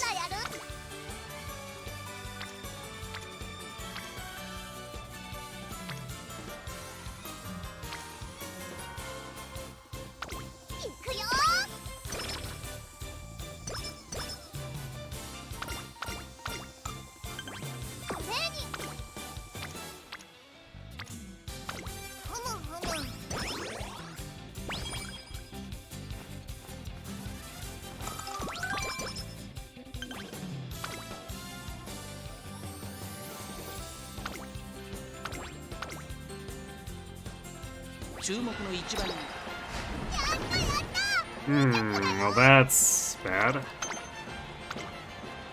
But we got bad inspiration too, so I don't know. If this crit is, then I guess that's it, but... surely we don't lose... the 2300 mile.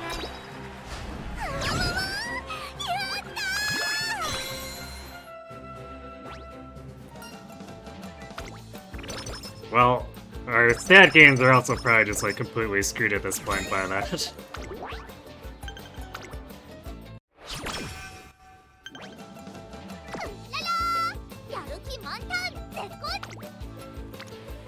Well, not that we'd have much of a summer anyway, apparently.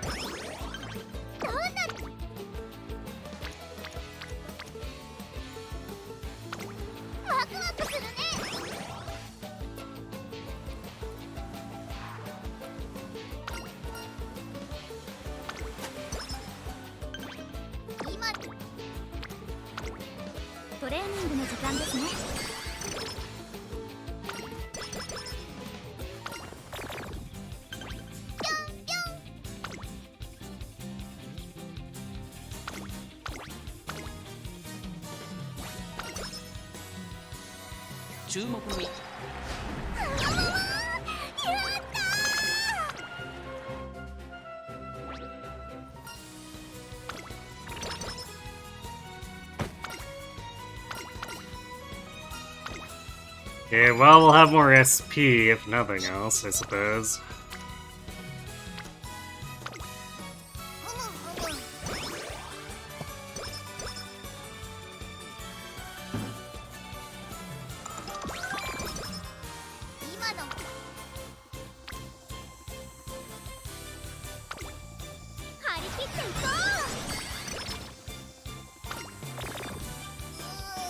Well, we also can't keep mood for Save Our Life.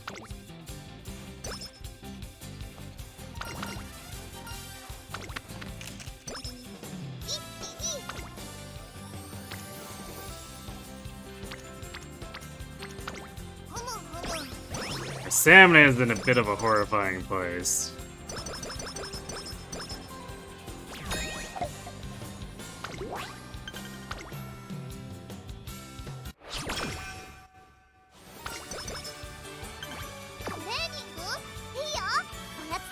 We still didn't get enough.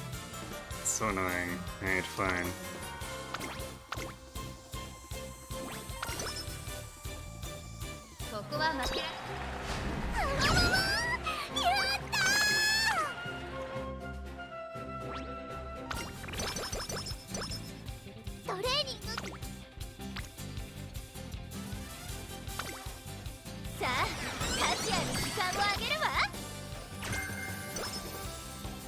Yeah, when we get screwed on the G3, it's actually extremely bad. I guess I might have to consider doing the summer G3 as compensation if it comes down to that.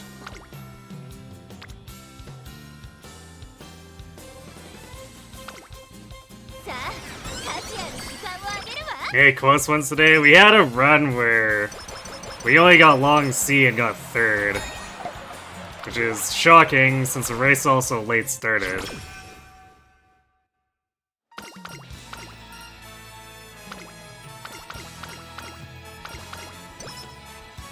And it's like, why can't we get that race RNG when we have, like, a real setup?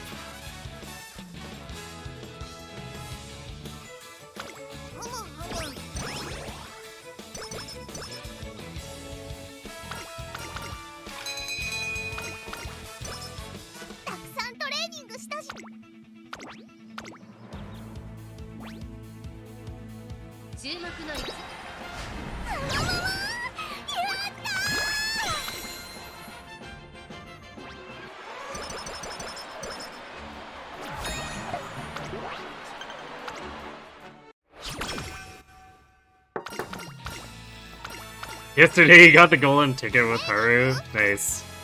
I have lost track of how many times I've gotten the hot spring ticket with her now.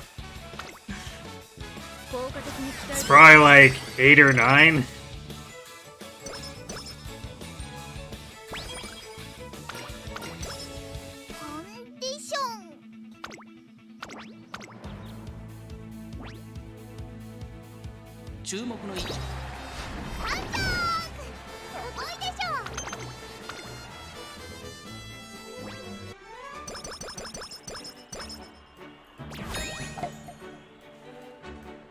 You've got a 4 total. It could be 5 if McQueen failed her run.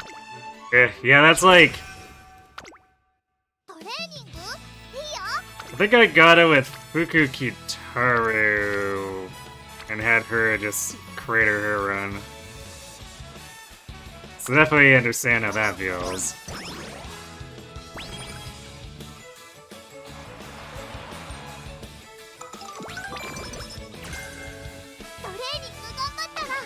Okay, well, I mean, pink sparks would be nice, but also, I don't know about these stats.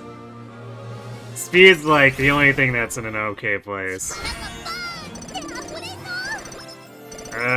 We got turf.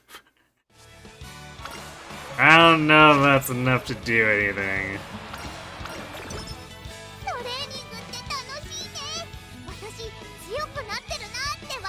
Because to make D power C turf work, I think we would still need like 200 more power and like 500 speed.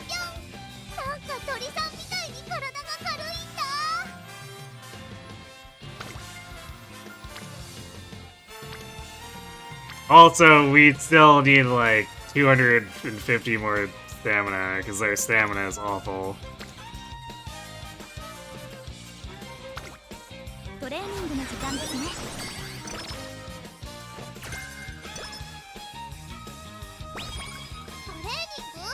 So I have no idea how we're fixing any of these stats.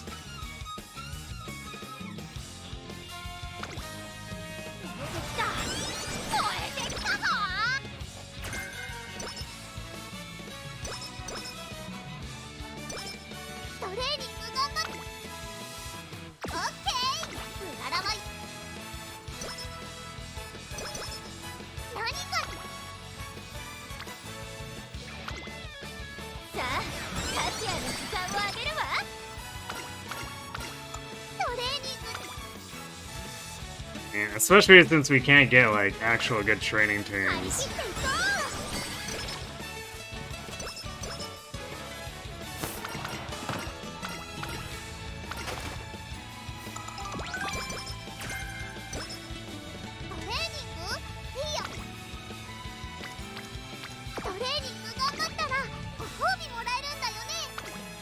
I swapped in Aishin instead of Taishin, or Taishin to avert having no one show up for speed training, and it's definitely not working.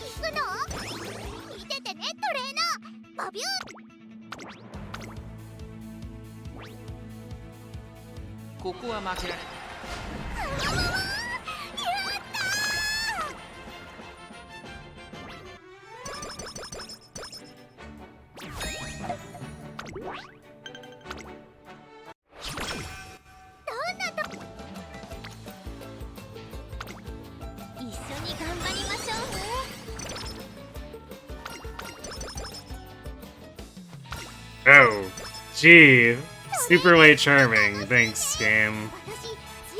Appreciate it. Alright, we do have ads hitting. I'm gonna let those run, go refill my water, and then we'll see what we can do, but the stat line is not it. So, I'll be right back.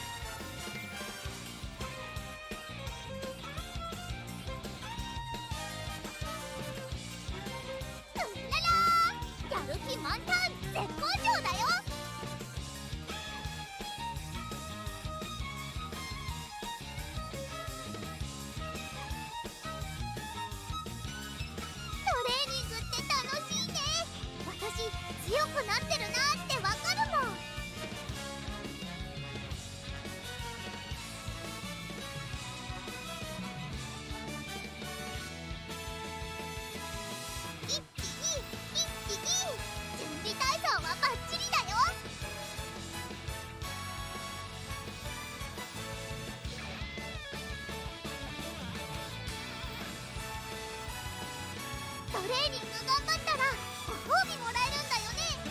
よーしやるぞ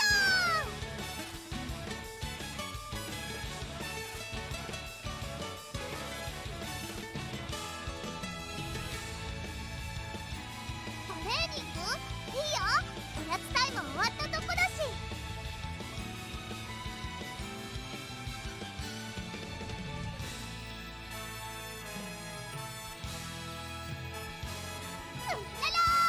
やる気満タン絶好調だよ。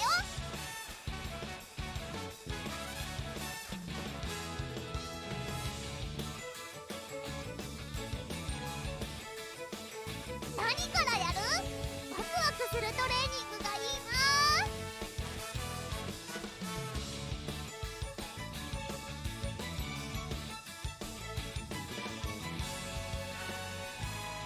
トレーニング頑張ったらご褒美もらえるんだよね。よーしやるぞー。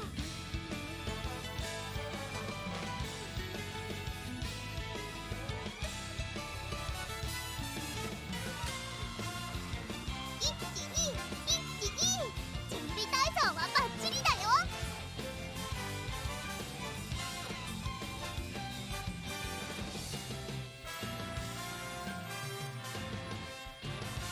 トレーニングって楽しいね。私強くなってるなってわかるもん。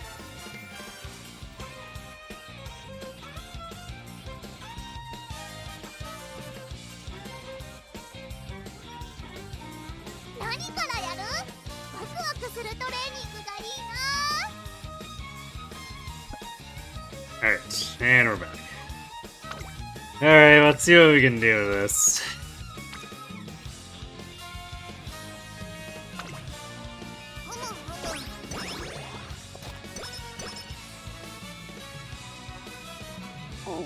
Oh.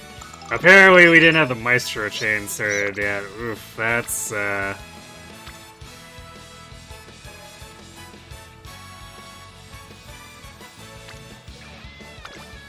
that's kind of disastrous.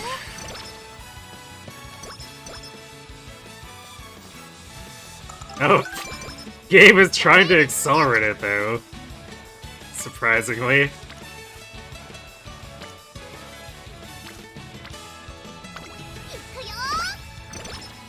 But I don't think we could possibly get enough training here to fix everything. Wow, yeah, we basically just got the entire Maestro chain 3 turns in a row. What is this run?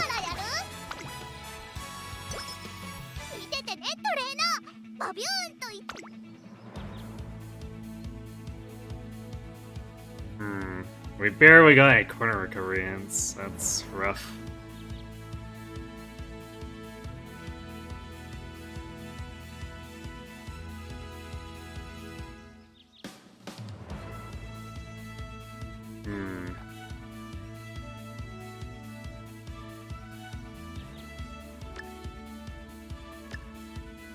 We could just do like all the gold skills, I guess, and then we probably get enough for pressure after that for the actual run.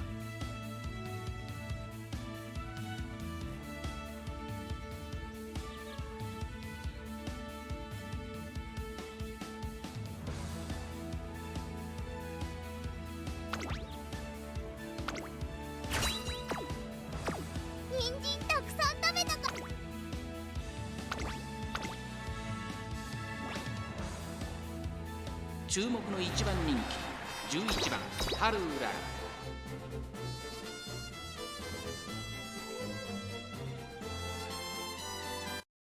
出走だスタートです。各馬娘揃って綺麗なスタートを切りました。これは位置取りが熾烈になりそうですね。先行争いはハルウララ、マルゼンスキー13番。やはりハルウララ続きました。マルゼンスキー13番3番手3馬身離れて6番西のフラワー並んできた。オグリキャップ並びかけてきた。差がなく待機シャトルさらに内から2番外には12番少し離れて16番エルコンドルパサー並んでくる。それを見るようにシアマゾン少し後ろから14番内から1番後方2番手に9番4番現在しんがりだ。第4コーナーを進んで直線へ向かう。内から来るか外から来るか最後の局面です。勝負は最後の直線に持ち越されたハルウララ。花を進む各馬娘一打となって団子状態の大混戦。キュッポール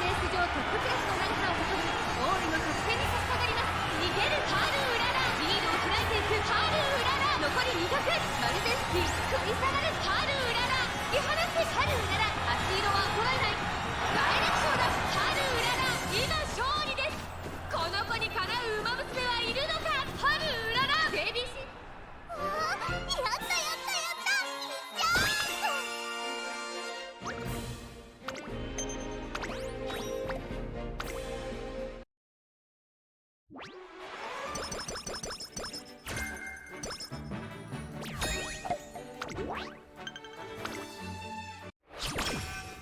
トレーニング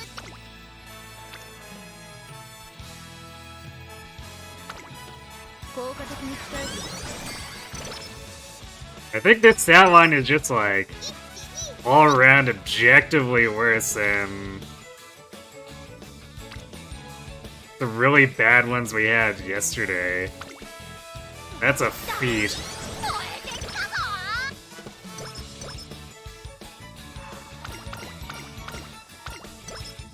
人参たくさん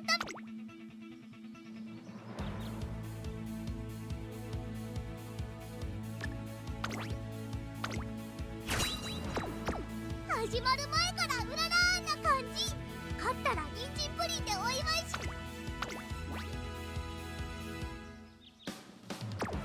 Yeah, this is gonna be a disaster. 春うらら5番人気ですライバルたちは強力ですが放送を期待したいですね。この子の鋭い差し足が炸裂するか。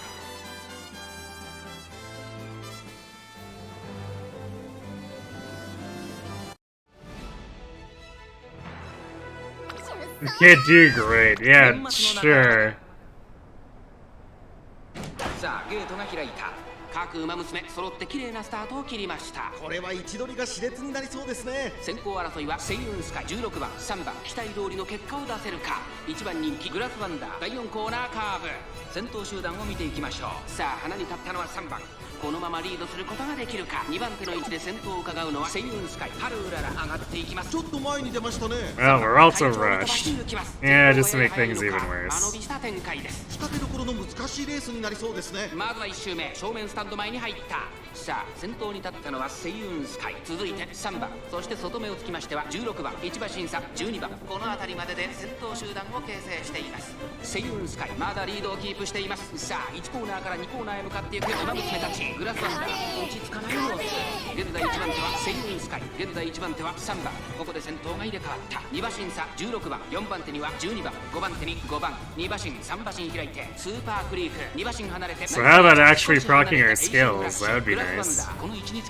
At least we could put up a fight. 1番外でスペシャルウィーク1馬身離れて2番それを見るようにダイワスカーレット後方2番手に9番8番最後方からのレースになりました。第2コーナーを抜け向こう上面に入った依然としてセイウンスカイ続きました3番残り 1000m を通過その後ろ16番さらには5番すぐに続いて12番少し後ろからスーパークリークそして内目をつきましてはナイスネイチャーそしてグラスワンダー内を回りますエイシングフラッシュ外からハルウララ内で1番その後ろからスペシャルウィーク後ろ2番その後から9番ダイワスカーレット並んできた最後方8番意気揚々と先頭を行きますセイウンスカイどうでしょうこの展開。ちょっとかかり気味かもしれないです。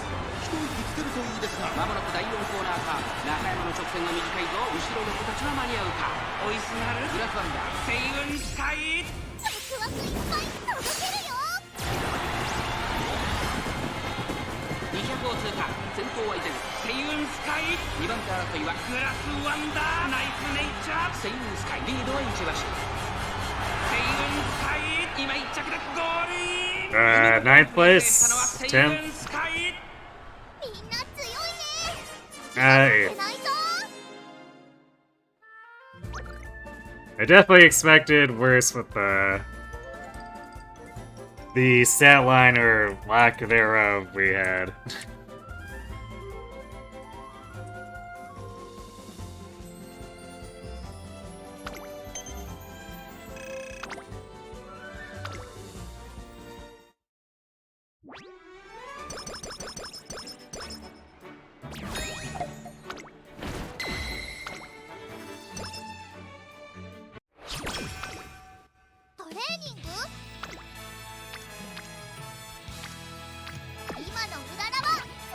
And right to the end, this This run has basically had no good training to speak of.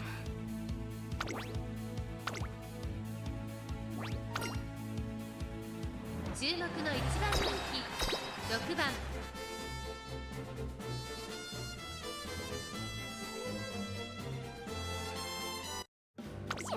So we definitely can't gain stats fast enough with single rainbows.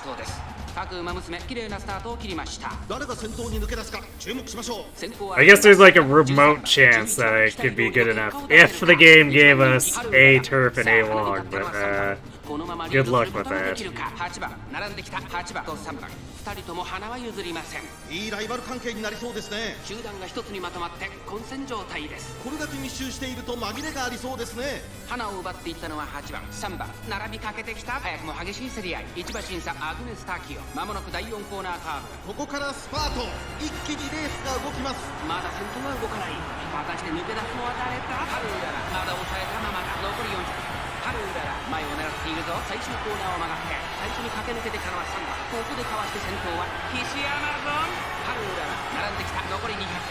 ハルウララ完全に抜け出した。ハルウララ足色は衰えない。ハルウララリードは2馬身。1着はハルウララ。他の馬娘たちをねじ伏せレースを制した。やったやったやった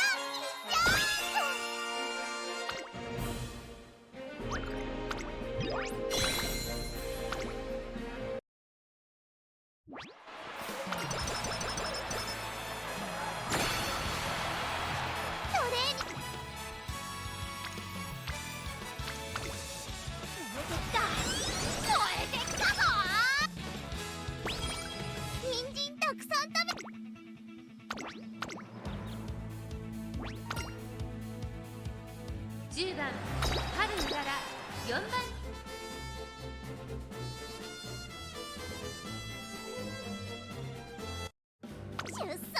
輝く。さあゲートが開いた。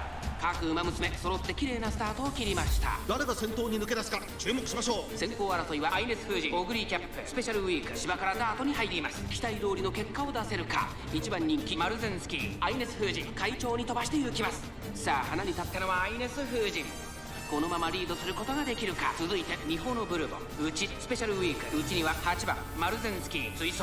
内を回って成田ブライアン。その内並んでオグリーキャップ。後ろ5番14番並んできた。内から待機シャトル。その後ろから4番少し後ろからハルウララ。そして外目をつきましては9番。そしてその外から行ったのは12番。後方2番手に6番。第4コーナーを進んで直線へ向かう。馬娘たちがどう動くか目が離せません。この直線で勝負が決まるぞ。まだ1馬身以上の差があるぞ。ここから捉えることができるのか。ワクワクいっぱい届けるよ。4着を切りました。まだ差がある。 This is going to be a real uphill battle, just bursting through everyone. Yeah, we're not catching Ines Fujin at this point.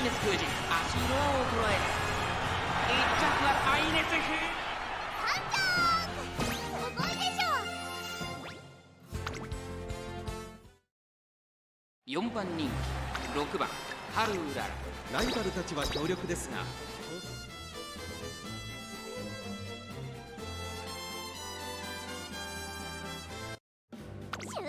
輝く。今スタートが切られました。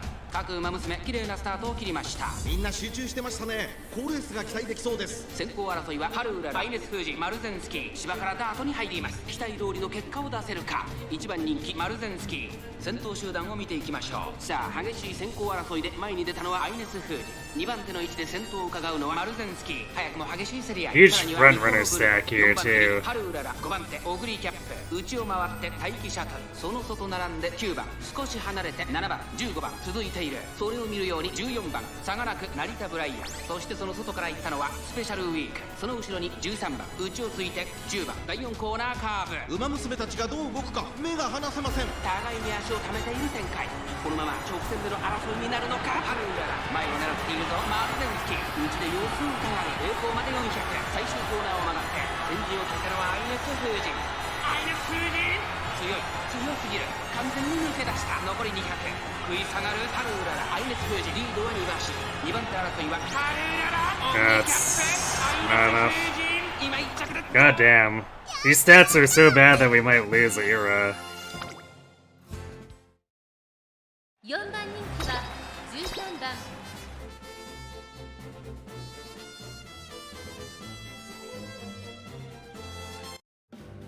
出走だ。晴れ渡るスタート。各馬娘揃って綺麗なスタートを切りました。誰が先頭に抜け出すか注目しましょう。先行争いはマルゼンスキー、アイネス風神、オグリキャップ、芝からダートに入ります。先頭を行ったのはアイネス風神。続きましたマルゼンスキー、マルゼンスキー、アイネス風神。2人の競り合いは続いている。2人がレースを作りそうですね。大気シャトル、ペースが速い。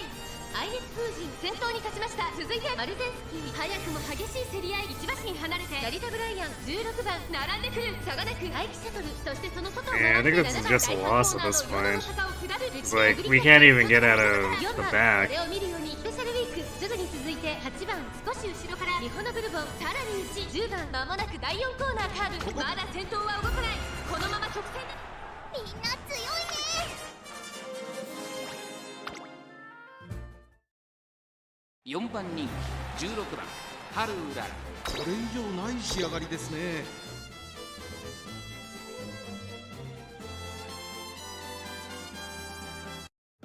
出走だ。さあゲートが開いた。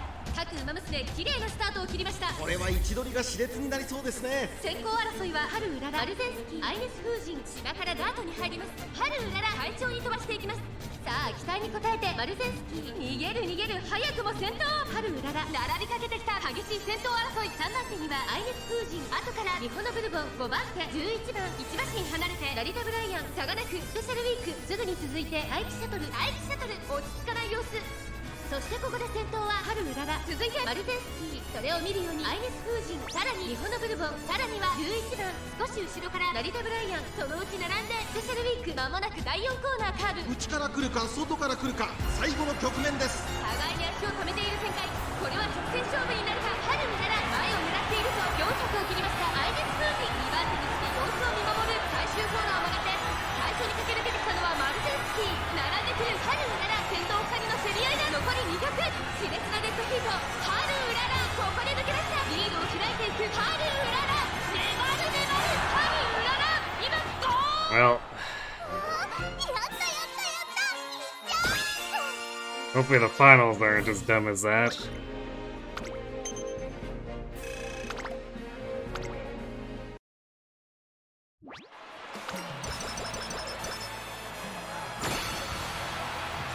トレーニングって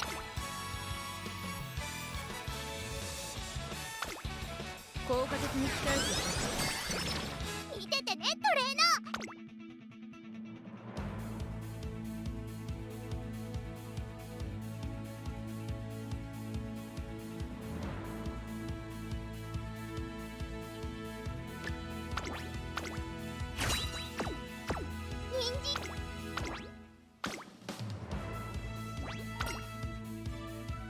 勝ちは十分に狙える3番人気7番。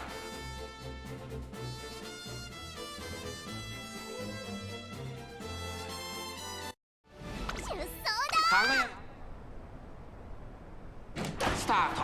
各馬娘揃って綺麗なスタートを切りました。みんな集中してましたね。好レースが期待できそうです。期待通りの結果を出せるか。1番人気ジンボリルドルフ、ハルウララ快調に飛ばしていきます。先頭はハルウララ単身で飛ばしていきます。2番手の位置で先頭を伺うのはマヤのトップガン。少し離れてヘイレムオペラ王。そしてその外から行ったのは12番差がなくメジロマックイーン。その後ろから3番外からハッピーミーク。そして外目をつきましては15番内からマチカネ福来た。それを見るように10番その外並んでジンボリルドルフ、さらに内から1番大欅を越え4コーナーへ。まだ1馬身以上の差があるぞ。ここから捉えることができるのか。互いに足を止めている展開。果たして抜け出すのは誰か。ハルウララ花を進む各馬娘一段となって Queen coming up. これだけ密集していると紛れがありそうですね。最終コーナー最初に駆け抜けたのはテイエモオペラ王。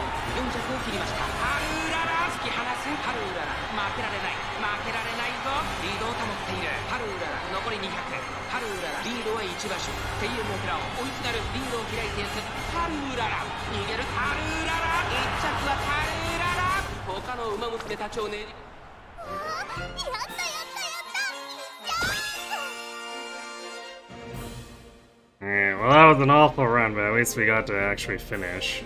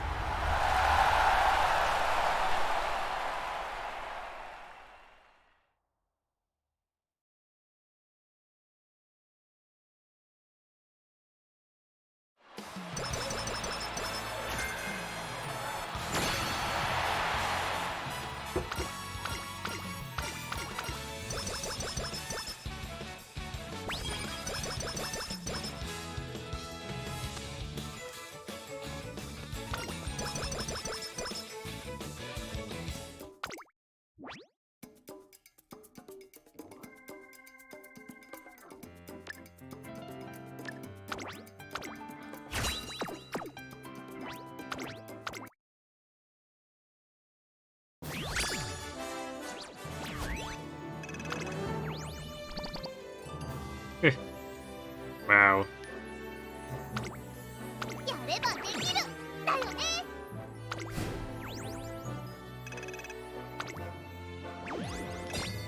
When you get a super terrible spark, even though it's got a 3-star in it.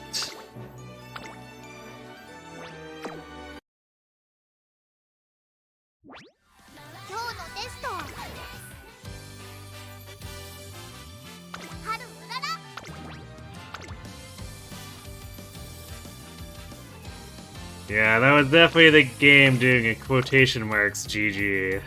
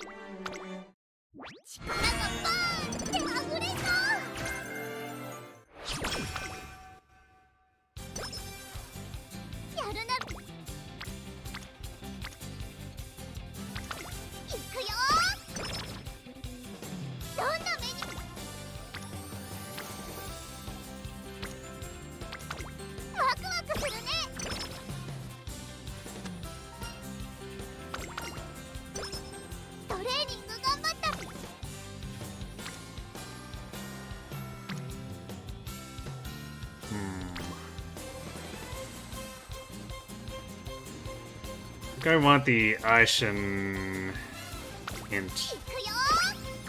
Or at least we hope we get one. Eh. Standard distance doesn't help.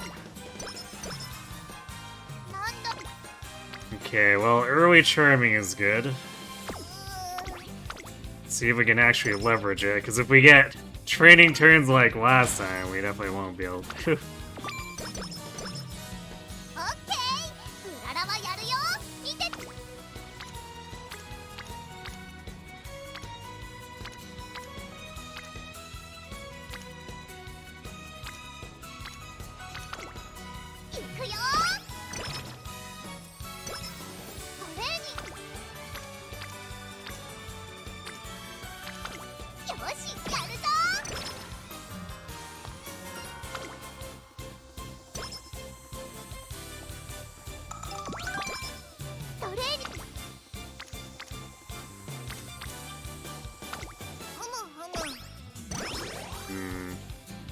Friends are not lining up here.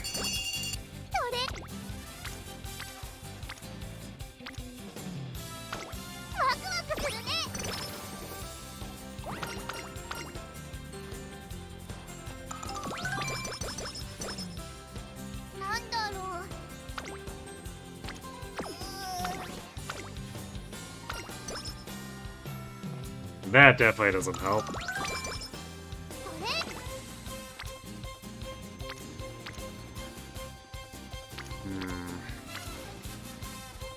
It's really tempting to go for the Kita-san hand, but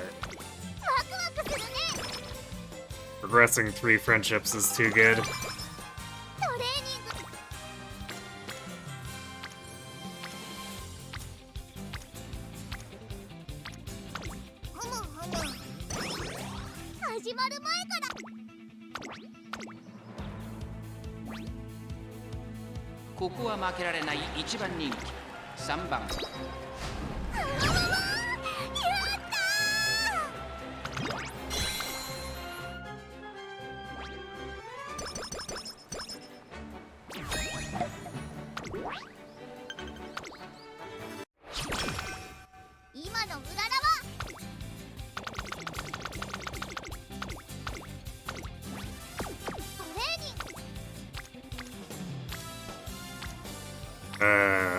Oh, there they are. They're all on guts. Of course they are. I guess they are technically stacking up, but not in a way that's as helpful as it could or should be.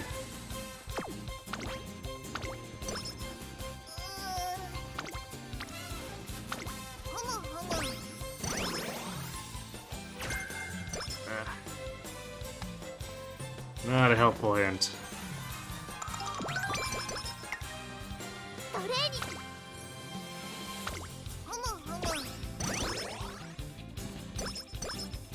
Which is definitely a better stack here.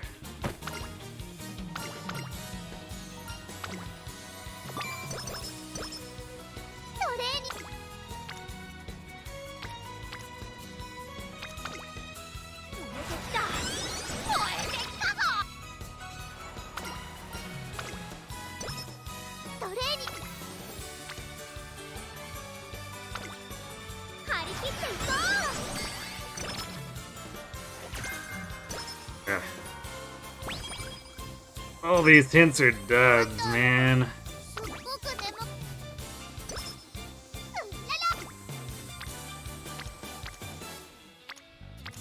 We keep getting pulled onto guts.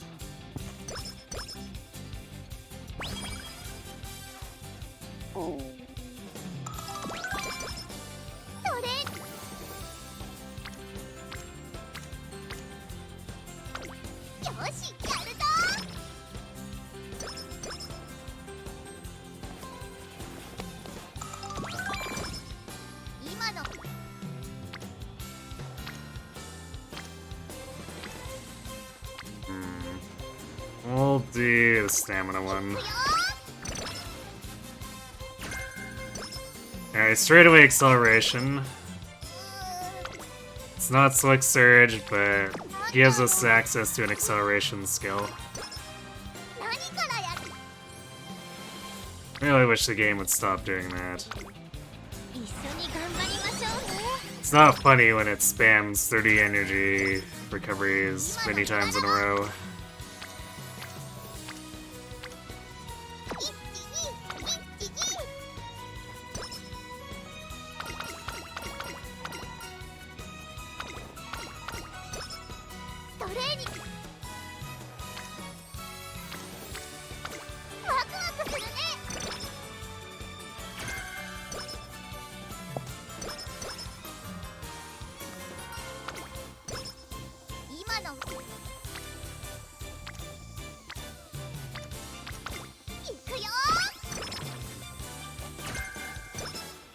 Yeah, of course, because we want max cloudy days, obviously.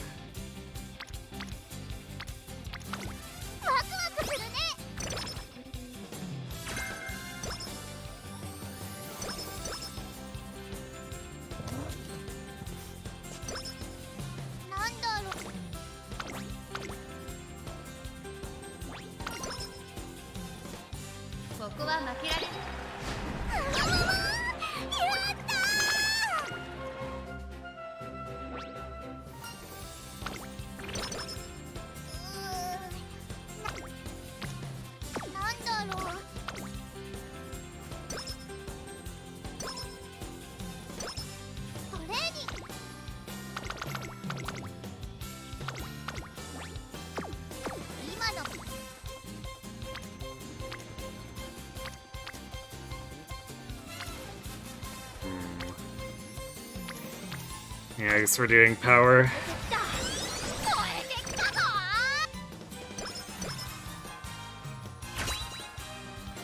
Alright, come on, let's see those pink sparks.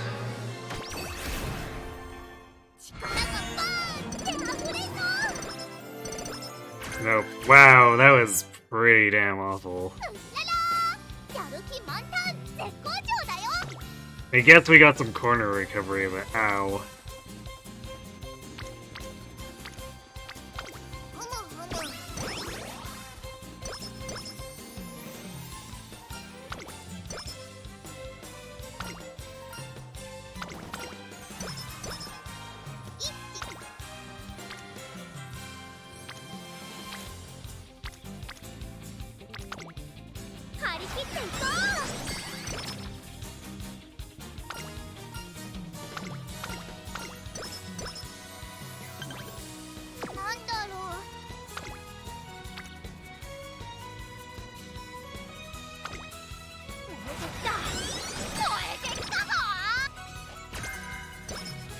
Damn it, come on. We don't need extra tank hints, please.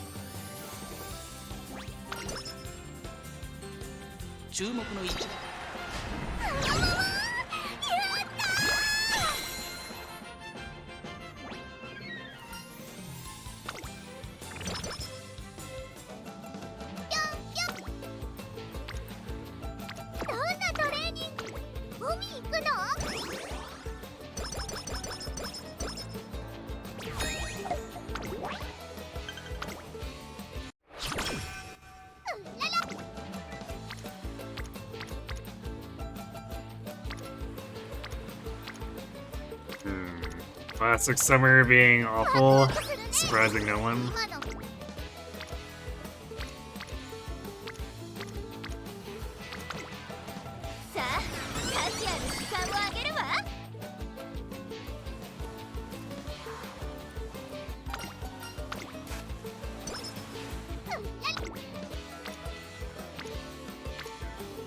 Yikes, yeah, didn't really want to give us anything.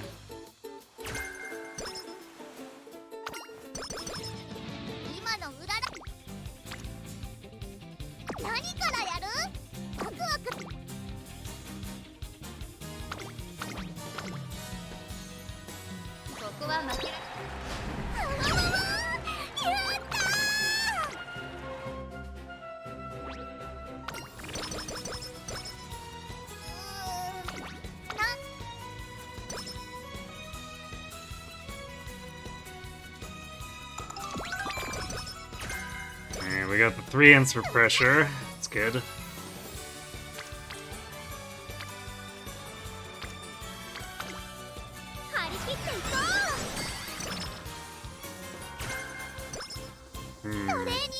Still doing alright for stats. That's basically early charming completely carrying it, because the inspiration and classic summer were super god-awful.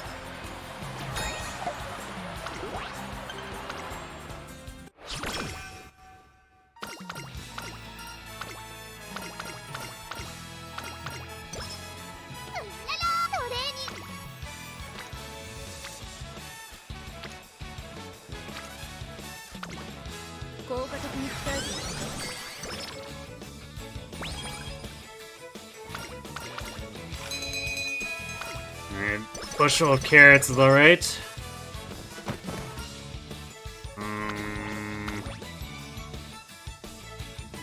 Alright, our width looks okay, so we'll do power.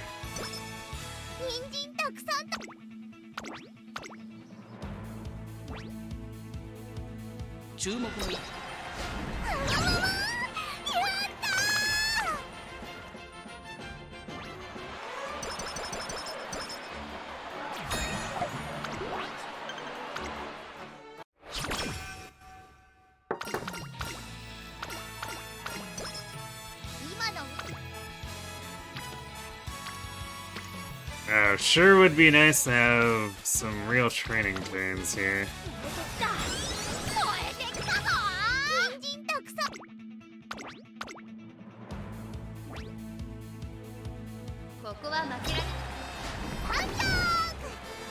Really? I guess our stamina is kind of crap.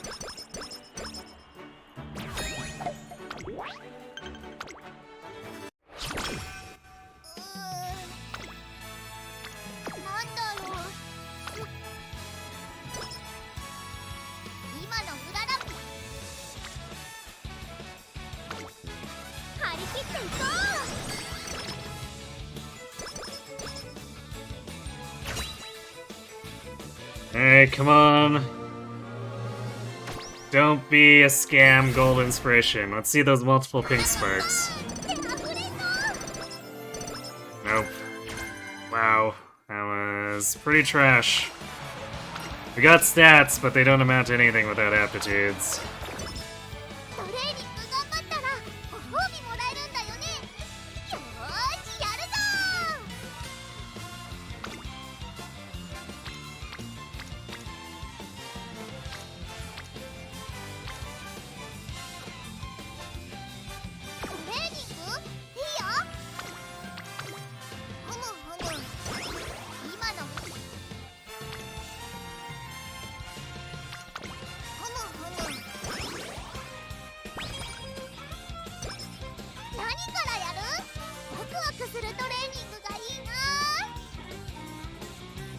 Reminder that Cygames has a long history of putting good results in the gacha just so that they can scam you with the tail and then give you nothing.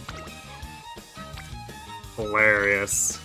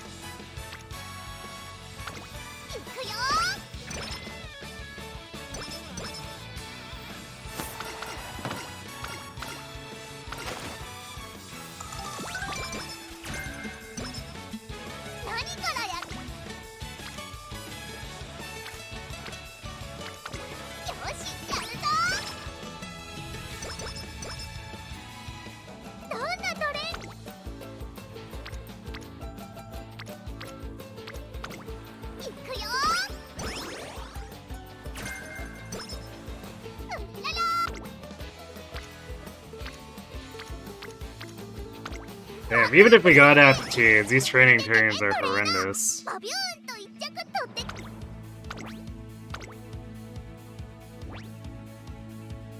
注目の位置。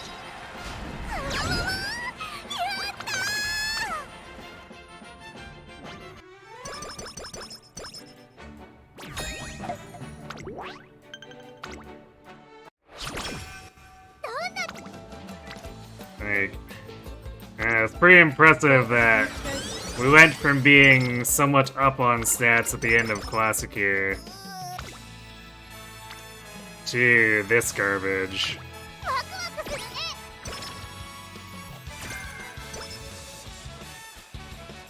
While getting early charming, like, なんだろ it's some hilariously bad RNG. うトレーニングが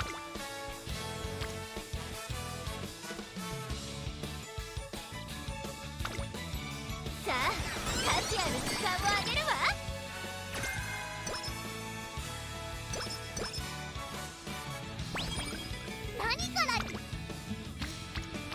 I also keep getting some of the worst hints around. Slick Surge is like the main one that's an exception and actually た good. くさん食べたからすっご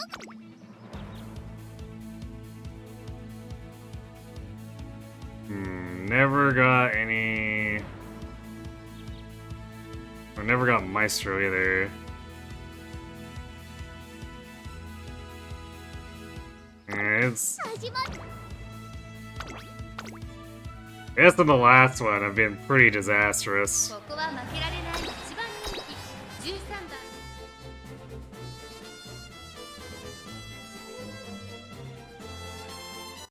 出走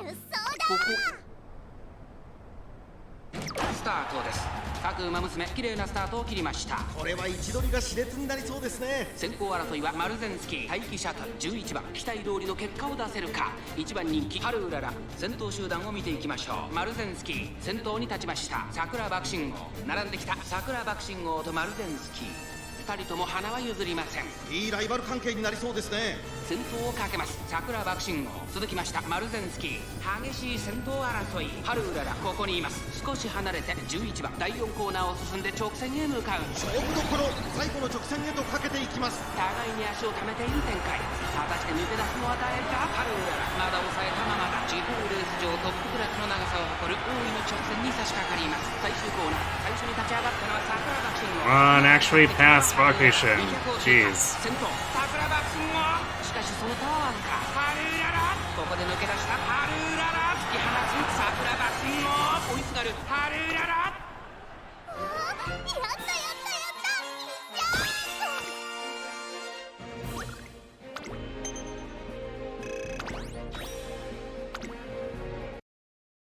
Yeah, that kind of encapsulates how this run has been overall. Disaster hanging by a thread.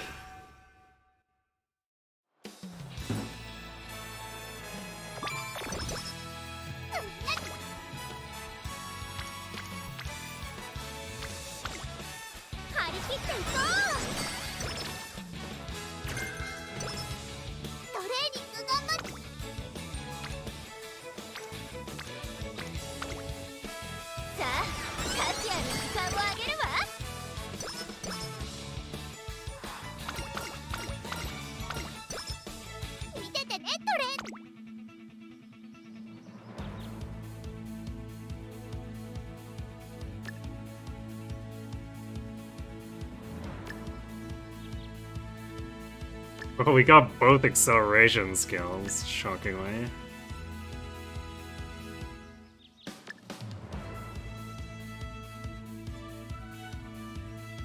Sadly, I don't think we have anything else to actually support the skills.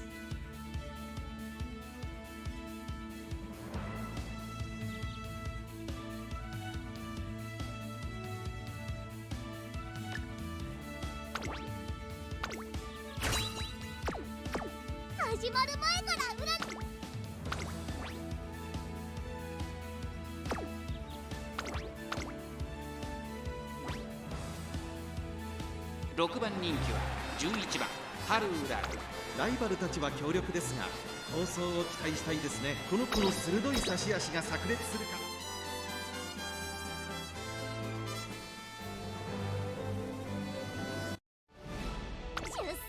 年末の中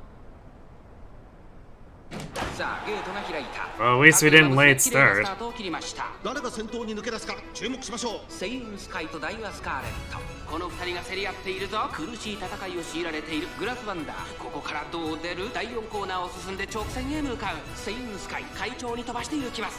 長丁場のこのレースですが、セイウンスカイ早くも先頭に躍り出た。続いてダイワスカーレット、その後3、4馬身開いてスーパークリーク、1馬身離れて4番。まずは1周目正面スタンド前に入った。すぐに続いて9番7番並びかけてきた。そしてその外から行ったのは13番内でジンボリルドルフ。少し離れて15番。そして内目をつきましては8番。3馬身離れてスペシャルウィーク、2馬身3馬身開いて16番1馬身差成田ブライアングラスワンダー。ここにいた。 I don't think that actually does anything for us here. 順位を振り返って It's the problem with straightaway acceleration. 続きましたセイウンスカイ。3番手にスーパークリーク、4番手に4番7番続いている。外から行くジンボリルドルフ、内から8番。その外並んで9番、さらに外から13番、さらにはスペシャルウィーク、さらに10 proc 番 here and just be useless. 外を回って16番ハルウララ。 Which is funny because we want, if we have to rely on breath of fresh air, we'd want it to proc there. 先頭からしんがりまでおよそ11馬身。先頭は相変わらずセイウンスカイ。そしてその後ろから行くのはダイワスカーレット。 Straightaway acceleration, we're kind of counting on it to happen right after the final curve. ジンボリルドルフ、外を回りますスペシャルウィーク。それを見るように4番後ろ8番、少し後ろから9番、後から also 13 not 番、 really- そしてそのうち成田ブライアン。外目をついて16番、そのうち並んでハルウララ。外で15番、 Okay. その後ろに1番グラスワンダー。ここにいます。間もなく第 Wasn't sure if we were moving fast enough to actually be in a position to proc Silk Surge. Because we have to actually pass someone, otherwise then it's just not helpful. ここから捉えることができるのか。さあ最終コーナーを曲がって最後の直線コースに入った。外から飛んできたのはスペシャルウィーク。スペシャルウィーク並んできた。残り200。スペシャルウィーク完全に抜け出した。スペシャルウィーク足色は衰えない。スペシャルウィークリードは1馬身。スペシャルウィーク1着でゴールイン。実力を遺憾なく発揮しレースを制 Snuck し up た to like 夢の 12th グランプリ maybe? みんな強いね。 Yeah. 負けないぞ。 And once again, we were given literally nothing to work with, so I don't know.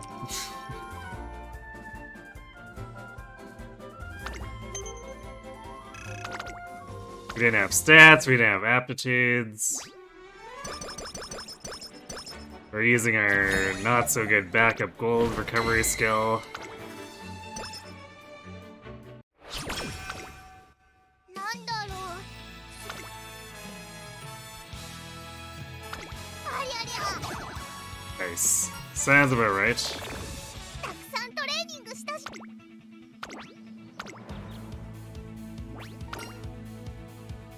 注目の1番人気6番ハルウラル。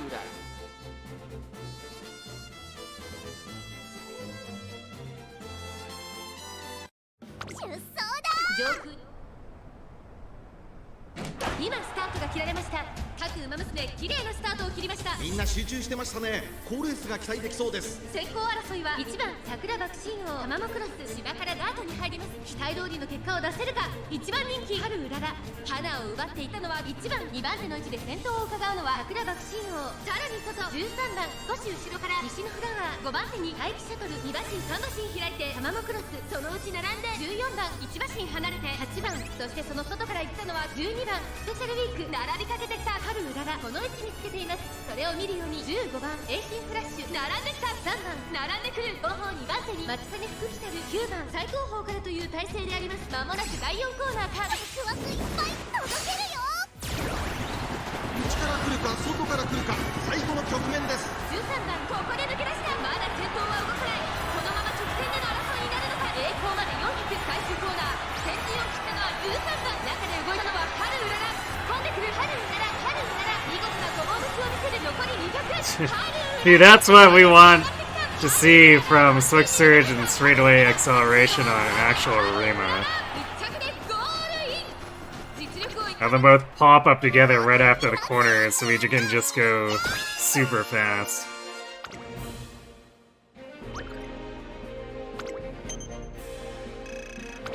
Or I guess on the final corner, we'd want Slick Surge to go into straightaway acceleration. I guess technically straightaway acceleration could happen like literally before the final corner and probably still be useful.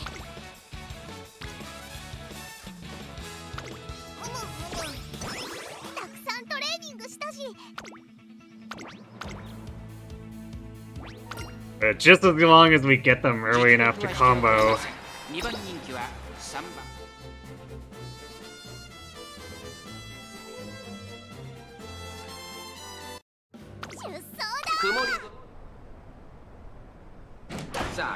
And get like a top speed spurt to ASAP. 先行争いはミホノブルボン5番14番ミホノブルボン快調に飛ばして行きます先頭はミホノブルボン単身で飛ばして行きます2番 Of course, we also need to have an actual speed stat for that to work, which if we're taking a 40% penalty, we have to have some pretty insane training luck to still have something left after that. 並びかけてきた内を回ってナイスネイチャー内には1番大欅を越え4コーナーへこの直線で勝負が決まるぞ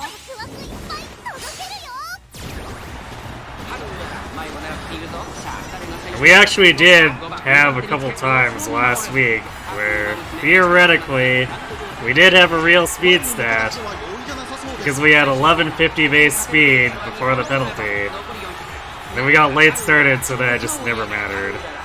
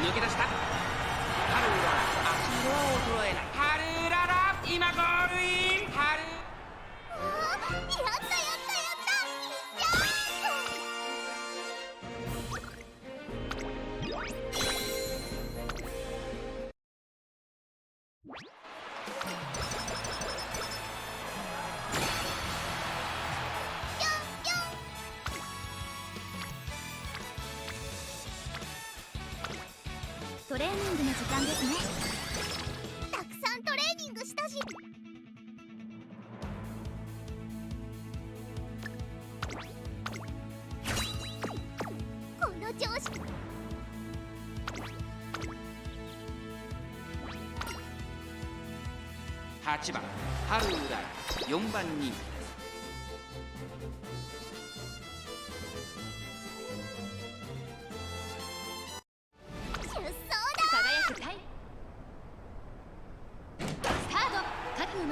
揃って綺麗なスタートを切りました。これは位置取りが熾烈になりそうですね。先行争いはアイレス封じマルゼンス9番島からガートに入ります。さあ激しい先行争いで前に出たのはアイレス封じマルゼンスキー並んでくる激しい先頭争いちょっと9番2馬身離れて13番5番手にシンボリルドルフさらには岩早秀1馬身差オグリキャップそのうち並んで春うらら11番並びかけてきたそれを見るように10番さらに7番外で12番うちにはハッピーミークペイエムオペラ王並んできた後方2番手に15番6番現在しんがりだ意気揚々と先頭行きますマルゼンスキーどうでしょうこの展開分かってしまっているかもしれません一息つけるといいですが第4コーナーカーブここからスパート一気にレースが動きます互いに足を止めている展開これは決戦 Looks like no slick surge. 前を狙っていると栄光まで400最終コーナーを曲がって最初に Oh, 出てきたのは there it is.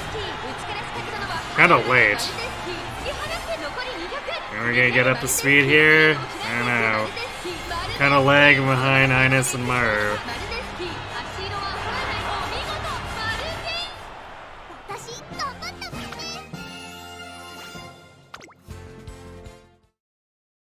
4番人気は12番ハルウララライバルたちは強力ですが放送を期待したいですね短距離戦にぴったり Can't do の that. 瞬発力が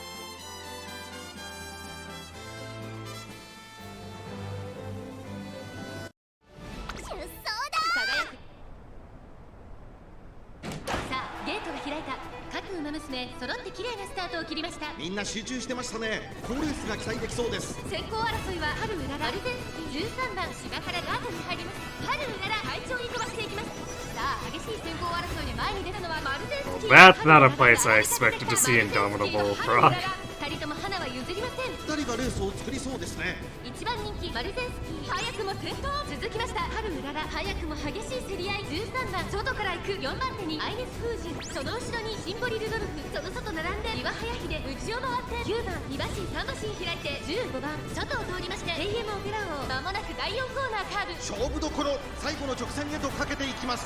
さあいよいよ直線だ。どのタイミングで誰が仕掛けるのか。まだ1馬身以上の差があるぞ。ここから捉えることができるのか。残り400、最終コーナー。先陣を切ったのはマルゼンスキー、抜け出したのはマルゼンスキー。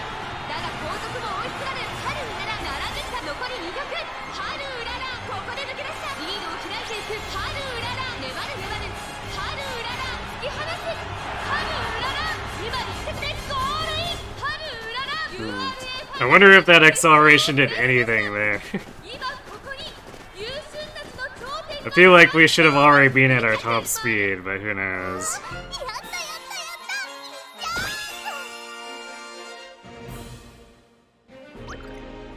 And B1 Marzensky, sure. Alright, I'm gonna go refill my water while this is running, so I'll be right back.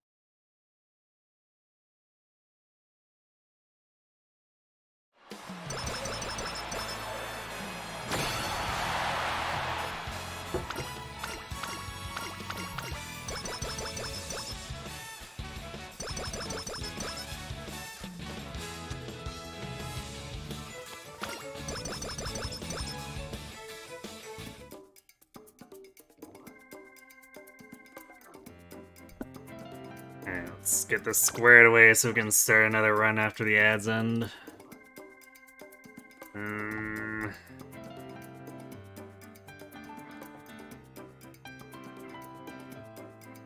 Yeah, we really did just get completely dunked on skill hints. We got most of the most useless stuff ever.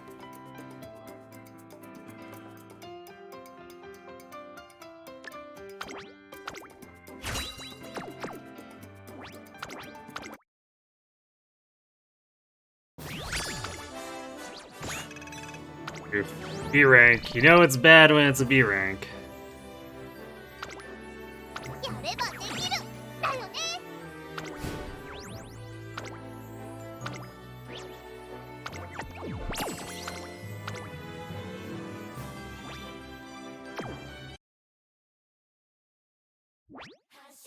のスペちゃんと人参スイーツの春うらら頑張ります。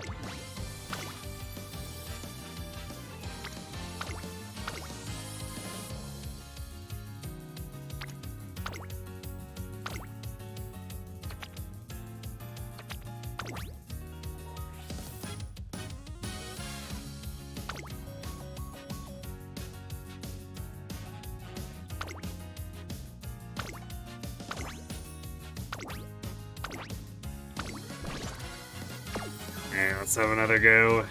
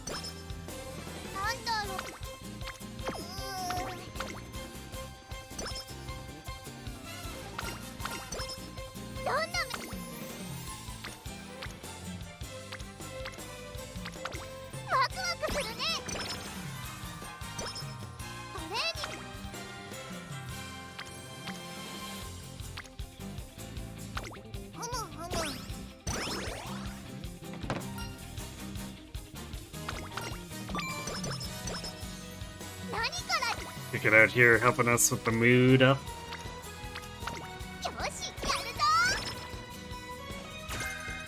Ooh, Slick Surge. Alright. We do appreciate that.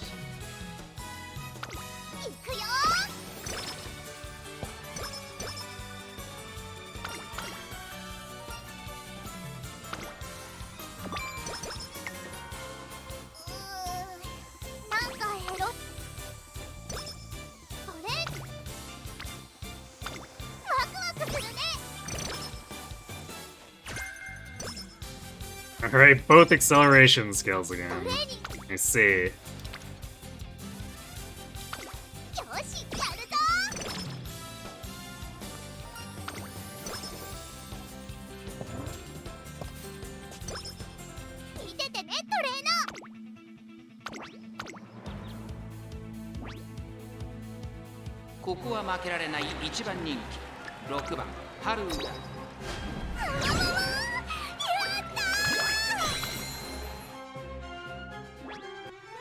So I guess with both of those, we definitely ignore, like, Professor. I guess unless we don't get in body and mind. Or maybe we might need to still consider Professor if that shows up.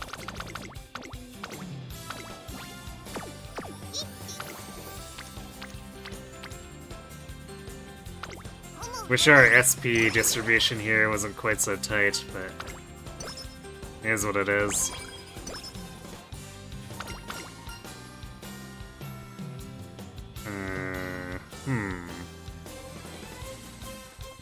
I don't remember this one.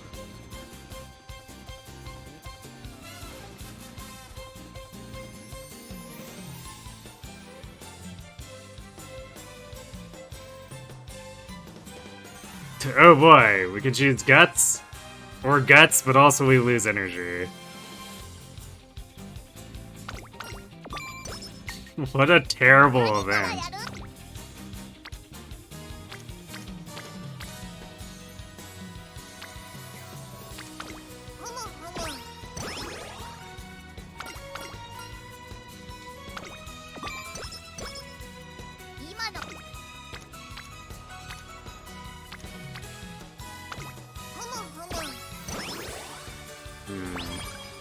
Everyone's disappearing. I need to stop doing that.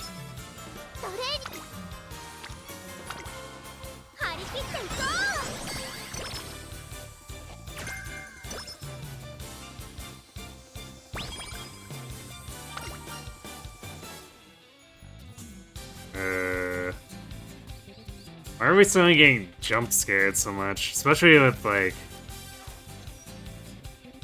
this random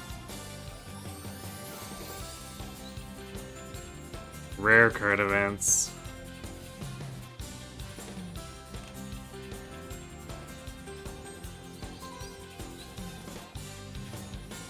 Speed and power. Well, I guess actually it's not bad. 15 stats for low quality.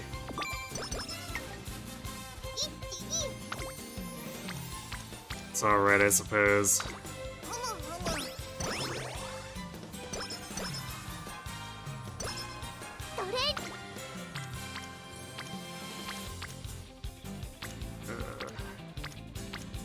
Just continuously training Wit with Super Greek.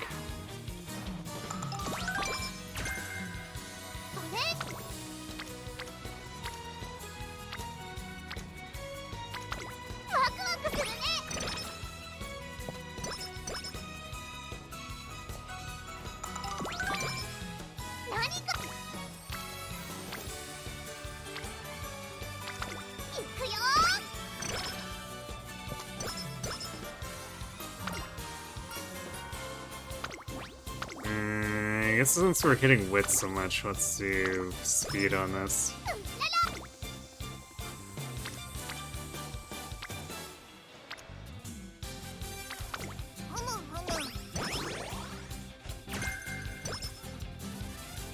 That's not a corner recovery.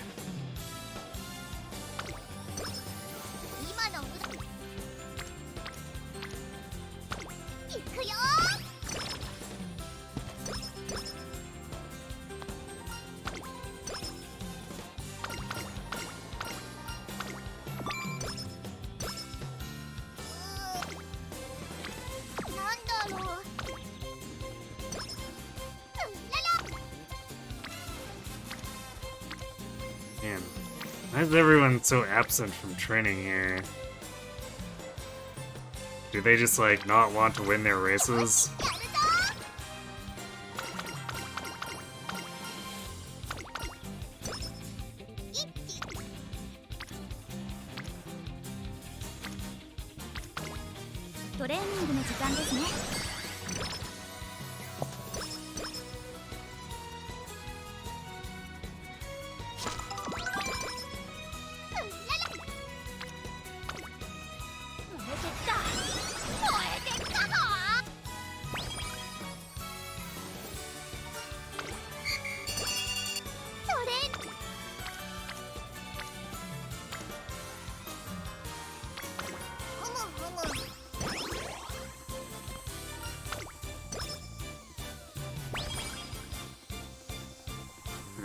We're hooked to Wit level 3. It's not a great sign.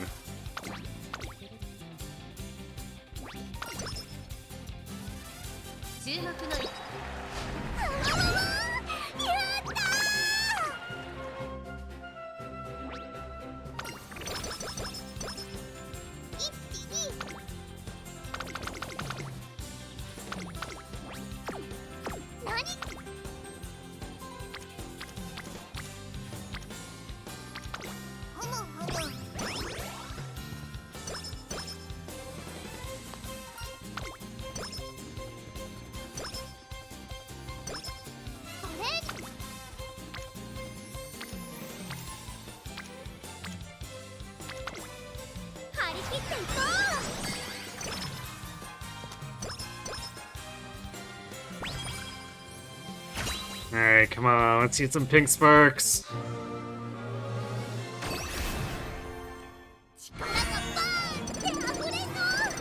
Alright. Long C. We need more in senior year, but this is a decent start. I guess alternatively we could just get like 1,000 speed and power. That's definitely something that could maybe give us a chance to win.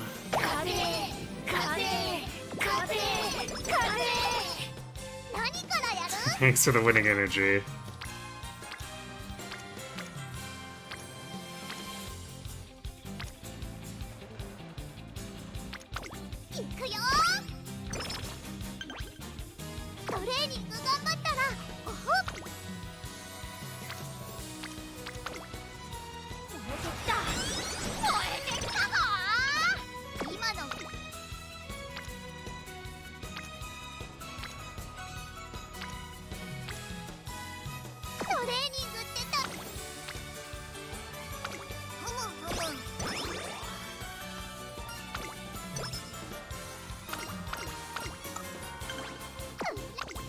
I like how Opera keeps coming in for the extra training thing.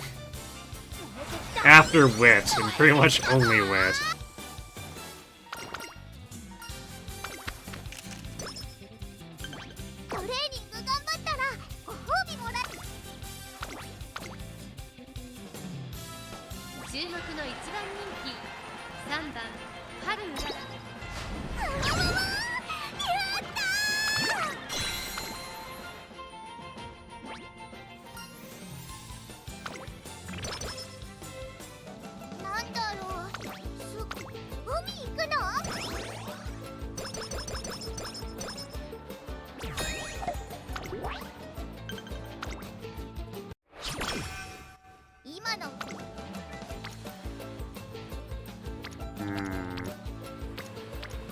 Wow.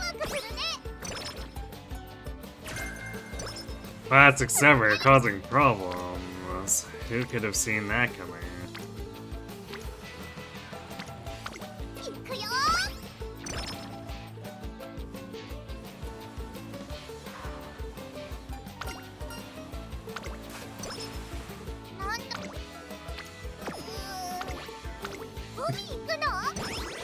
Yikes, that was not good. We sort of shored up stamina a little bit there, but like those were still fairly weak stamina turns.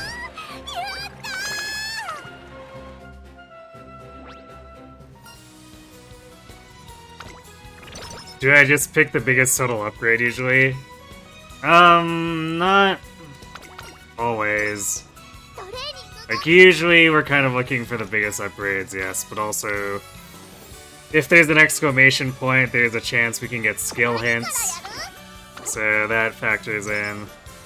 And sometimes I just, like, really need stats, so I'll ignore, like, a moderately larger speed turn because we need stamina.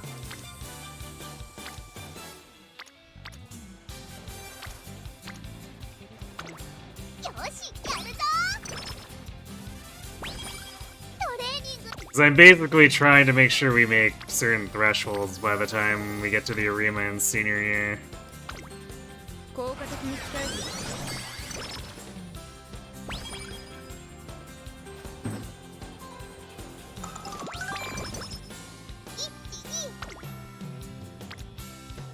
These are rough training turns.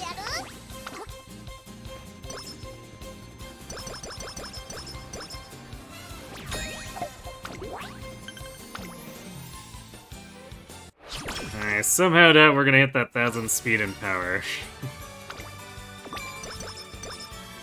So we really, really want extra aptitudes in this next inspiration.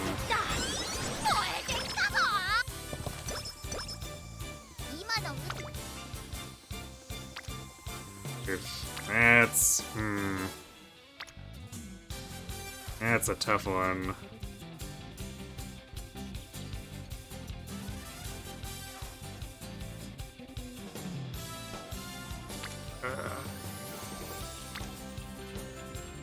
Alright, double rainbow power is a little rarer, so we'll take that.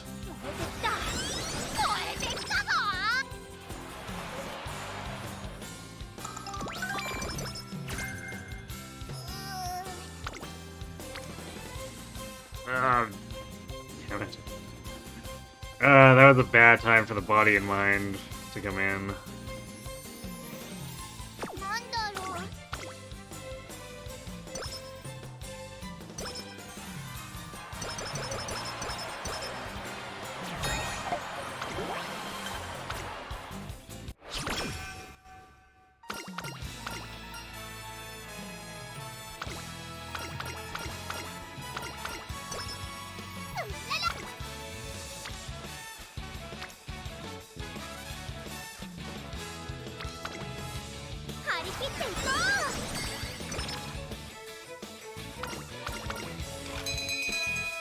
Well, hamburger steak.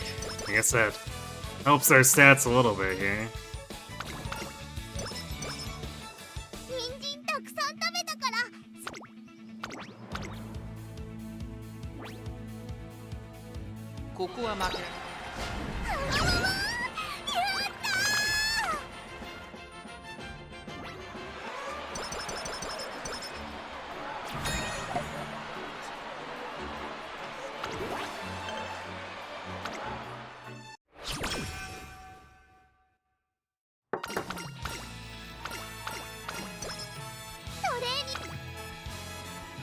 Okay, big speed turn. Just sad we lost that other one, but 41% for plus 49 is way too weak to have been risking that. ここは負けられない。やったやった、2着だよ。 It's annoying, but whatever.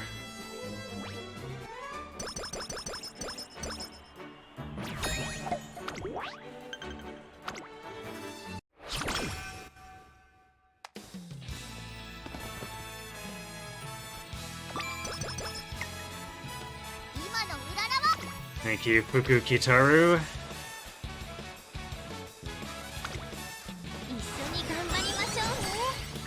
It's actually it's a good event to get jump scared by.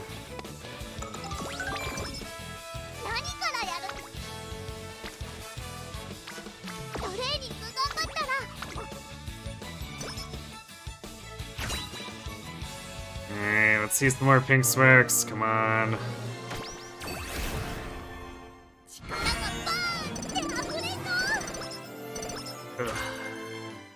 Alright, well, they did give us 51 speed and 47 stamina.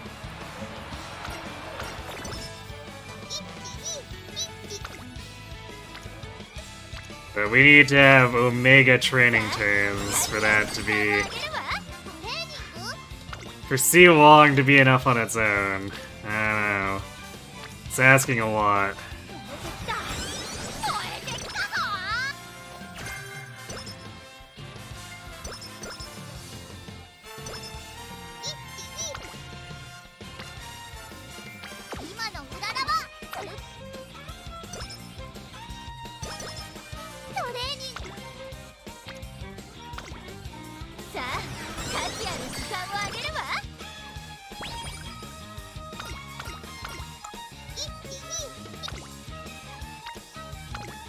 But we are actually getting pretty good training turns.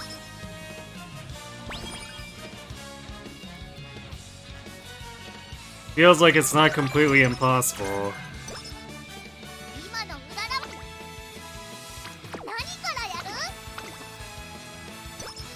Although 1,000 is still pretty long ways off here. We could probably get away with, like, I guess closer to 850 speed, since that's where we got our big bonus, but...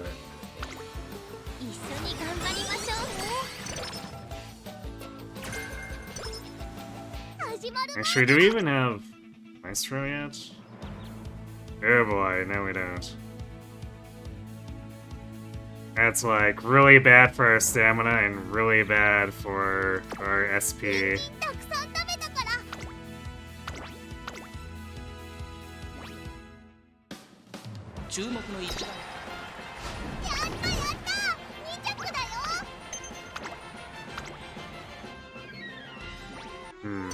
I don't know what happened there. We don't usually lose those mistakes. I guess probably a late start followed by rushed or something.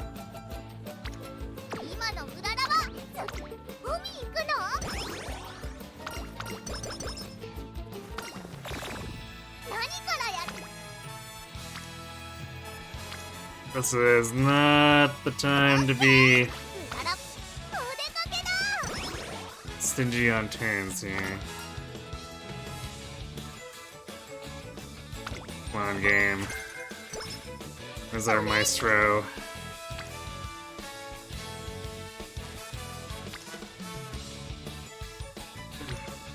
I'm gonna click Halo because she could give us corner recovery. That is not corner recovery. Halo Y. Okay, well we're definitely not getting curvature because it just started.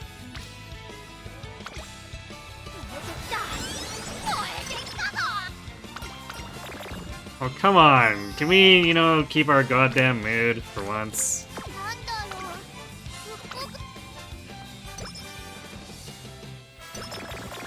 Ah, yes, of course. The Slacker ambush. I should have guessed.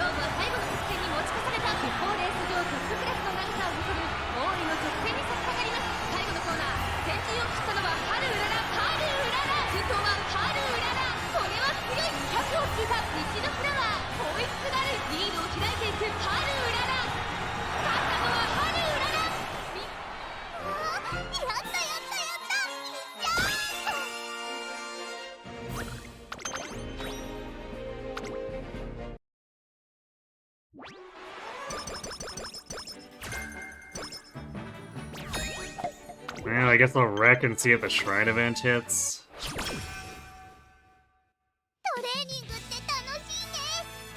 Anyway. Oh, we're not missing out on particularly amazing turns there.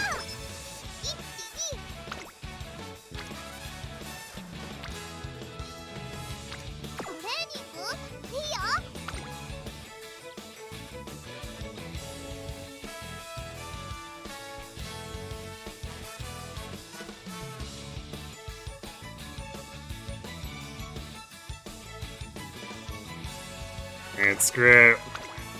Since I can't be sure the training won't screw me, we'll run for additional SP.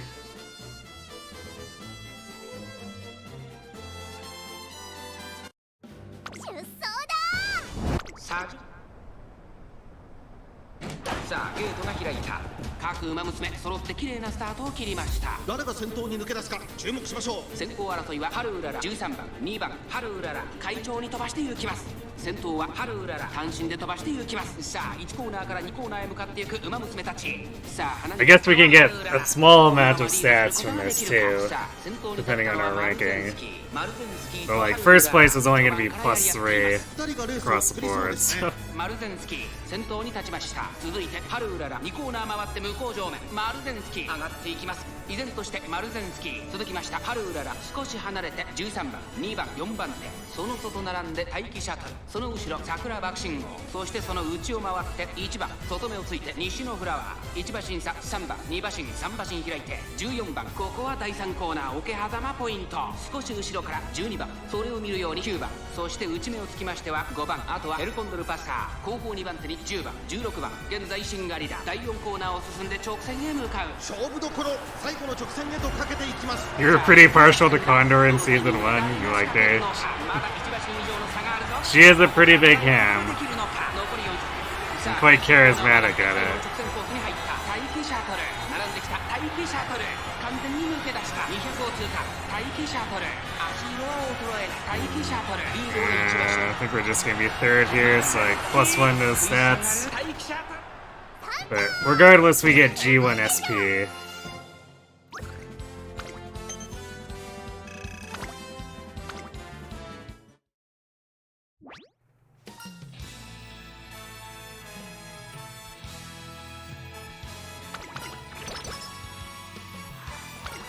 And we got some additional stamina, picking the bottom there.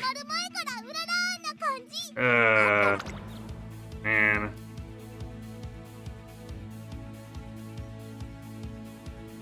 So we did get Maestro. So I guess we have to pick Indomitable. At least our stamina is in a place where we don't need to pick another tier 1, so that helps, I guess. So we're gonna do straight away, Body and Mind, Slick Surge, Pressure.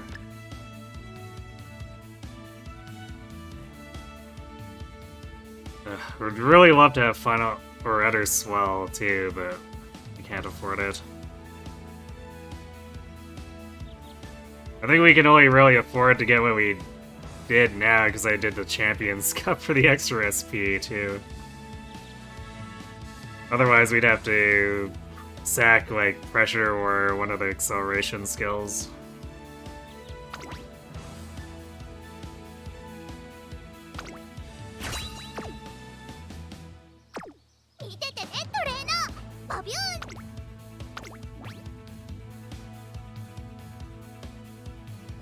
Well, the game thinks this is triple double circle.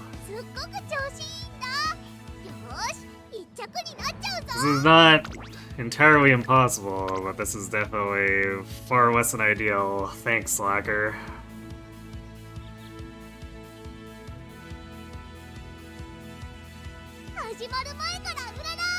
That definitely cost us like 4 training turns we could have been doing, which would have also had a chance to give us Maestro.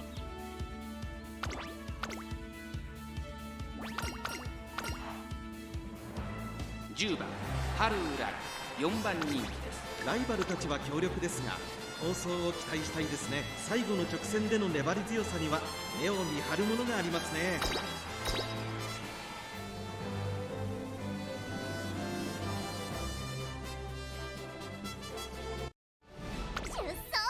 年末の中山で。さ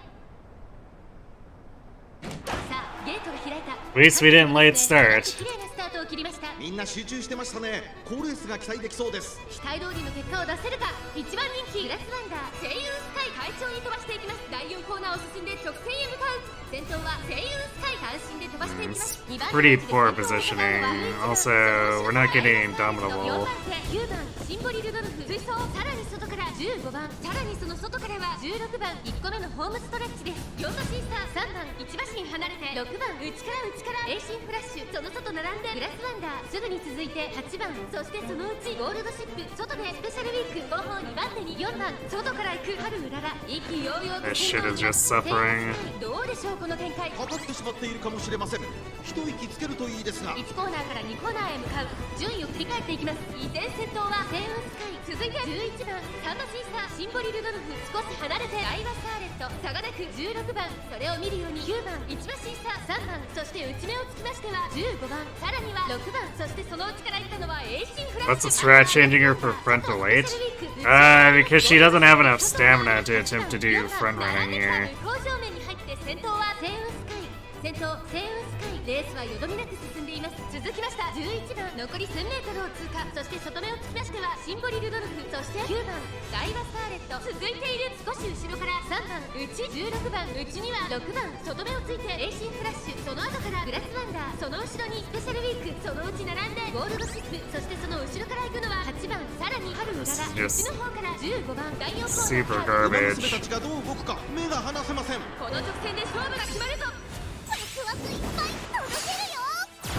まだ1馬身以上の差があるぞ。ここから捉えることができるのか。最終コーナー、最初に駆け抜けてきたのは声優スカイ、春うらら、ここから仕掛けどころだ。外から飛んできたのは She's trying her best, but like, we got mega screwed over by this. スペシャルウィーク、ここで抜け出したスペシャルウィーク、足色は衰えない。スペシャルウィーク、今ゴールイン、夢のグランプリを制したの That は was a pretty good スペシャルウィーク。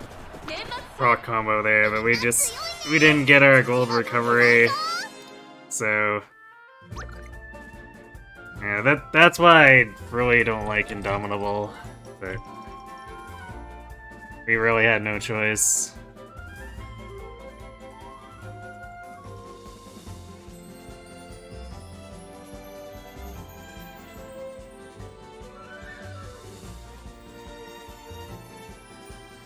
That should have been so much better, like, I don't know.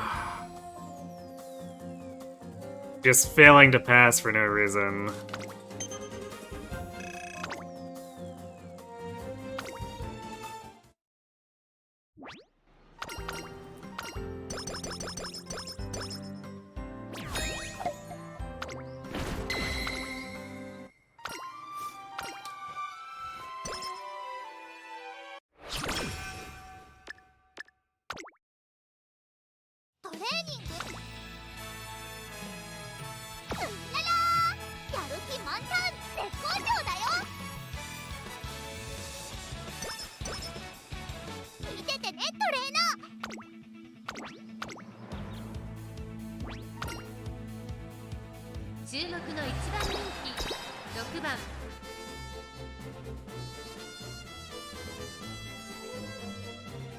I feel like it's tough because Arima comes in the middle of her season. Well, it's at the end. There's like not much left for training.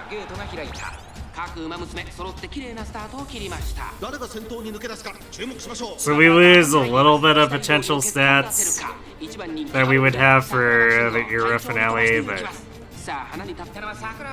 it shouldn't be enough to matter. 2番手の位置で先頭を伺うのは8番2馬身3馬身開いて西のフラワー1馬身離れてビワハヤヒでメジロマックイーン続いている。その後タマモクロス1馬身差3番外からテイエムオペラオハルウララここにいます。その外並んで11番少し離れて1番その後ろヒシアマゾンそして2番外には5番後方2番手に4番9番最後方からという体勢であります。桜爆心王先頭を進みますがこれは正解でしょうか。桜爆心王ワクワクいっぱい届けるよ。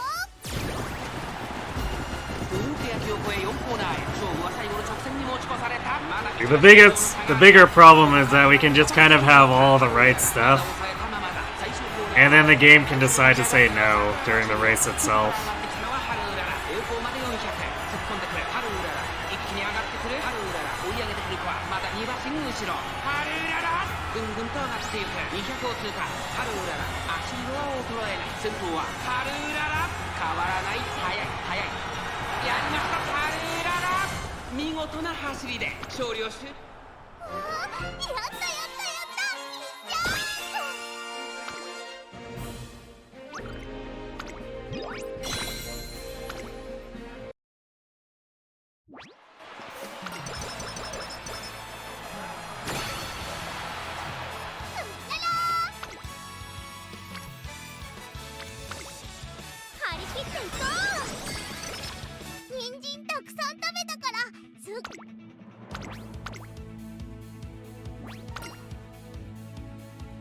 番人気は5番ハルウララ。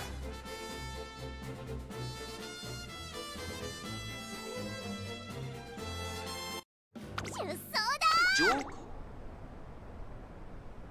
今スタートが切られました。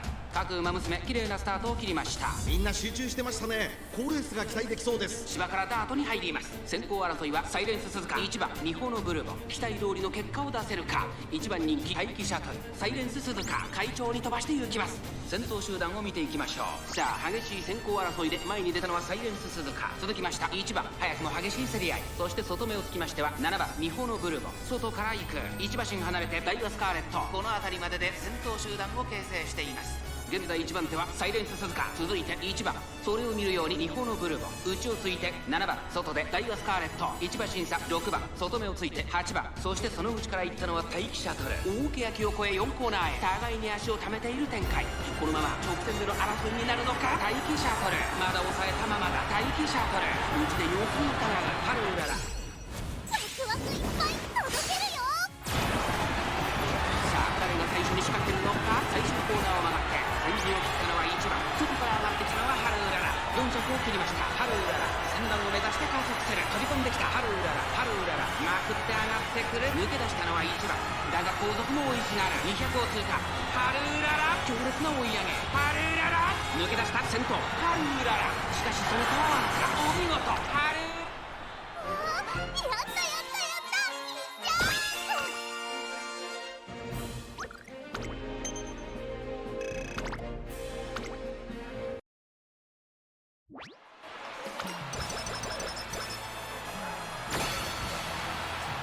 トレーニング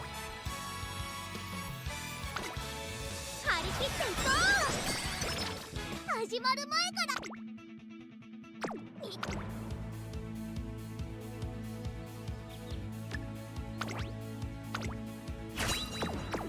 人参だ。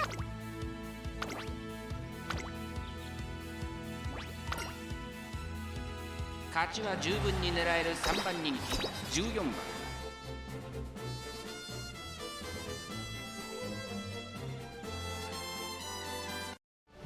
出走だ。上空。さあゲートが開いた。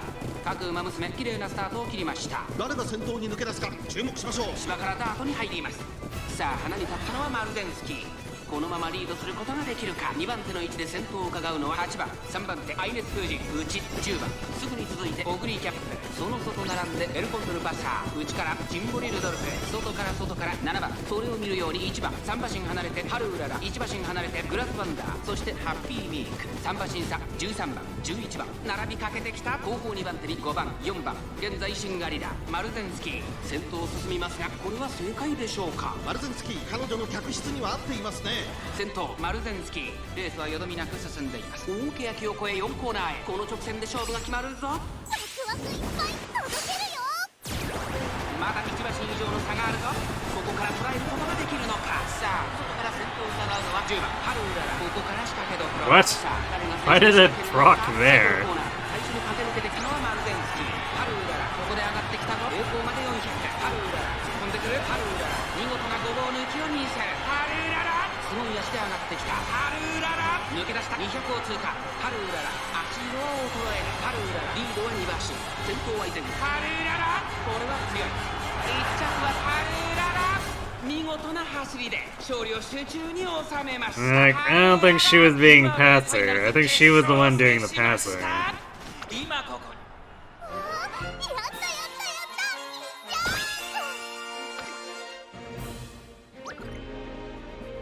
た。 Oh, whatever. Concert time.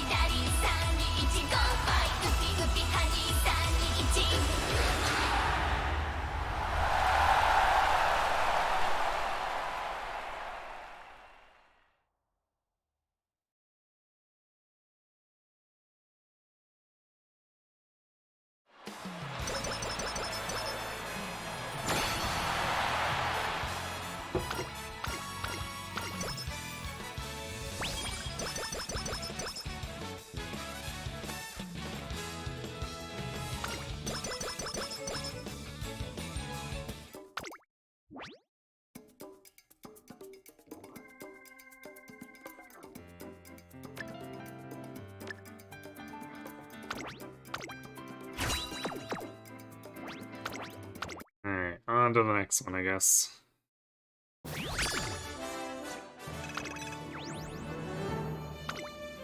ればできるだよね。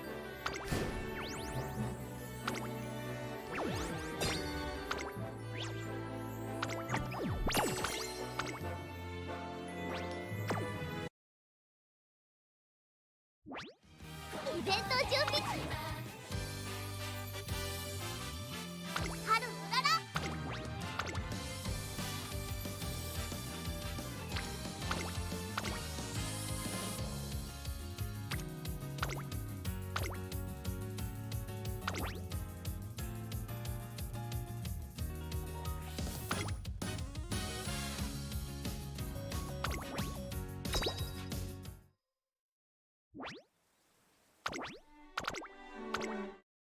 力がバーンって溢れそう。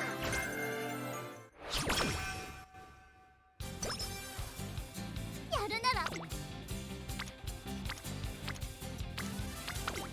くよ。 I think that was the first time in a while where we actually had stamina. Or yeah, that we actually met the stamina benchmark. ワクワクするね。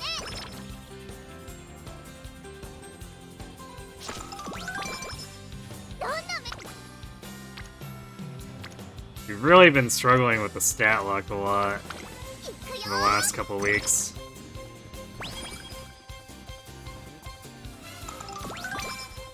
なんだろう。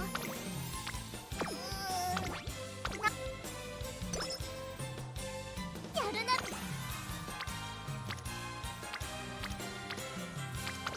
行くよ。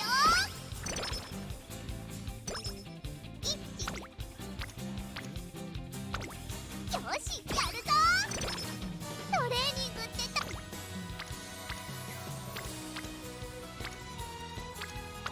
ワクワクするね。 Well, Halo's home stretch hint. I guess that's helpful. 何からよし、やるぞ。どんなメニューをやるの。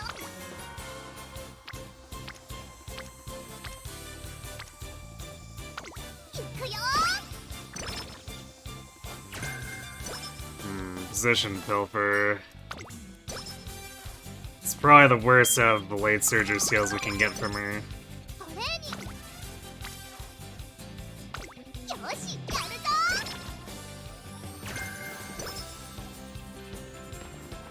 Could also just not get a late surgery skill at all. たくさんトレーニングして。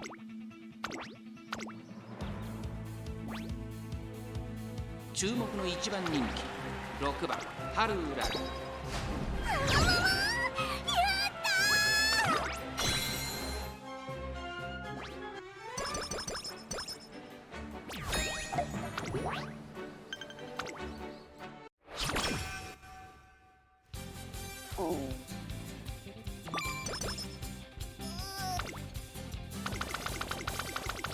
Hopefully, Maestro doesn't ditch us this time. なんだろう。なんだろう。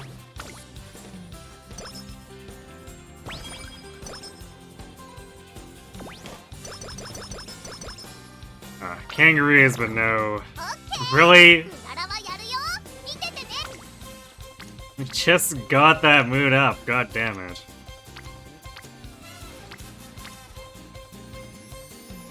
よし、やるぞ。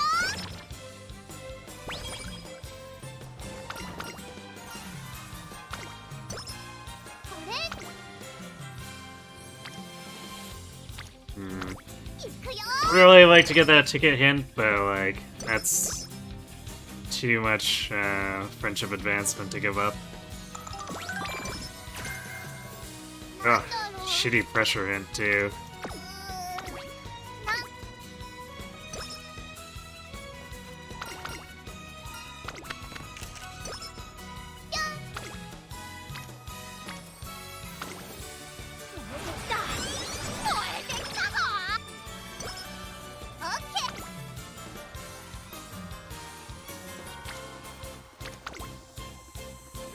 な。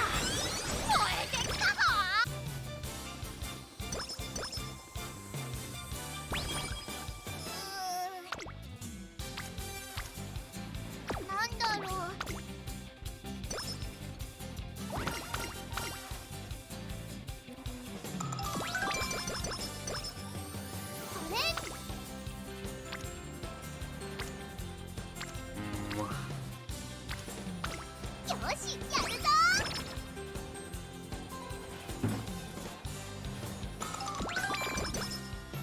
レーニング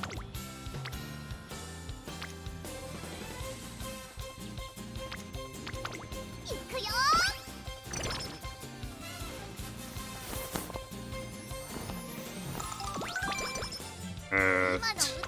Don't remember that event.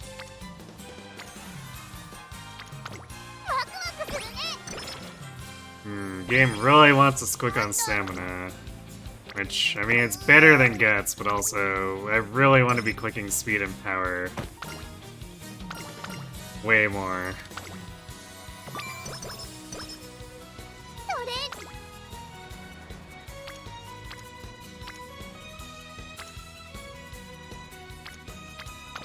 ワクワクするね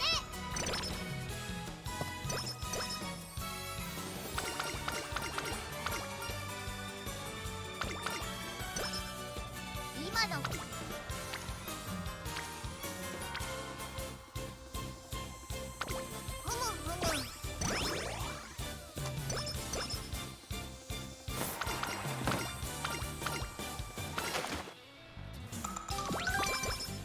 ふむ We got the good professor hint, but question remains if we're actually going to use that. よしやるぞ何からやる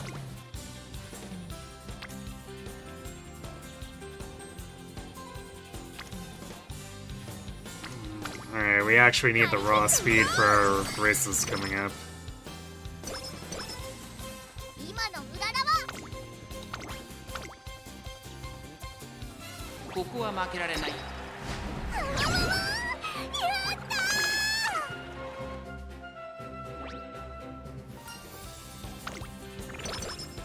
ーなんだろうすっごくトレーニング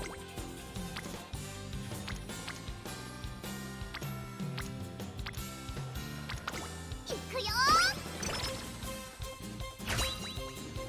Hey, come on, let's see some pink sparks. 力がバーンって溢れそう Nope. 一気に Well, 一気に we got 4 hints for corner adapt, because the game apparently really wants us to use Professor of Curvature. 何から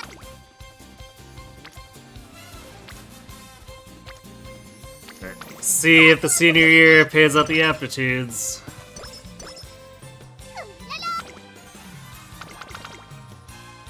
So definitely need something or else we're sunk. 燃えてきた燃えてきたぞ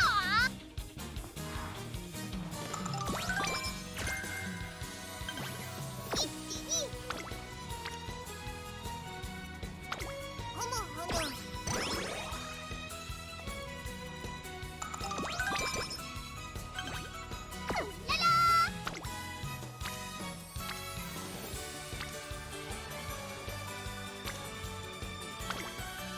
張り切っていこ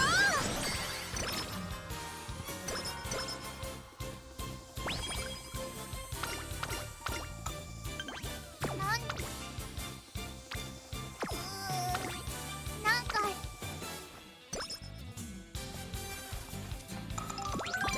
Well, Maestro looks significantly less likely to ditch us this time, since it's on step 2 already.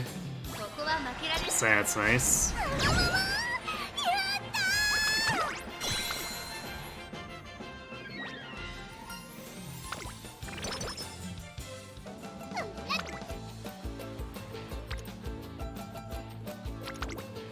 張り切っていこう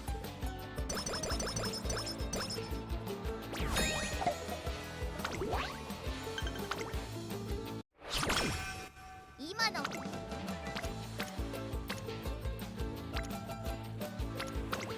クワクするね Typical classic summer. よしやるぞ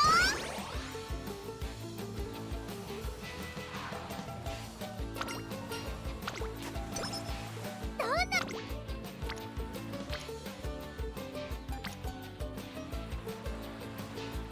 いくよ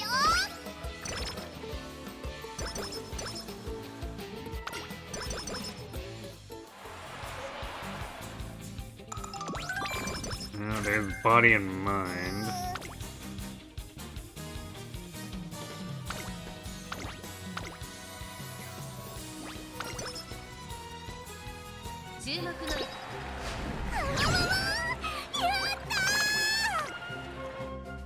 Actually getting a lot of discounts on our velocity skills, but...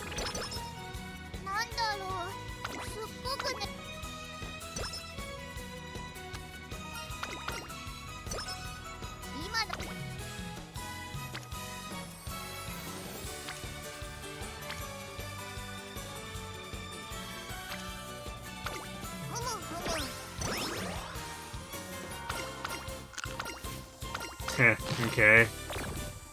No, never mind. Of course we didn't get it, and got to lose mood instead. Thanks, game. I hate how we can just fail to get Breath of Fresh Air there. It's so dumb.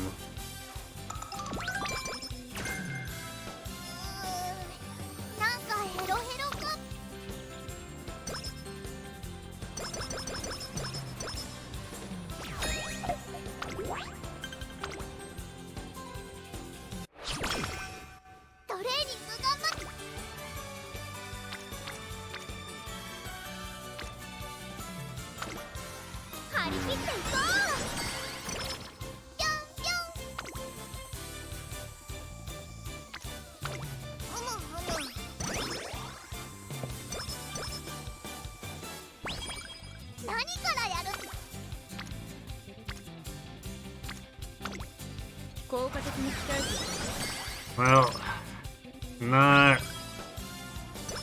Stat line's not good, but it's technically not bad either.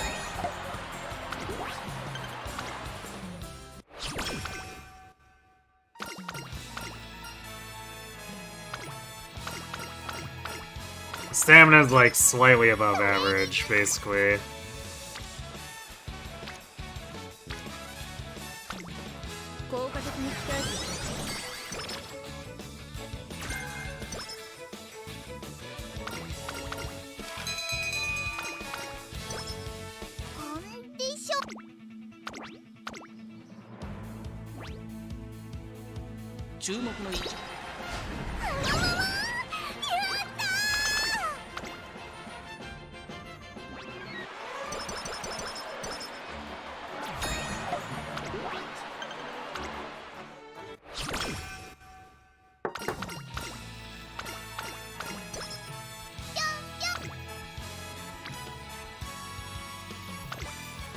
They're definitely not good training turns, though.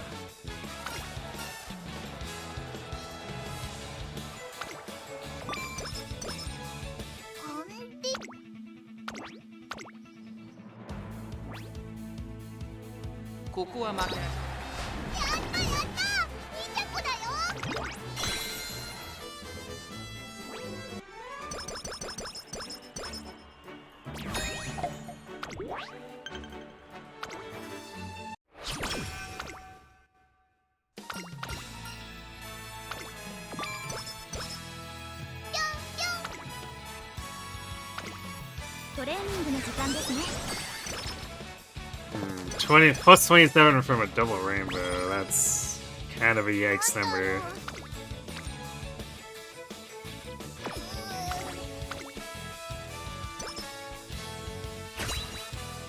Alright, Pink Sparks.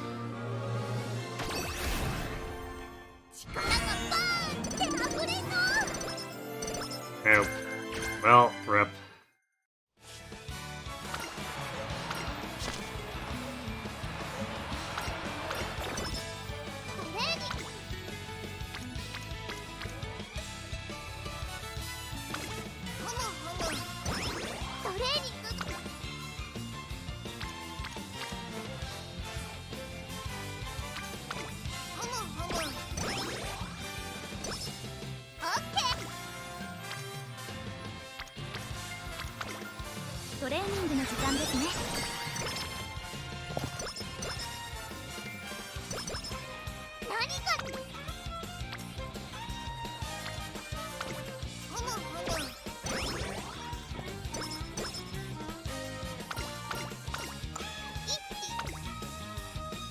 Yeah, these stats suddenly went really downhill.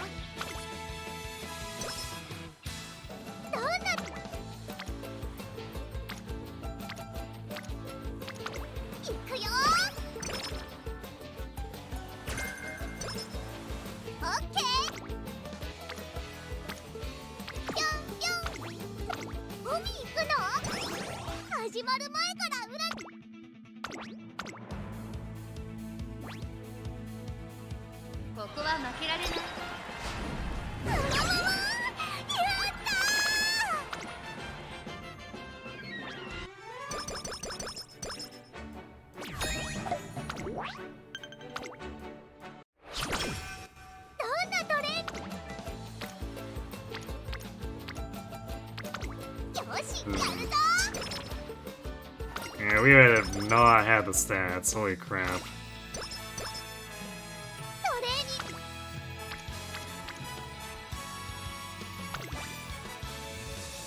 Need data.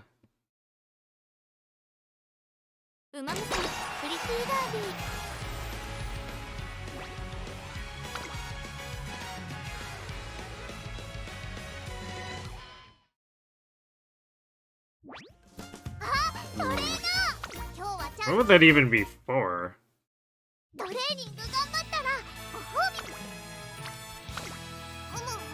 Because half anniversary stuff isn't until Sunday.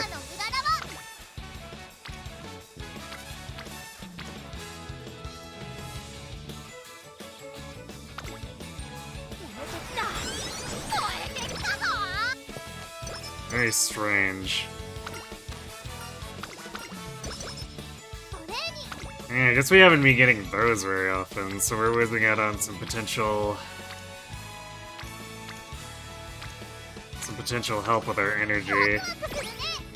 Figures.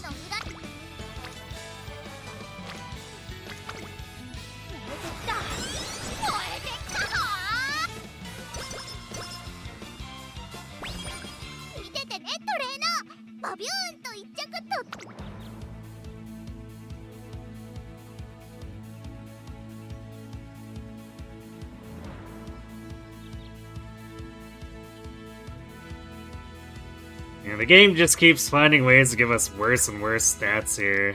It's honestly quite impressive.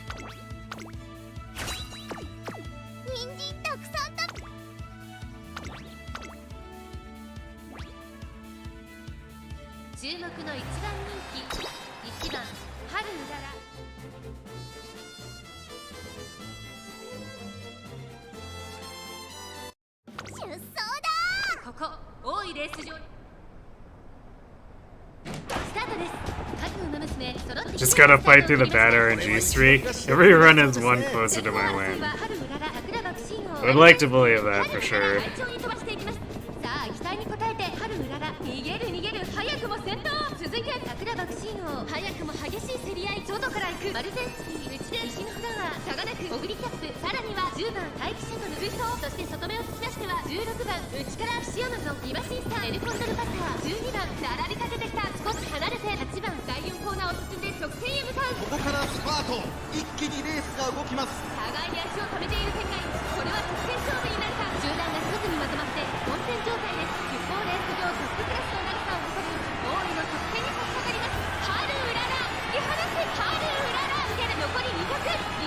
Is it technically the PvE segment of the game? Yes.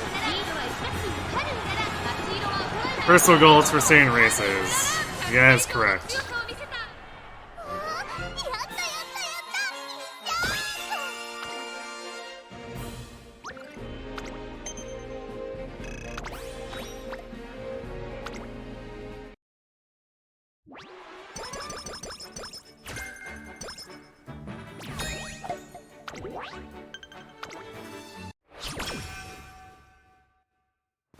What other goals do players go for? I mean, most people just try to finish the career.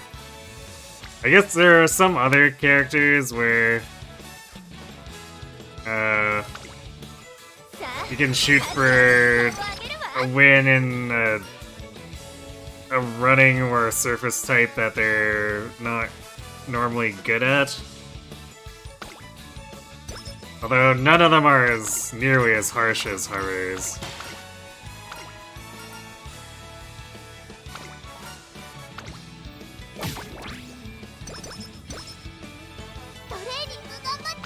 I did it for the energy. It's like, sure, let's do that and do another training thing. So otherwise, the charming doesn't actually help us, but it's a 85% chance for success, I believe, so...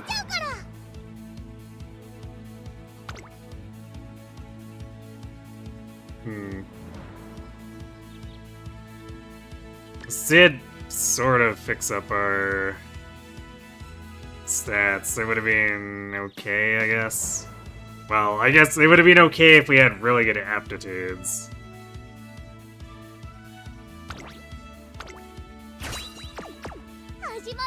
It's like, this stat line is technically something that would be good if we had no penalties.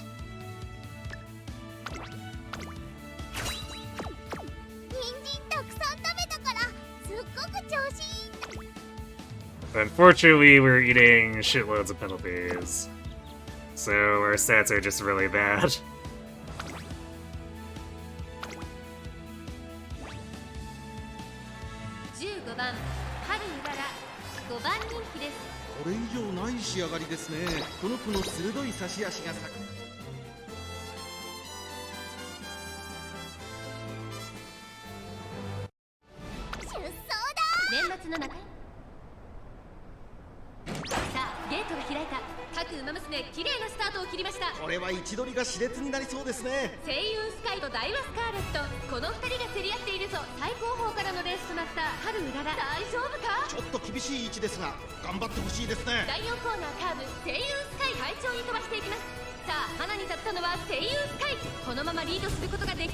She's having a rough time with that pack. Although, not unsurprisingly.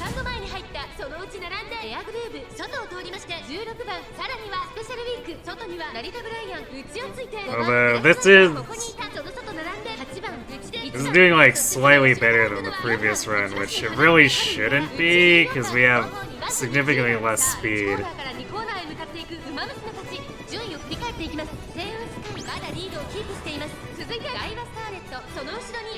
Saiyan Sky is always a turbojet. Yep, she's a front runner, and I don't think she really does anything else as an AI.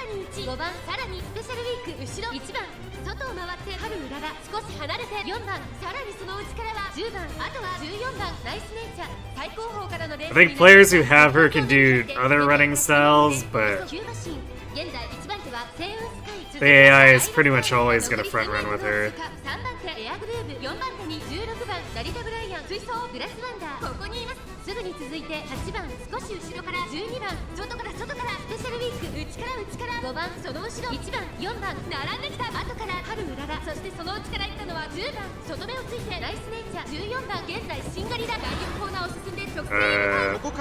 I don't think we procced anything.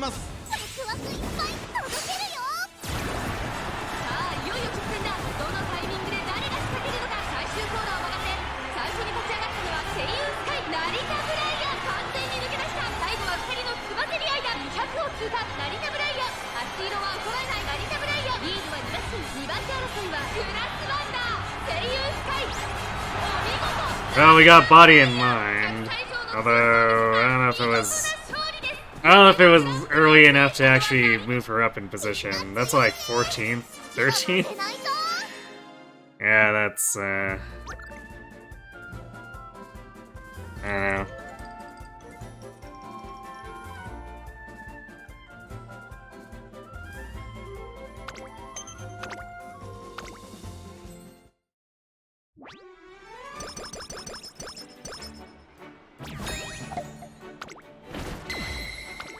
Not a great career and a pretty bad race.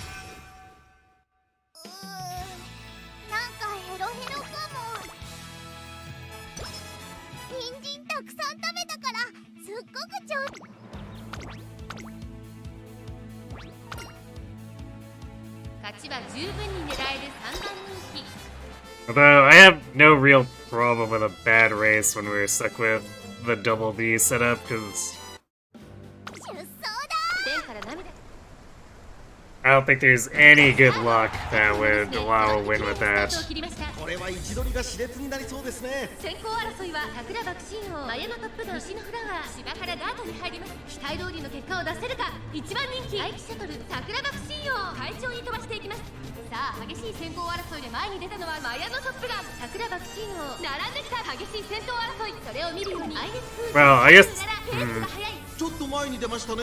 maybe if we had such insane luck that we hit double 1200 on speed and power, there would be a chance. But we don't even get to 1200 and once that.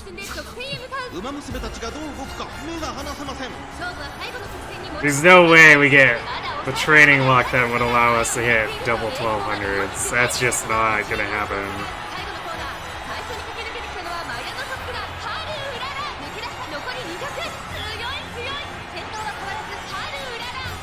Do I have all the setup perfect, or is it still lacking a few things? I mean, there's always places for improvement. Because we are stuck with 1-star blue sparks, and one of them is guts for our parents. It's why I run the Golshis at the start, because I'm trying to improve things. But the chances of improving are fairly small.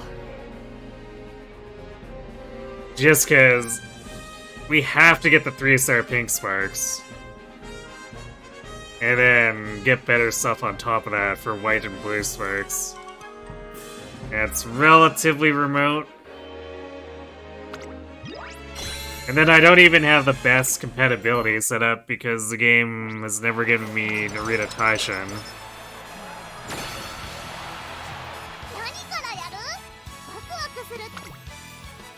So, my setup is kind of doing the best it can for what we've been given, but...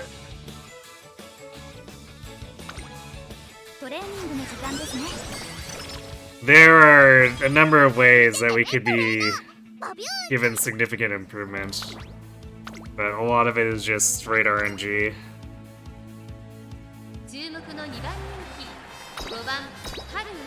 一番人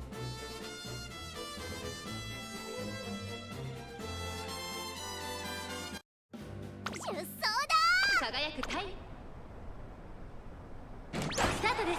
各馬娘揃って綺麗なスタートを切りました。これは位置取りが熾烈になりそうですね。先行争いは1番アグネスタキオン15番期待通りの結果を出せるか。1番人気シンボリルドルフ1番快調に飛ばしていきます。 Horse girl indeed. さあ花に立ってるのは1番このままリードすることができるか。2番手の位置で先頭を伺うのはレジルマックイーンそのうち並んで岩早秀そしてその外を回って15番1馬身差アグネスタキオン2馬身3馬身開いてキングヘイロー内から行く春うらら外でシンボリルドルフ外 There are very few horses in the game we get まだ先頭は動かない dunked with scripted losses. 各馬娘一打となって団子状態の大混戦これだけ密集していると紛れがありそうですね。春うらら前を狙っていると最終コーナー And Haru happens to have it the worst just because it's so hard to get the aptitudes for her.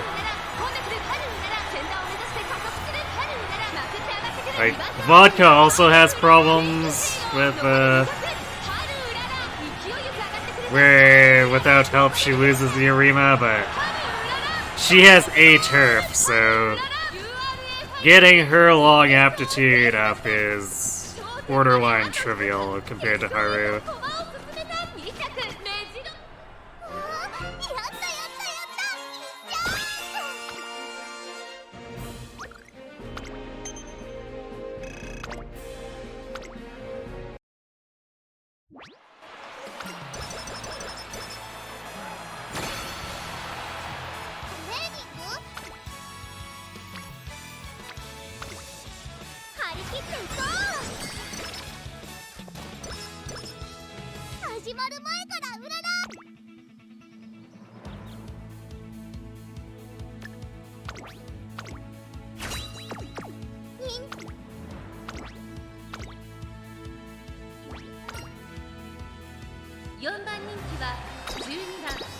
春うらら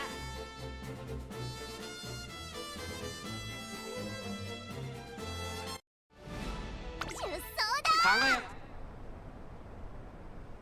今スタートが切られました。各馬娘綺麗なスタートを切りました。これは位置取りが熾烈になりそうですね。先行争いはマルゼンスキー15番ニホのブルボン芝からダートに入ります。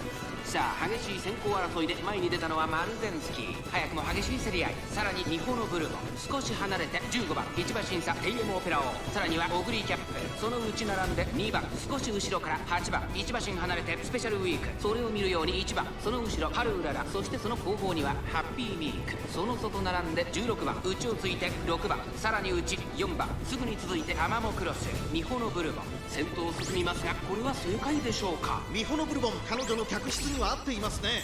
ワクワクいっぱい届けるよ。第4コーナーカーブ。ここからスパート。一気にレースが動きます。この直線で勝負が決まるぞ。春うらら前を狙っているぞ。さあ誰が最初に仕掛けるのか。残り400。最終コーナーを曲がって先陣を切ったのはミホのブルボン。春うらら仕掛けてきた。一気に上がってくる春うらら。 Real horses whap their tails the bat flies away, so every time you see the Umamusume tails way, you can't unimagine a swarm of flies around their butt. 強さを見せつけて春うらら今勝利です。この子にかなう馬娘はいるのか。春うらら URL。 やったやったやった。 Well, they do probably get pretty sweaty from the runnings. Maybe it does attract some unwanted pests. Meek and Bourbon. Okay. Hey, I need to step away for a sec. Be right back.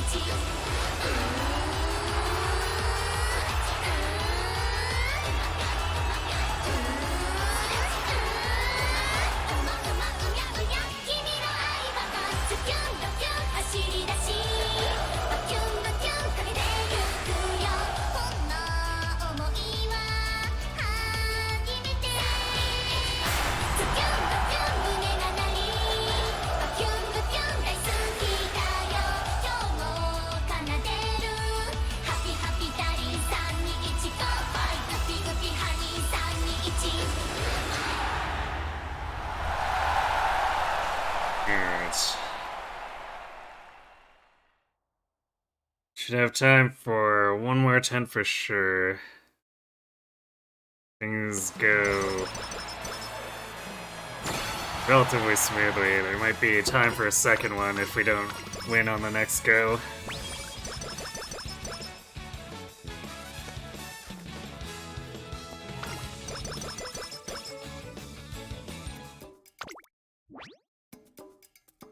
Alright.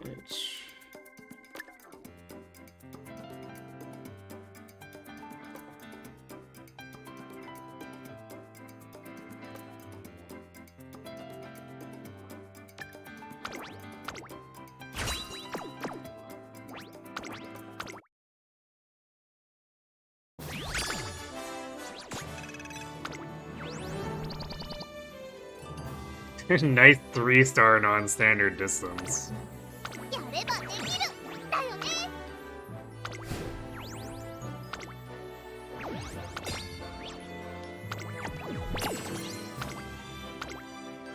Sparks definitely have pretty iffy prospects at the end of these, but like, イベント準備中だって。 if we're doing the runs, we might as well roll them and see what comes up. 春から。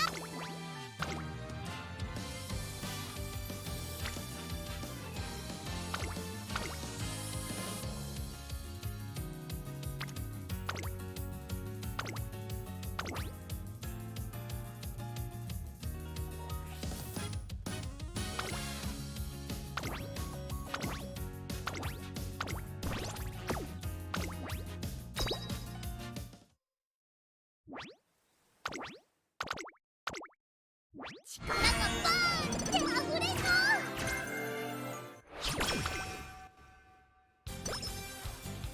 何からや。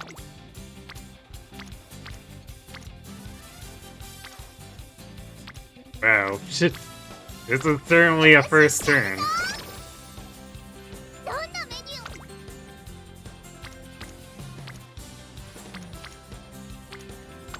行くよ。 What if your friends simply left and got lost? これに。 Hmm. ワクワクするね。なんだろう。 Oof. Yes. I want to click that, but 24% is pretty rough.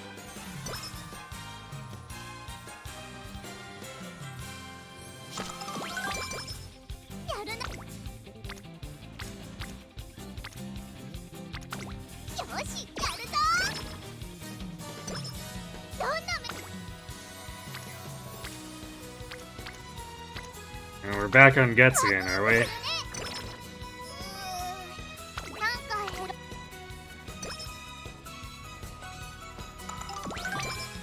それ。 Yeah, we are very back on Guts, apparently. Actually, we could do Wit, because we kind of want to try to follow Creek a little bit.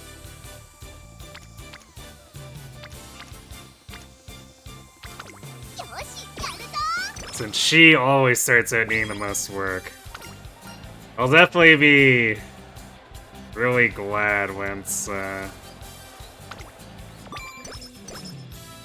るなら I can finish my Kita-san and then start borrowing a level 50 Creek. That way we don't have to deal with all the crap of a level 30 Creek. Alright, Slick Surge. Oh yeah, I guess before I got distracted I was pondering. それに。 So I always wonder about the ふむふむ。 value of fighter. Navigation skills can be nice, and it's not like it costs that much, but I don't know how much I really prioritize it. 今まで通り Oof. に走ればいいんだよね。大丈 We 夫。 keep getting the crap hints for pressure, and it makes it cost so much more. 1番人気5番ハルウララ実力は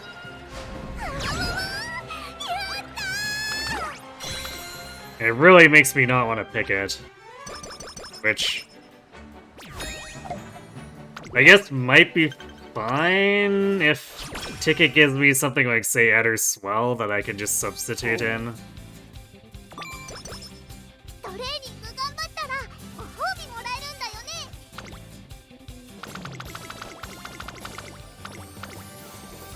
So I guess running the Ticket SSR, it helps us not be as dependent on Biwa. ふむふむ。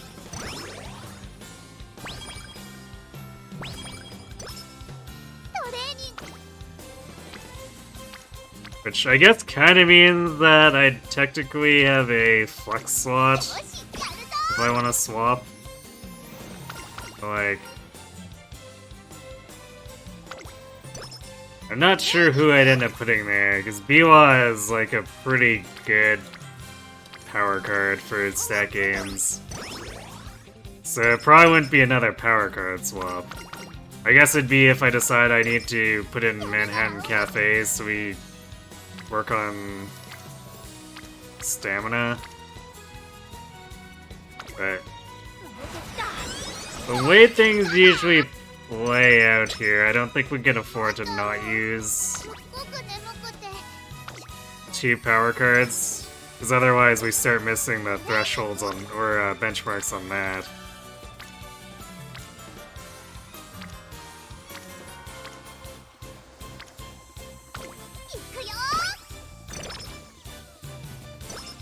There was a time where I was running 2 stamina cards, but that was because we had several grandparents in the Sparks that gave us or had 3-star power, so we were just getting so much bonus power from inspirations that wasn't necessary.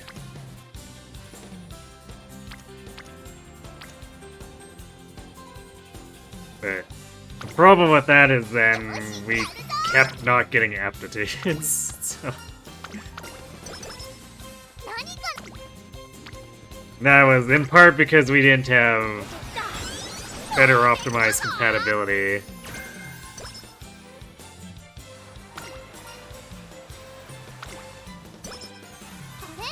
So when it comes down to it, for better or for worse, we have to prioritize Pink Sparks, because if we don't get the aptitudes, we simply die.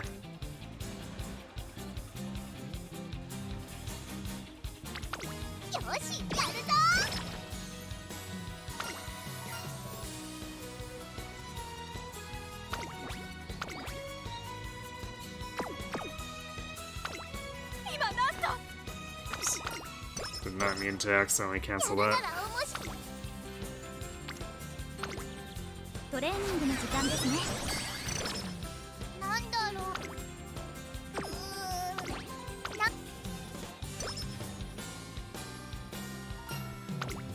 But perhaps one day the game will prove me wrong and we'll hit the absurd luck the good way and somehow end up with like well over 1,000 in both speed and power.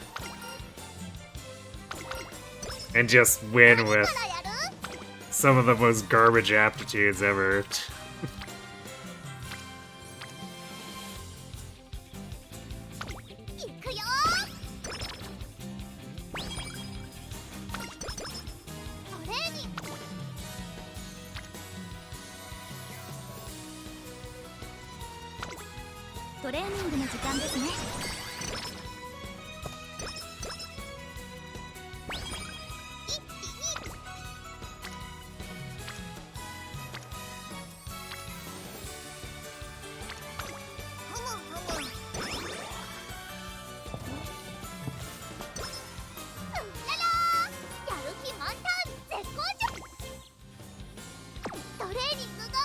We have 156 stamina.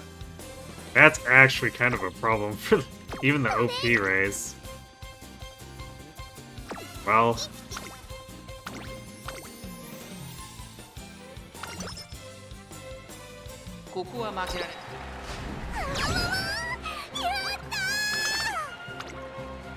I guess she still managed to pull it off.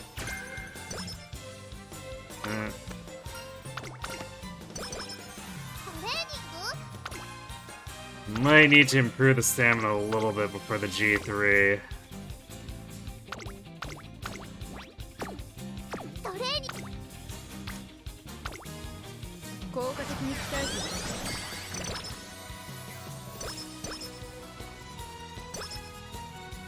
I don't think the inspirations are gonna help us with that.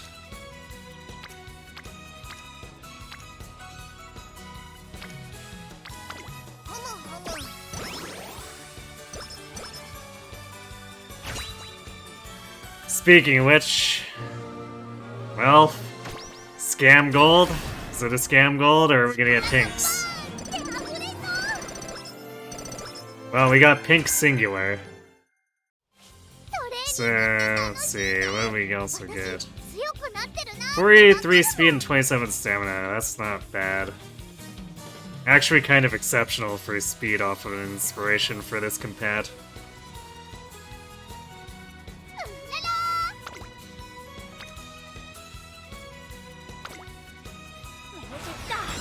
So we kind of need the senior year to help us on aptitudes. Or actually, we definitely need him to, unless the game decides to give us mega stats, but...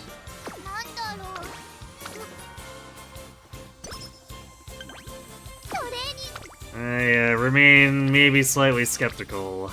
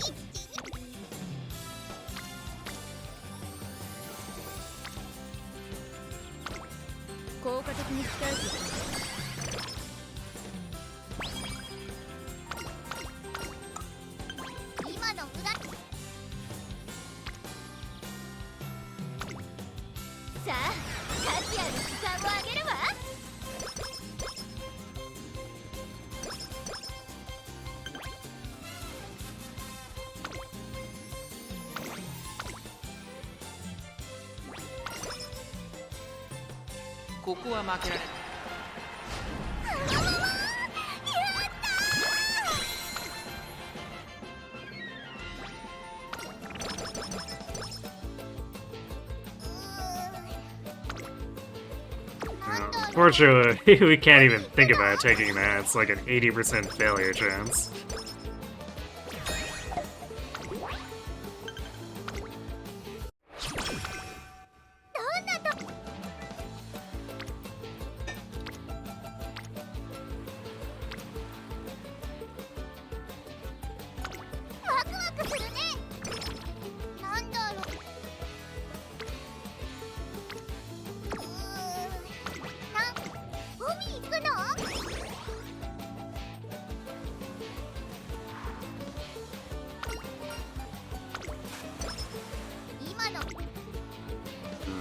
Well, the summer was as good as it could be, considering we got some good turns leading in and had no energy coming in.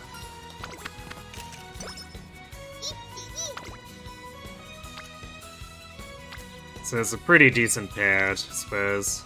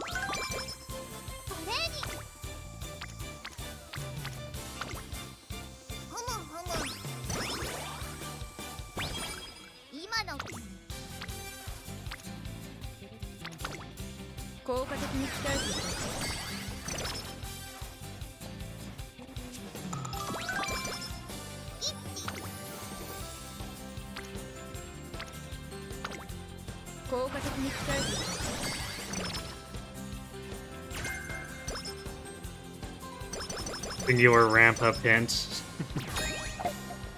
Which is unfortunately never helpful just because it's too expensive.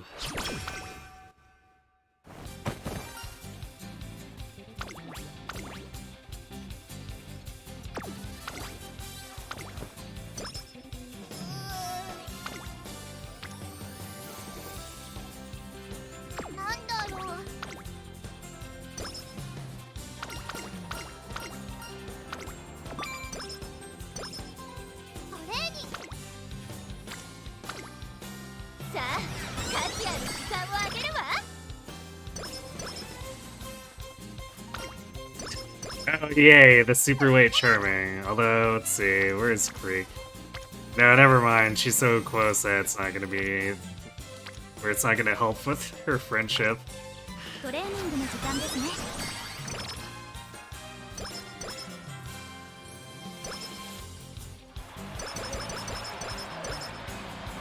I guess at least it's 10 skill points.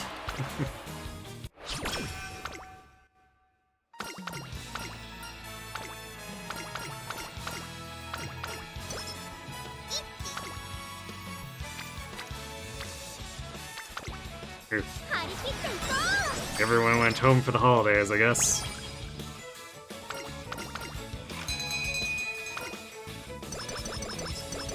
do appreciate a bushel of carrots. 見ててねトレーナー。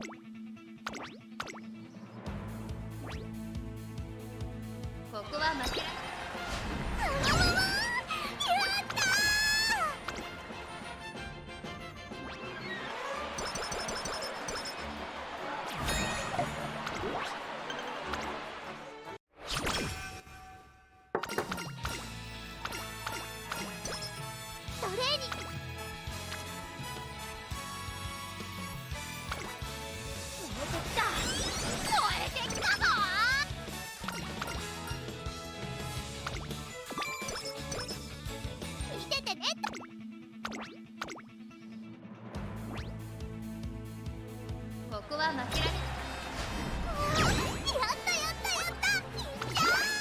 Is that the first time we won the February 6th tonight? I think it might be.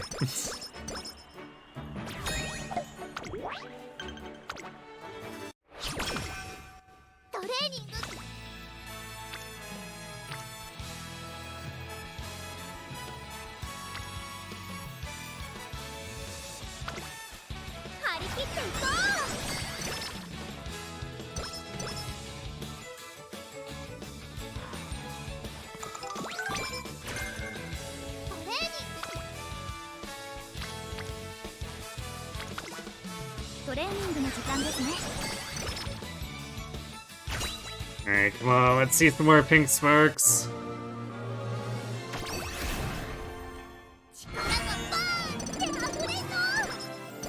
Nope. Oof. Barely got any stats out of that, too.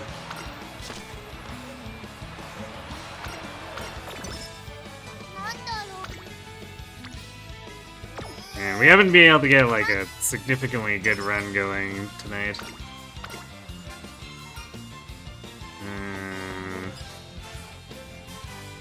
What's the answers?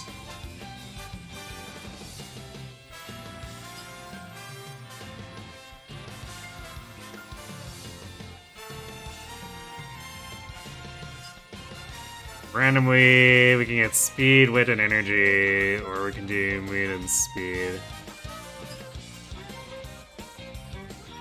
Top one could also be just wit, but let's see. Alright. That's fine.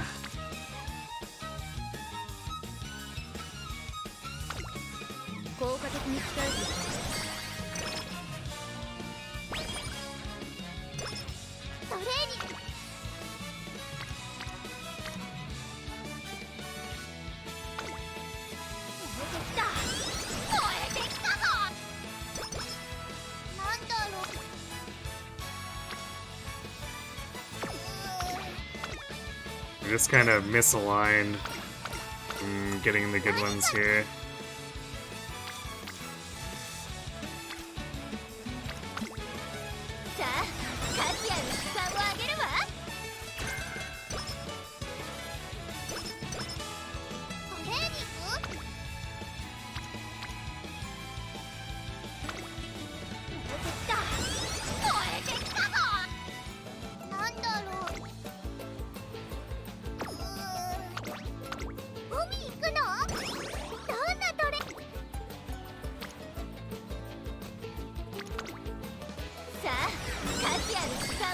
Might need to concentrate on stamina a bit here.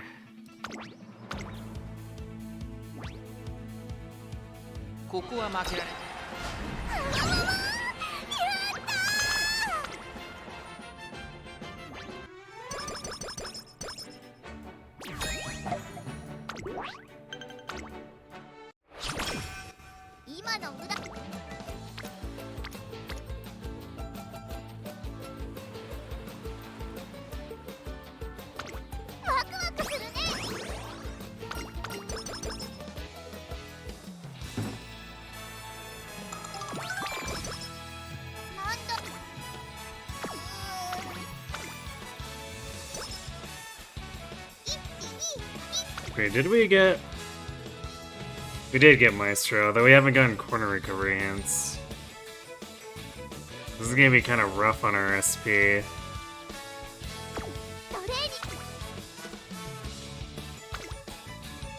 ーニングの時間ですね。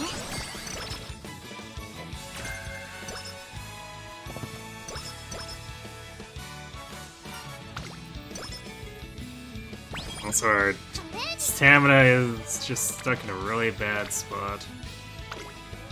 効果的に使える。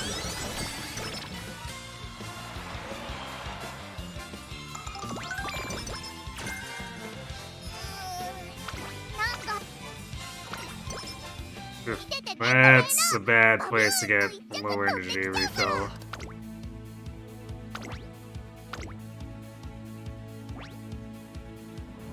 ここは負けられない一番人気9番。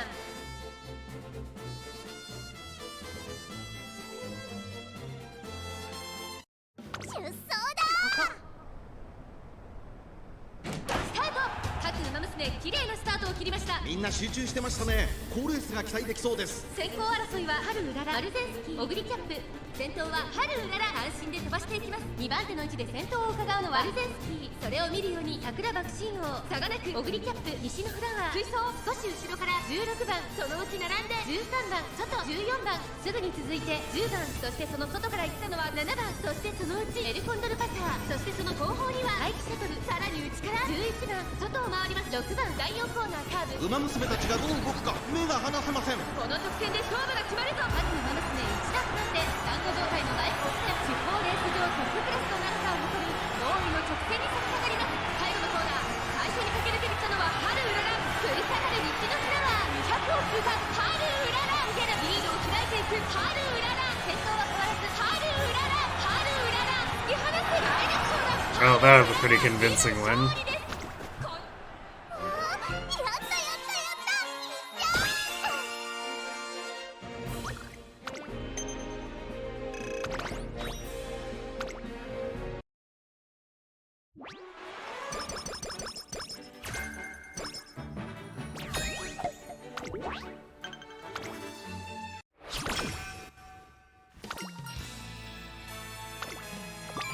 うん、unfortunately, not as much stamina recovery as we'd probably need.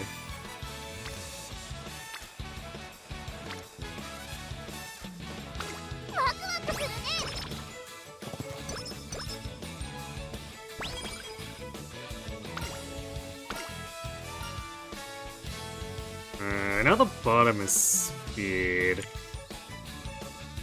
Is the top a stamina boost?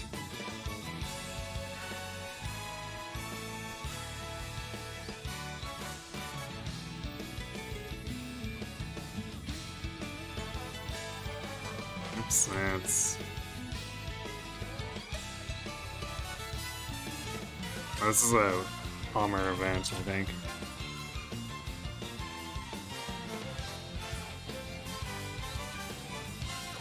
Wait. Where is it?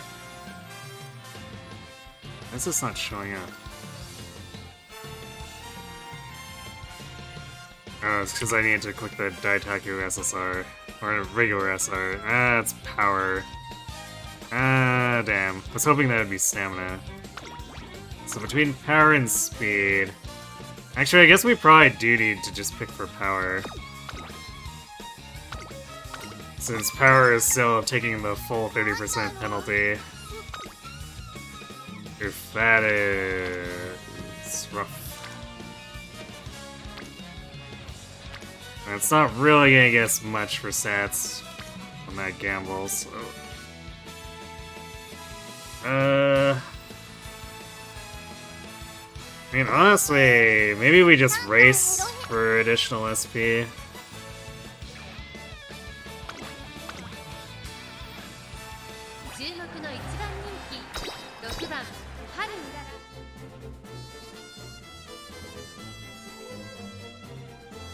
And it would technically get us 3 more stamina if we win.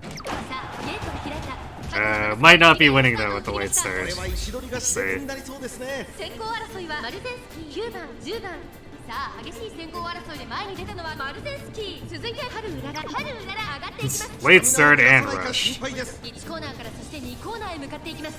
現在 We might be bombing out at the 2番手の位置で先頭を伺う final stretch. そのうち並んで2番外から10番少し後ろから11番内から行く桜爆心王待機シャトル外から行く向こう上面に入って先頭からしんがりまでおよそ12馬身春うらら快調に飛ばしていきます。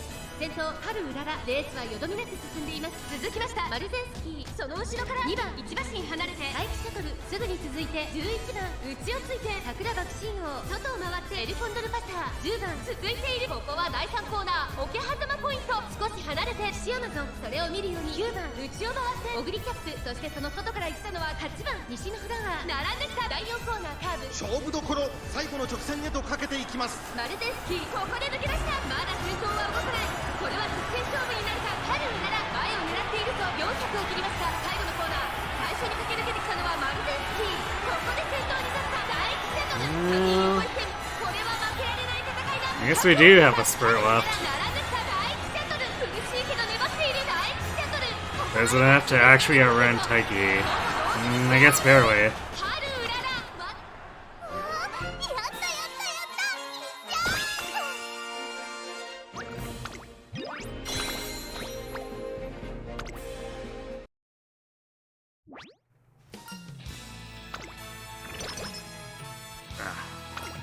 12 lit. Would it be nice if we got the 7 stamina again? たくさん食べたからすっごく調子いいんだ。よーし一着に Alright, well, our stamina is unfortunately in trouble. We'll see. We don't really have any other tier 1s to pick up though, so we're probably just gonna have to deal with it.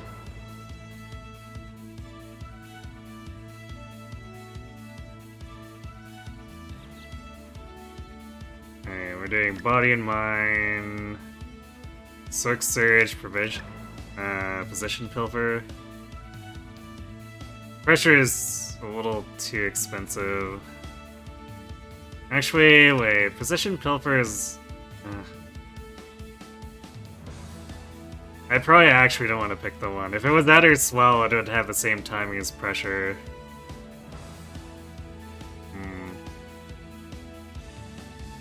Let's see. Oh, we can get more stamina from the Nakayama Racecourse pick. But 81 is a lot. It's quite expensive. I guess I could do that in Fighter. So Nakayama and Fighter were Pressure.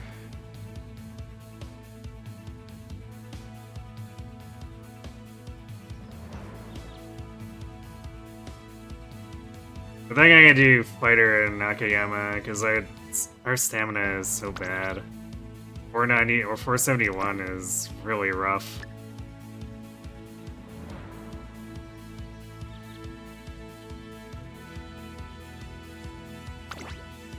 Alright, well. 見ててねトレーナーバビューンと一着取ってきちゃ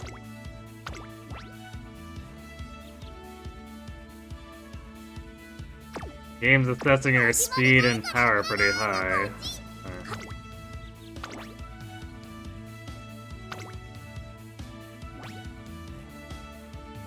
14番ハルウラ5番人気です。これ以上ない仕上がりですね。この子の鋭い差し足が炸裂するか期待しましょう。 Alright, well. Here we go.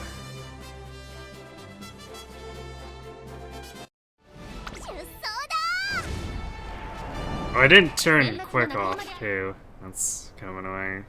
And 各馬娘綺麗なスタートを切りました。みんな集中してましたね。 pretty remote chance we win, but 先行 still. 争いはセイウンスカイ2番13番期待通りの結果を出せるか1番人気グラスワンダー長丁場のこのレースですが2番早くも先頭に躍り出た第4コーナーカーブ先頭を行ったのは2番 Fighter does help us get 2番セイウンスカイ good early position here. Well, I say that and then we immediately lose everything we gain. 後方の馬娘が差し返せるのか気になる開きです。まずは1周目正面スタンド前に上がっていくセイウンスカイ快調に飛ばしていきます。現在1番手はセイウンスカイ続きました2番2馬身3馬身開いて13番その後3、4馬身開いて AM オペラ王その外並んで16番内の方から3番1コー We ナー absolutely need to see a Maestro proc here 順位を振 too. り返っていきます。先頭は If we don't, we're just like dead. 続いて Okay. 2番その後13番その後ろに AM オペラ王、その後ろ16番2馬身離れて3番2馬身差、11番あとは AC フラッシュ1馬身差、春うらら1番並んでくる。そしてその後ろから行くのは9番スペシャルウィーク続いている。そしてその内から行ったのはグラスマンだ。それを見るように7番後方2番手にシンボリルドルフ、ナイスネイチャー、現在しんがりだ。星雲スカイ先頭を進みますが、これは正解でしょうか。星雲スカイ彼女の客室には合っていますね。第2コーナーを抜け向こう上面に入った。残り1000メートルを通過。先頭星雲スカイ、レースはよどみなく進んでいます。1馬身離れて2番 AM オペラ王、外から行く4番手16番少し後ろから3番少し離れて13番、さらには AC フラッシュ、その後ろから11番、そして1番スペシャルウィーク並んできた。内から春うらら、そして内目をつきましては9番第4コーナーを進んで直線へ向かう。内から来るか外から来るか、最後の局面 I です guess we're not getting our unique and slick surge. Oh, okay.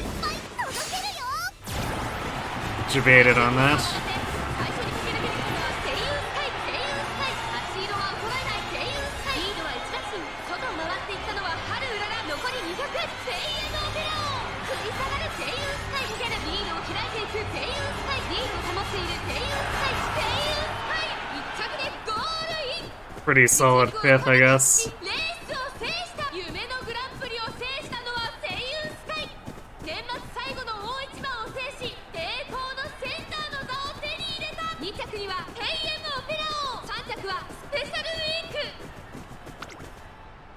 私頑張ったもんね。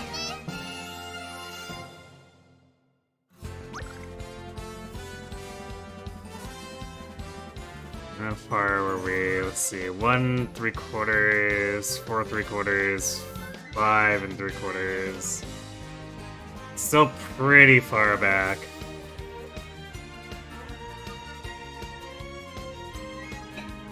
But it was a good showing.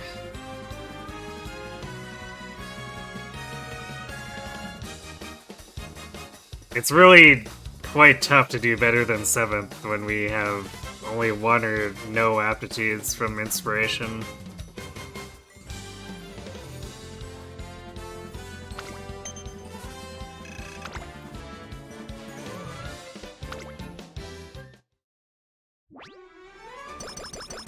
And sadly, we just haven't gotten more than 1 at full tonight.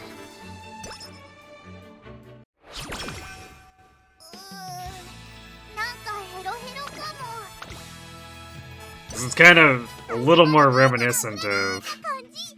勝った。 the earlier months in the attempts when we had bad compatibility setups. 3番春うらら、一番人気こそ譲りましたが、素質は負けていませんよ。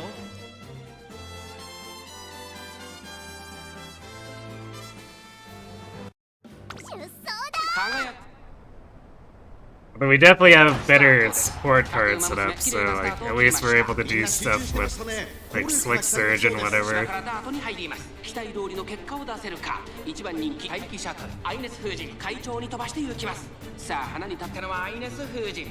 このままリードすることができるか。2番手の位置で先頭を伺うのは10番待機シャトル、3番手外から行く11番差がなく16番西のフラワー。並んできたダイワス The ticket SSR definitely came in later, and then I only barely had enough club points to fully upgrade her right before we started using her on. You know, I don't even remember which stream it was we started using her at this point. But I would have not had enough club points before then. And she would have not been worth it to use if we couldn't fully upgrade her. Is that why she's already kind of weaker than the Hishi SR?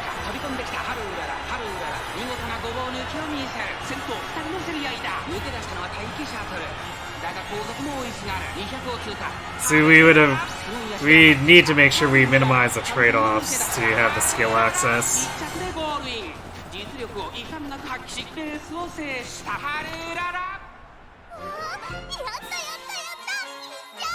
Because the problem when we were using Hishi is that she had nothing that actually helped us skill-wise.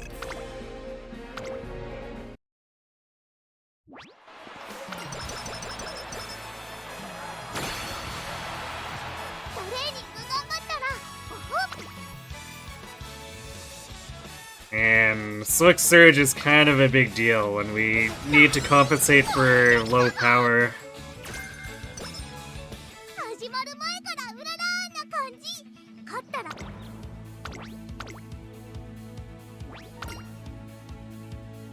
注目の3番人気4番ハルウララ I guess I did have Aishin in there, here and there.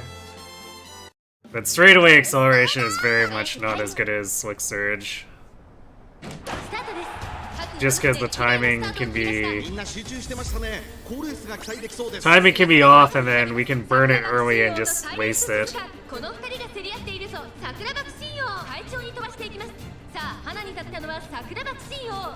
このままリードすることができるか。続いてサイレンス鈴鹿、早くも激しい競り合い。14番3番手内から行くタマモクロス。その後から2番さらに内メジロマックイーン。2馬身3馬身開いて春うらら。外目をついて8番さらに外エアグルーブ内を回って5番すぐに続いてキングヘイロー内で動くか。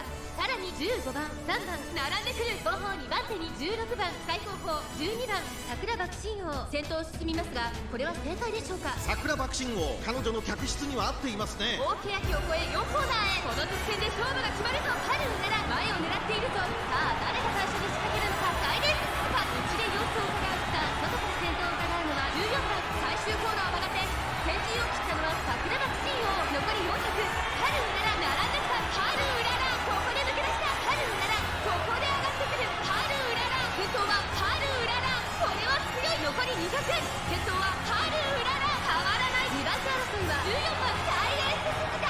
春うらら強い走りだ。Ah yes, body and mind at the finish line. We love to see it.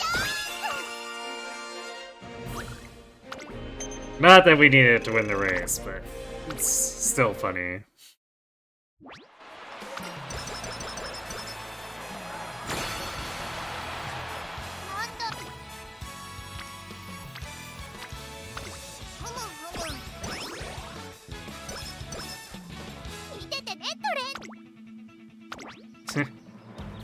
Clearing 1,000 power by the end of the run. That's relatively rare, but obviously we want over 1,000 power before Arima if we're talking benchmarks, but it is funny to see where it takes us.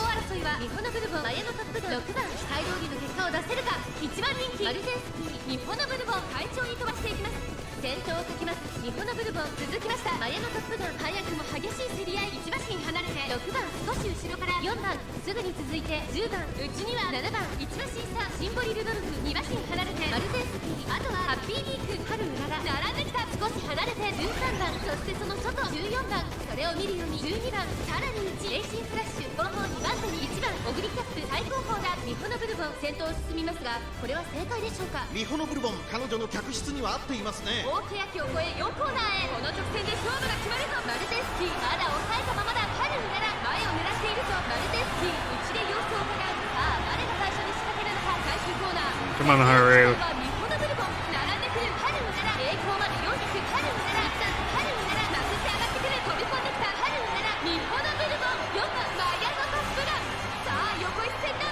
Oh boy, we're gonna have the Top Gun Bourbon funny combo.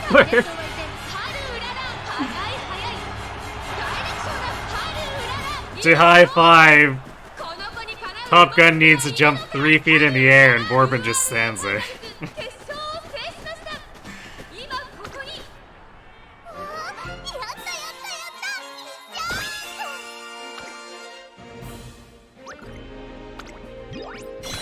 Alright, I'm gonna let the concert run during ads, go refill my water, and we should have just enough time to do one more attempt, so be right back.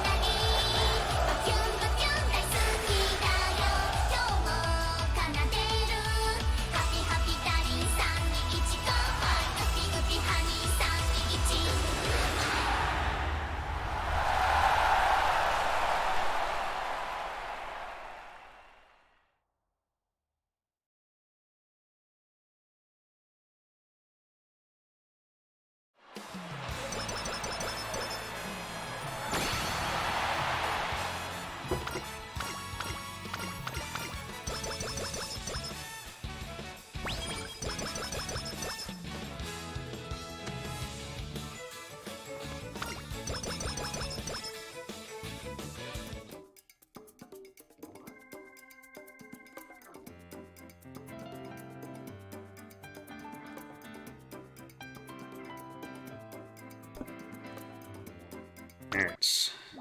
Guess we're not quite out of ads yet, but we'll just get this sorted so that we can start right away as soon as they end.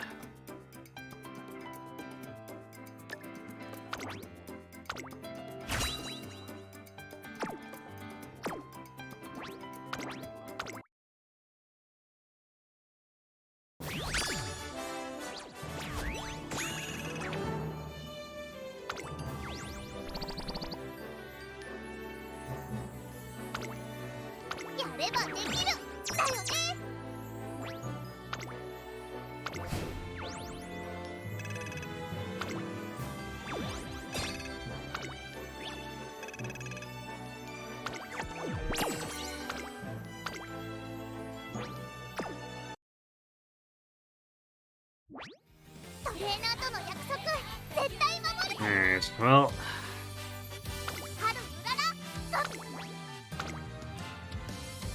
let's take one more swing at this. I guess at least if this doesn't turn out, we'll be able to come back with stronger cards. At least I hope the missions that are involved in getting the ticket is not too involved.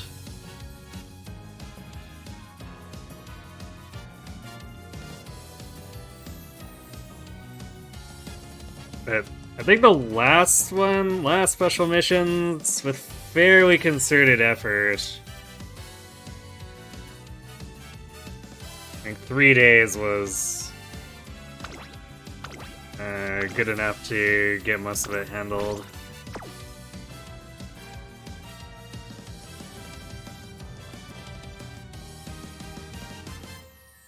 I guess I'll be chasing it regardless, just because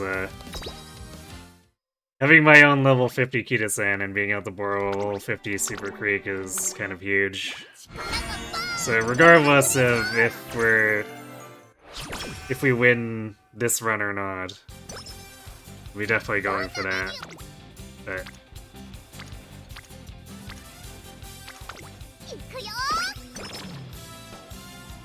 if we have to do it again, then at least we have improved odds. Maybe we can stop fretting so much over stat luck.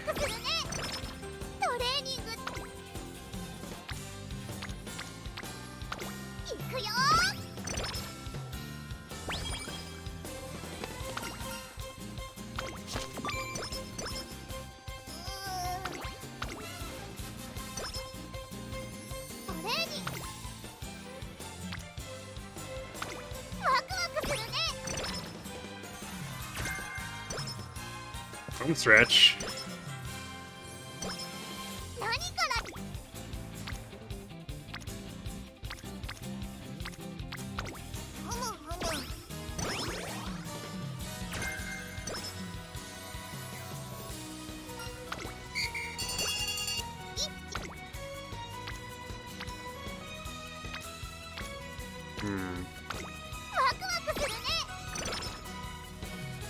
Ticket's being a little more stingy with hints this time.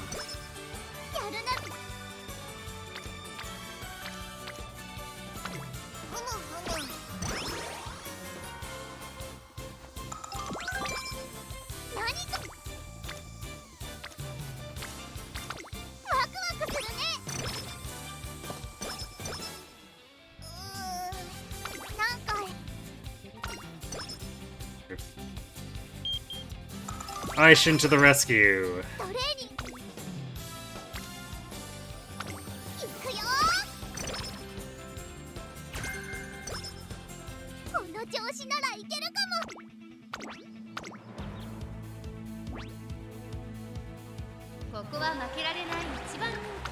1番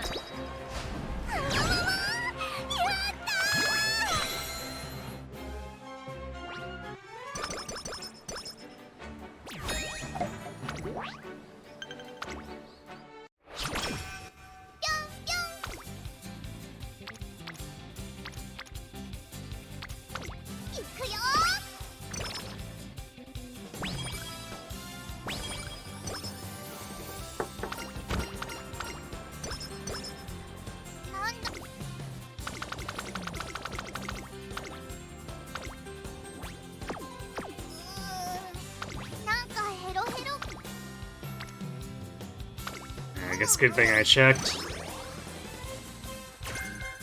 Firm conditions though. Rip.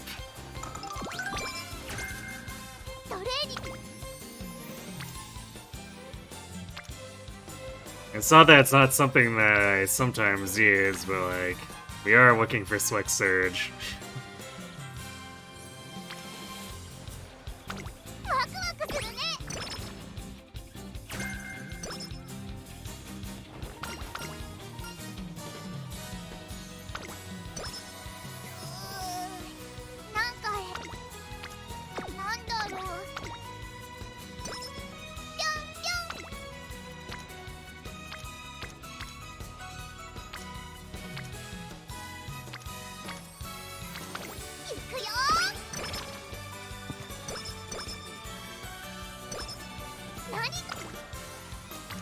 Actually, I guess Slick Surge or Utter Swell, although both fulfill different things. Because Utter Swell is our substitute for Pressure if Biwa decides to give us bad hints.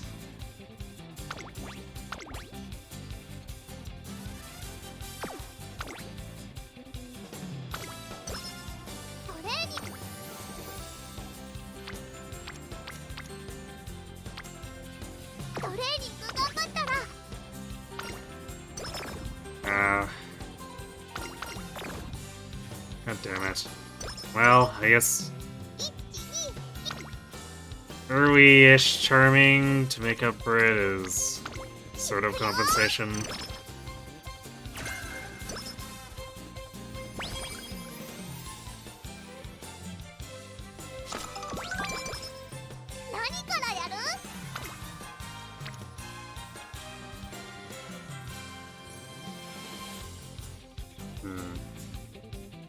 Plus 23 for a double rainbow. This is so bad.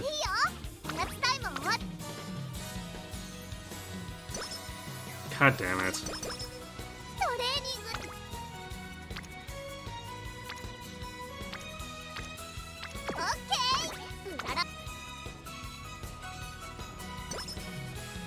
I can't cure this goddamn night owl. Holy shit.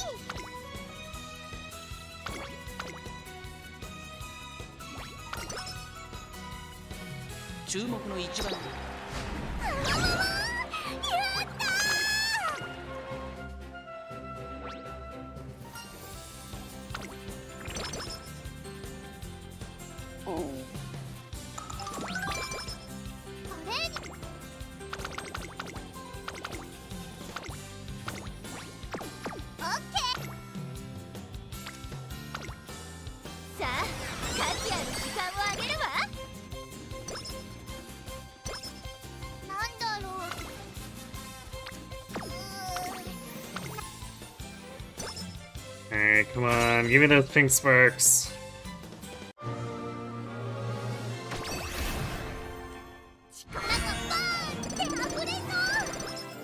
Nope. We got stats?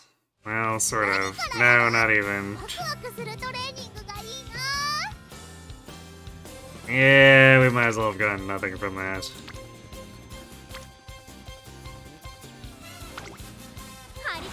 Alright, well, it's up to Senior Inspiration.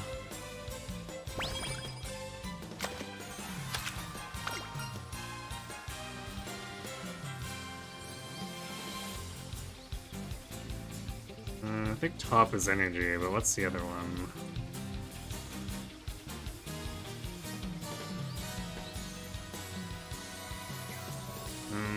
Yeah, energy and wit or 30 skill points.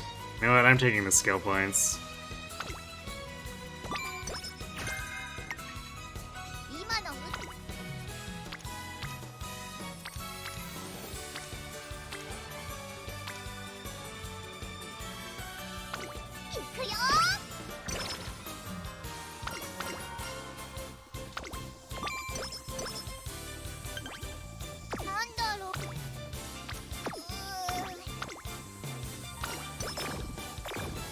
God damn it, are you serious?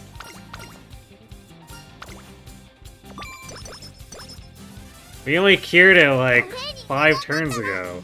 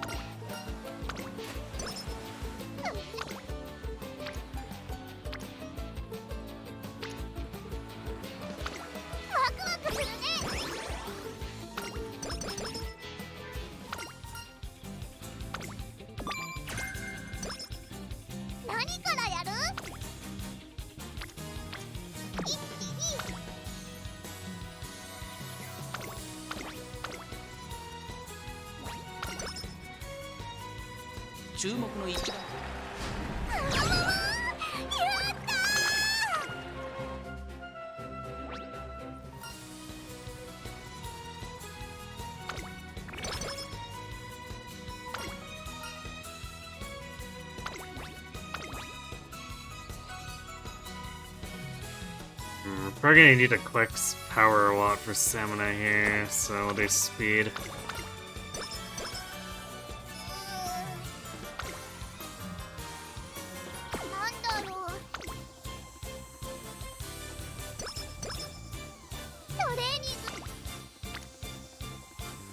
Well, at least that one didn't take 3 goddamn turns to cure. It's still pretty awful.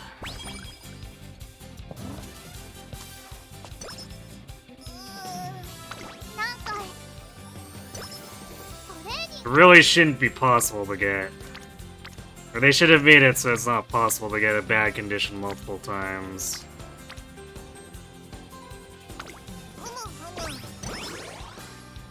Or rather, the same one.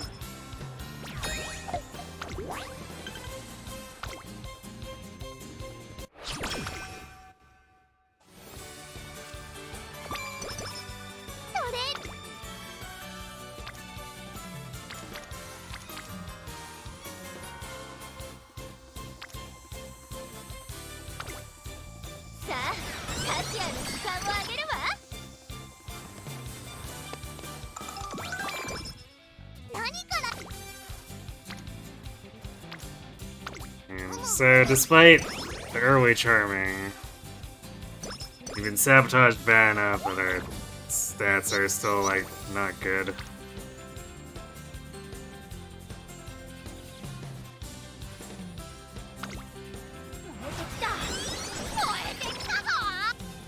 Danny have a hell of a senior year here.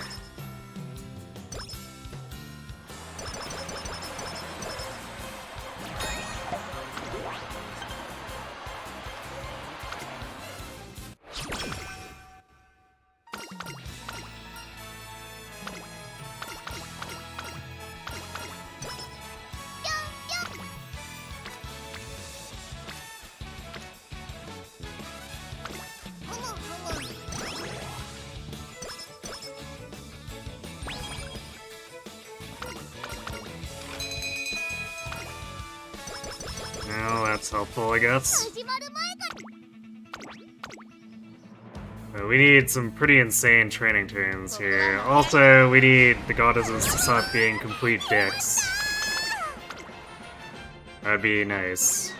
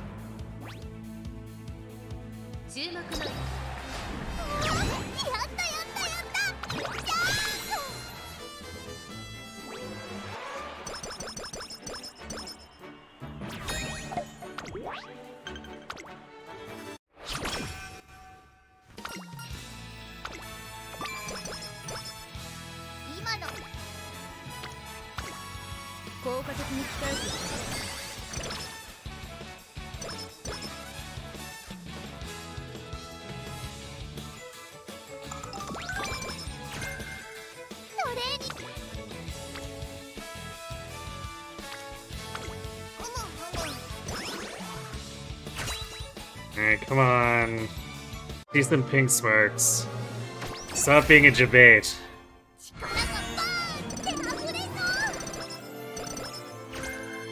Single long, huh? I mean, we didn't even get stats.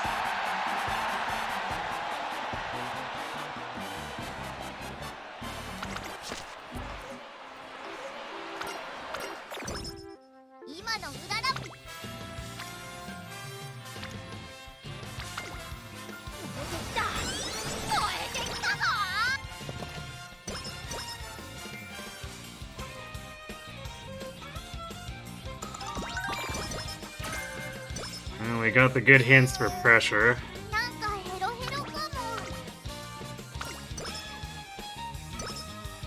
Could we stop just like getting spammed with a goddamn 30 energy recovery for once?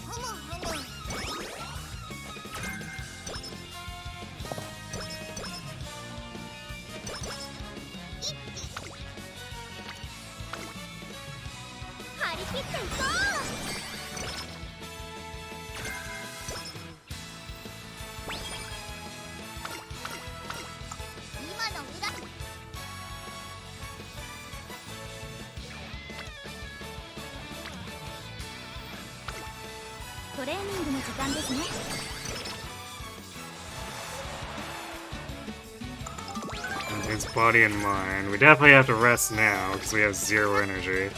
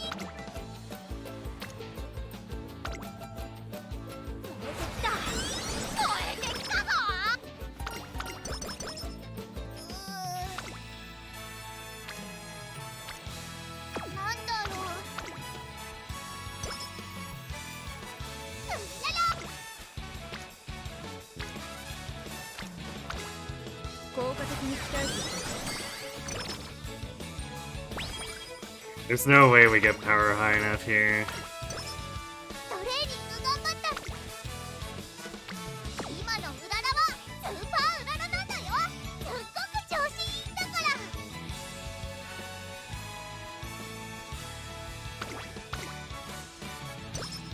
何か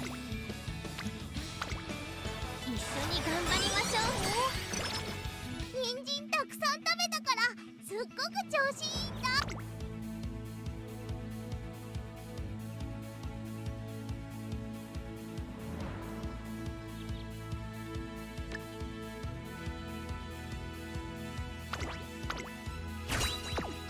見てて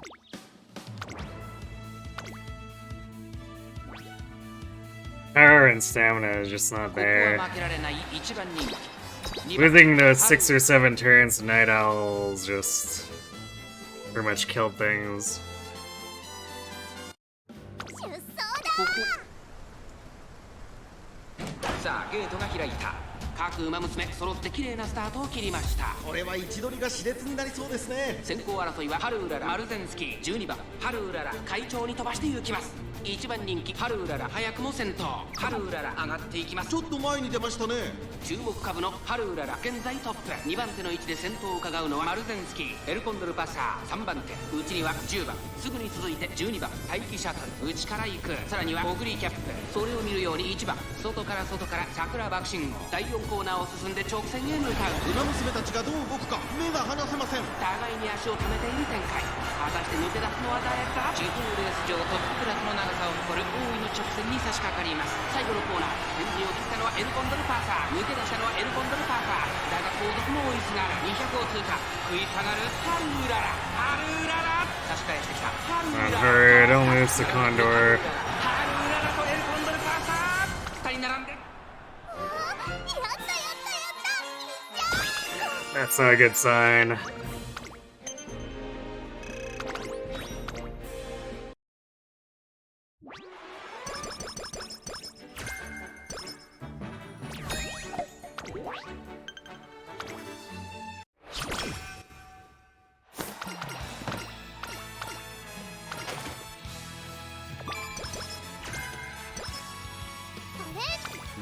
Slight bonus stats, but we definitely won't be taking curvature.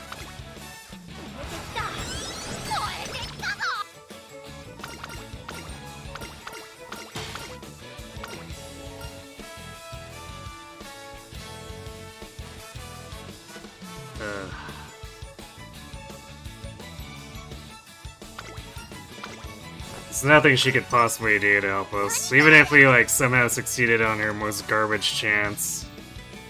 It's like only 20 of each stat, which is definitely not enough. And it risks like completely screwing things even worse to fail it, so let's not.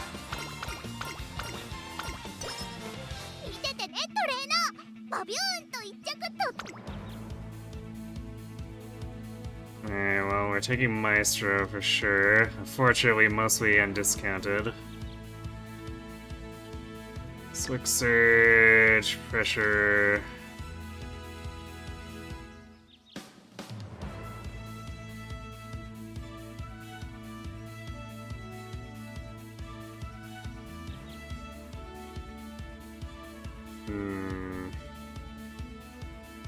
If only we had a little more SP. Could do non-standard distance.5番人気4番春うらら。これ以上ない仕上がりですね。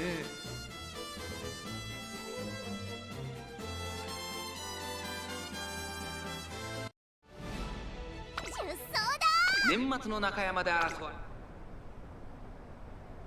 さあゲートが開いた。各馬娘揃って綺麗なスタートを切りました。みんな集中してましたね。好レースが期待できそうです。セイウンスカイと5番、この2人が競り合っているぞ。期待通りの結果を出せるか。1番人気グラスワンダー、第4コーナーカーブ。長丁場のこのレースですが、5番早くも先頭に躍り出た。続きましたセイウンスカイ、激しい先頭争い。内から2番、さらにビワハヤヒで5馬身離れて12番、内でエイシングフラッシュ。まずは1周目、正面スタンド前に上がっていくグラスワンダー、ここにいます。そして外目をつきましてはスペシャルウィーク、内にはハルウララ、外でチンボリルドルフ、その内並んでテイレモペラを、すぐに続いて8番、外から6番、さらに外から15番、後方2番手に1番、10番、最後方からのレースになりました。 Definitely need Maestro here. We're not even gonna put up a fight. So okay, there's Maestro. 続いて5番、3馬審査2番、ビワハヤヒで追走。5馬審査エイシングフラッシュ、少し離れてスペシャルウィーク、後からグラスワンダー、少し後ろからテイエモオペラオ。12番、並びかけてきた。外からハルウララ、1馬身離れてチンボリルドルフ、それを見るように6番。Yeah, we need everything to come together at the final corner. 先頭からしんがりまでおよそ15馬身。 We'll see how we can do that. 2馬身3馬身開いて5番、残り 1000m を通過。3番手ビワハヤヒで内を回って2番、ここまでが先頭集団。セイウンスカイまだリードをキープしています。2馬身離れてビワハヤヒで5番続いている。4番手に2番、5番手エイシングフラッシュ、そしてそのうちスペシャルウィーク、差がなくグラスワンダー、内からテイエムオペラオ。1馬審査チンボリルドルフ、ハルウララ並んでくる。間もなく第4コーナーカーブ。ワクワクいっぱい届けるよ。馬娘たちがどう動くか Pressure? 離せません。さあいよいよ直線だ。No pressure. 仕掛けるのか。最終コーナー、先陣を切ったのはセイウンスカイ。まだ1馬身以上の差があるぞ。ここから捉えることができるのか。内から仕掛けたのはハルウララ、外から上がってきたのはグラスワンダー。200を通過。セイウンスカイ苦しいけど粘っている。グラスワンダー並んできた。先頭セイウンスカイ、しかしその差はわずか。グラスワンダー追いすがる。みんな強いね。次は負けないぞ。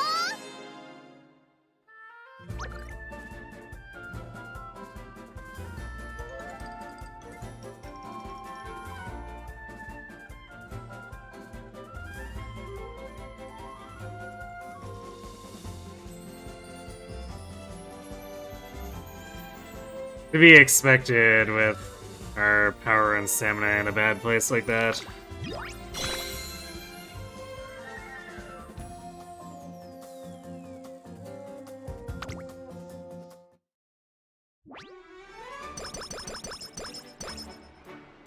It's like we pushed it up to 800 after firm conditions, but minus 240 puts it well below 600, so that's the problem.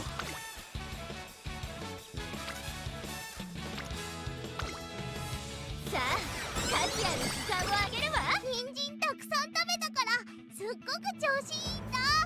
よーし、1着になっちゃうぞ。 Also, we didn't have particularly high speed to help compensate too, so it's an issue.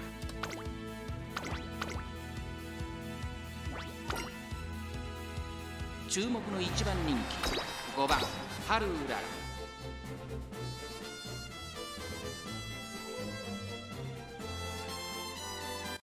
出走だ。曇りスタートです。各馬娘揃って綺麗なスタートを切りました。これは位置取りが熾烈になりそうですね。先行争いは8番桜爆心号、待機シャトル、期待通りの結果を出せるか。1番人気ハルウララ、桜爆心号快調に飛ばして行きます。さあ花に立ったのは桜爆心号。このままリードすることができるか。2番手の位置で先頭を伺うのは8番、3番手3番、少し後ろからマヤのトップガン、内から10番、外を通りまして待機シャトル、さらにスペシャルウィーク、内を回ります西のフラワー。差がなく13番、1馬審査ハルウララ、少し離れてナイスネイチャー。大欅を越え4コーナーへ。勝負は最後の直線に持ち越された。ワクワクいっぱい届けるよ。ハルウララ外で足を溜めています。集団が一つにまとまって混戦状態です。前に抜け出すのは容易じゃなさそうです。ハルウララまだ抑えたままだ。最終コーナー、先陣を切ったのは桜爆心号、並びかけてきたのはハルウララ。残り400、外を回っていったのはハルウララ。一気に上がってくるハルウララ、強烈な追い上げ。ハルウララ抜け出したハルウララ、このまま追い切れるか。200を通過。ハルウララ、足は衰えない。ハルウララ、リードは3馬身。先頭は変わらずハルウララ。勝ったのはハルウララ。やったやったや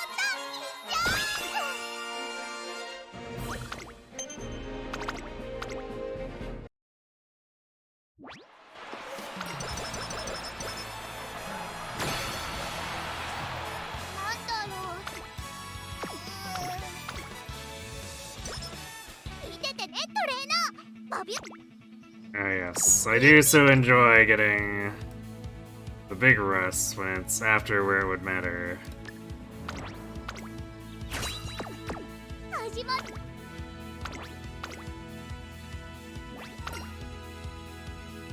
注目の3番人気14番。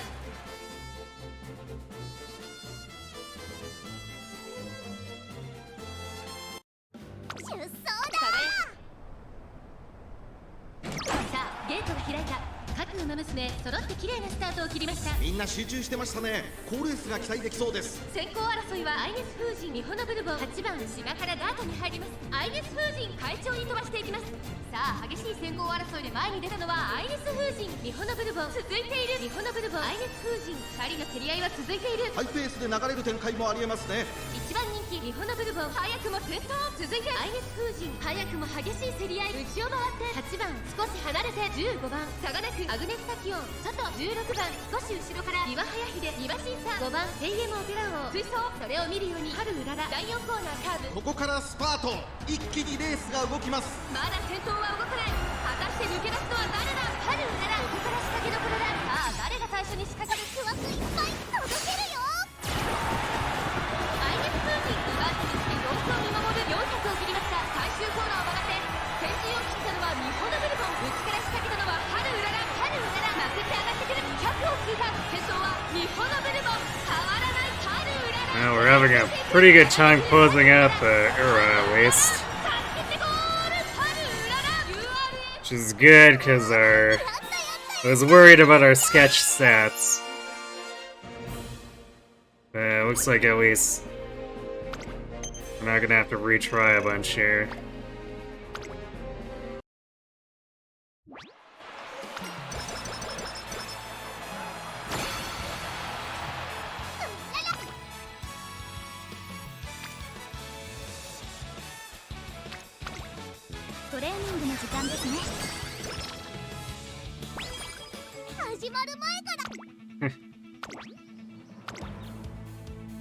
Not getting level 5 speed until now just really shows how much those Night Owls screwed us over. 3番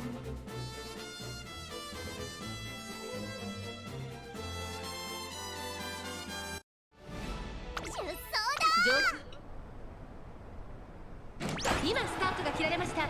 各馬娘綺麗なスタートを切りました。これは位置取りが熾烈になりそうですね。先行争いはマルゼンスキーハッピーウィーク8番春うらら上がっていきます。冷静さを取り戻せるといいのですが。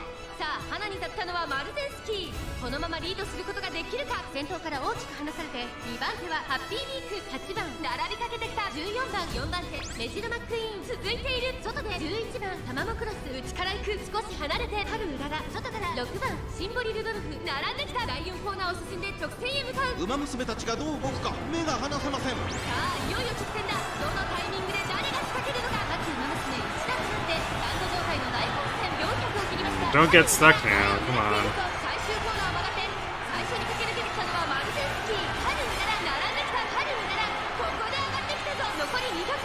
マルゼンスキー譲らない。ここまでか。マルゼンスキー春うらら差し切るか。春うらら差し切ってゴール。春うらら URA ファイナルズ。 Dramatic finish after being stuck behind Meek for 10 straight seconds.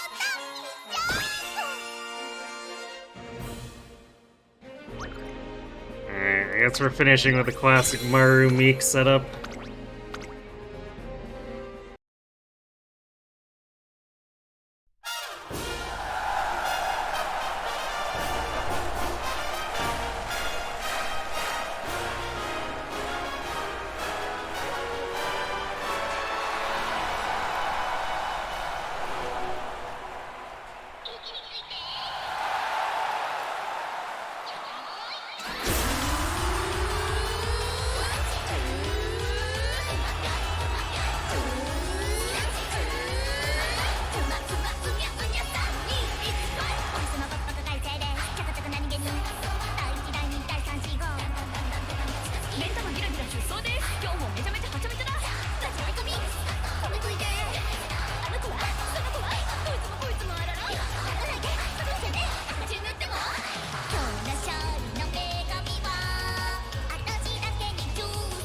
We got through that one a little faster than usual, too, for some reason.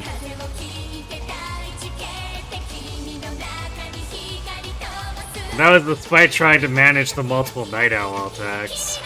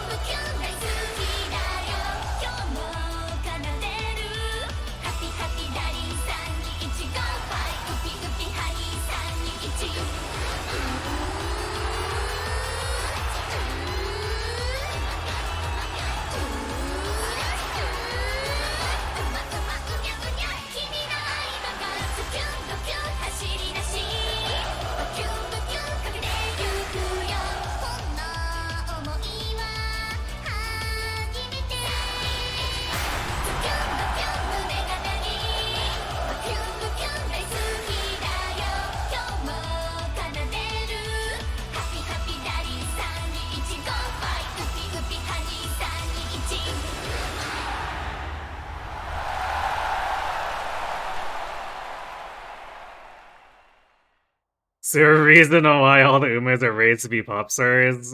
Because Japan, I guess.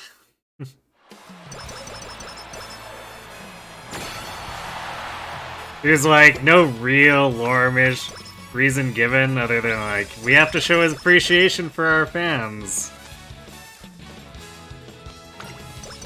And there's a lot of other ways you can do that than a concert that probably costs like several $100,000 to do every single time.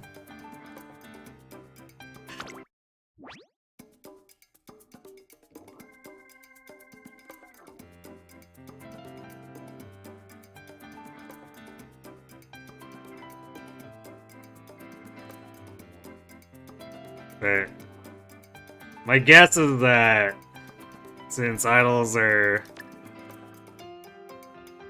just a constant popular thing, they had to find a way to squeeze it in.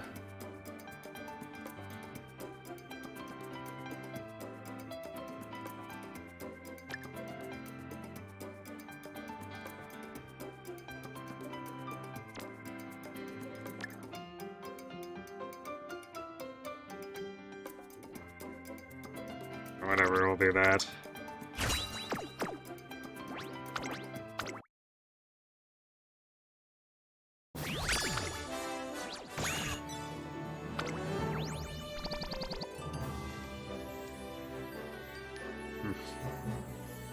Well, there is a 2-star finale in there, but man, it's the rest of that junk.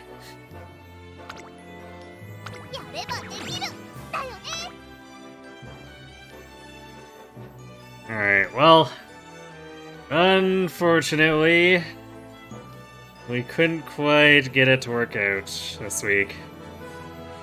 We definitely had better... It might be attempt singular last night. No, we did have a couple times where we got double aptitudes. So we definitely had better luck in attempts last night, but so it goes sometimes. I guess for the most part, despite only getting stuck with single aptitudes, there weren't that many dud runs, so... I guess reassurance of our better compatibility setup coming through. Anyway though, so that means we will have to come back on Wednesday, Thursday of next week and continue making attempts. But, assuming nothing goes wrong or that Cygames doesn't lose its mind in making the tasks too involved, I should be able to bring my own level 50 Kita and then borrow level 50 Creek. And that'll ease things up significantly stat-wise, so... we will see how that goes. And then I guess before that, tomorrow we're doing one more session of Fire Emblem 1. doing the bonus only feat run for the September goal. We should be able to finish it out, but I don't know how. I don't know if we'll be able to do it fast enough to go back to 3 houses. So I guess if we do finish it within like 5 hours, I guess we do that. Otherwise, we do the EBATS Crimson Flower run starting on Sunday and continue that through to Monday. I'm going to go ahead and send you all off to Kron.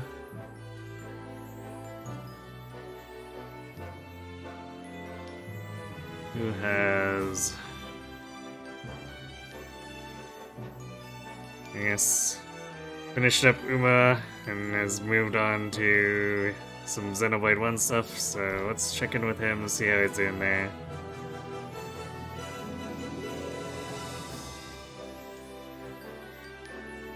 Anyway, thanks for watching, everyone. Hope to see you tomorrow for some Fire Emblem 1, if not on Wednesday to make some more attempts at this. And have yourselves a good night.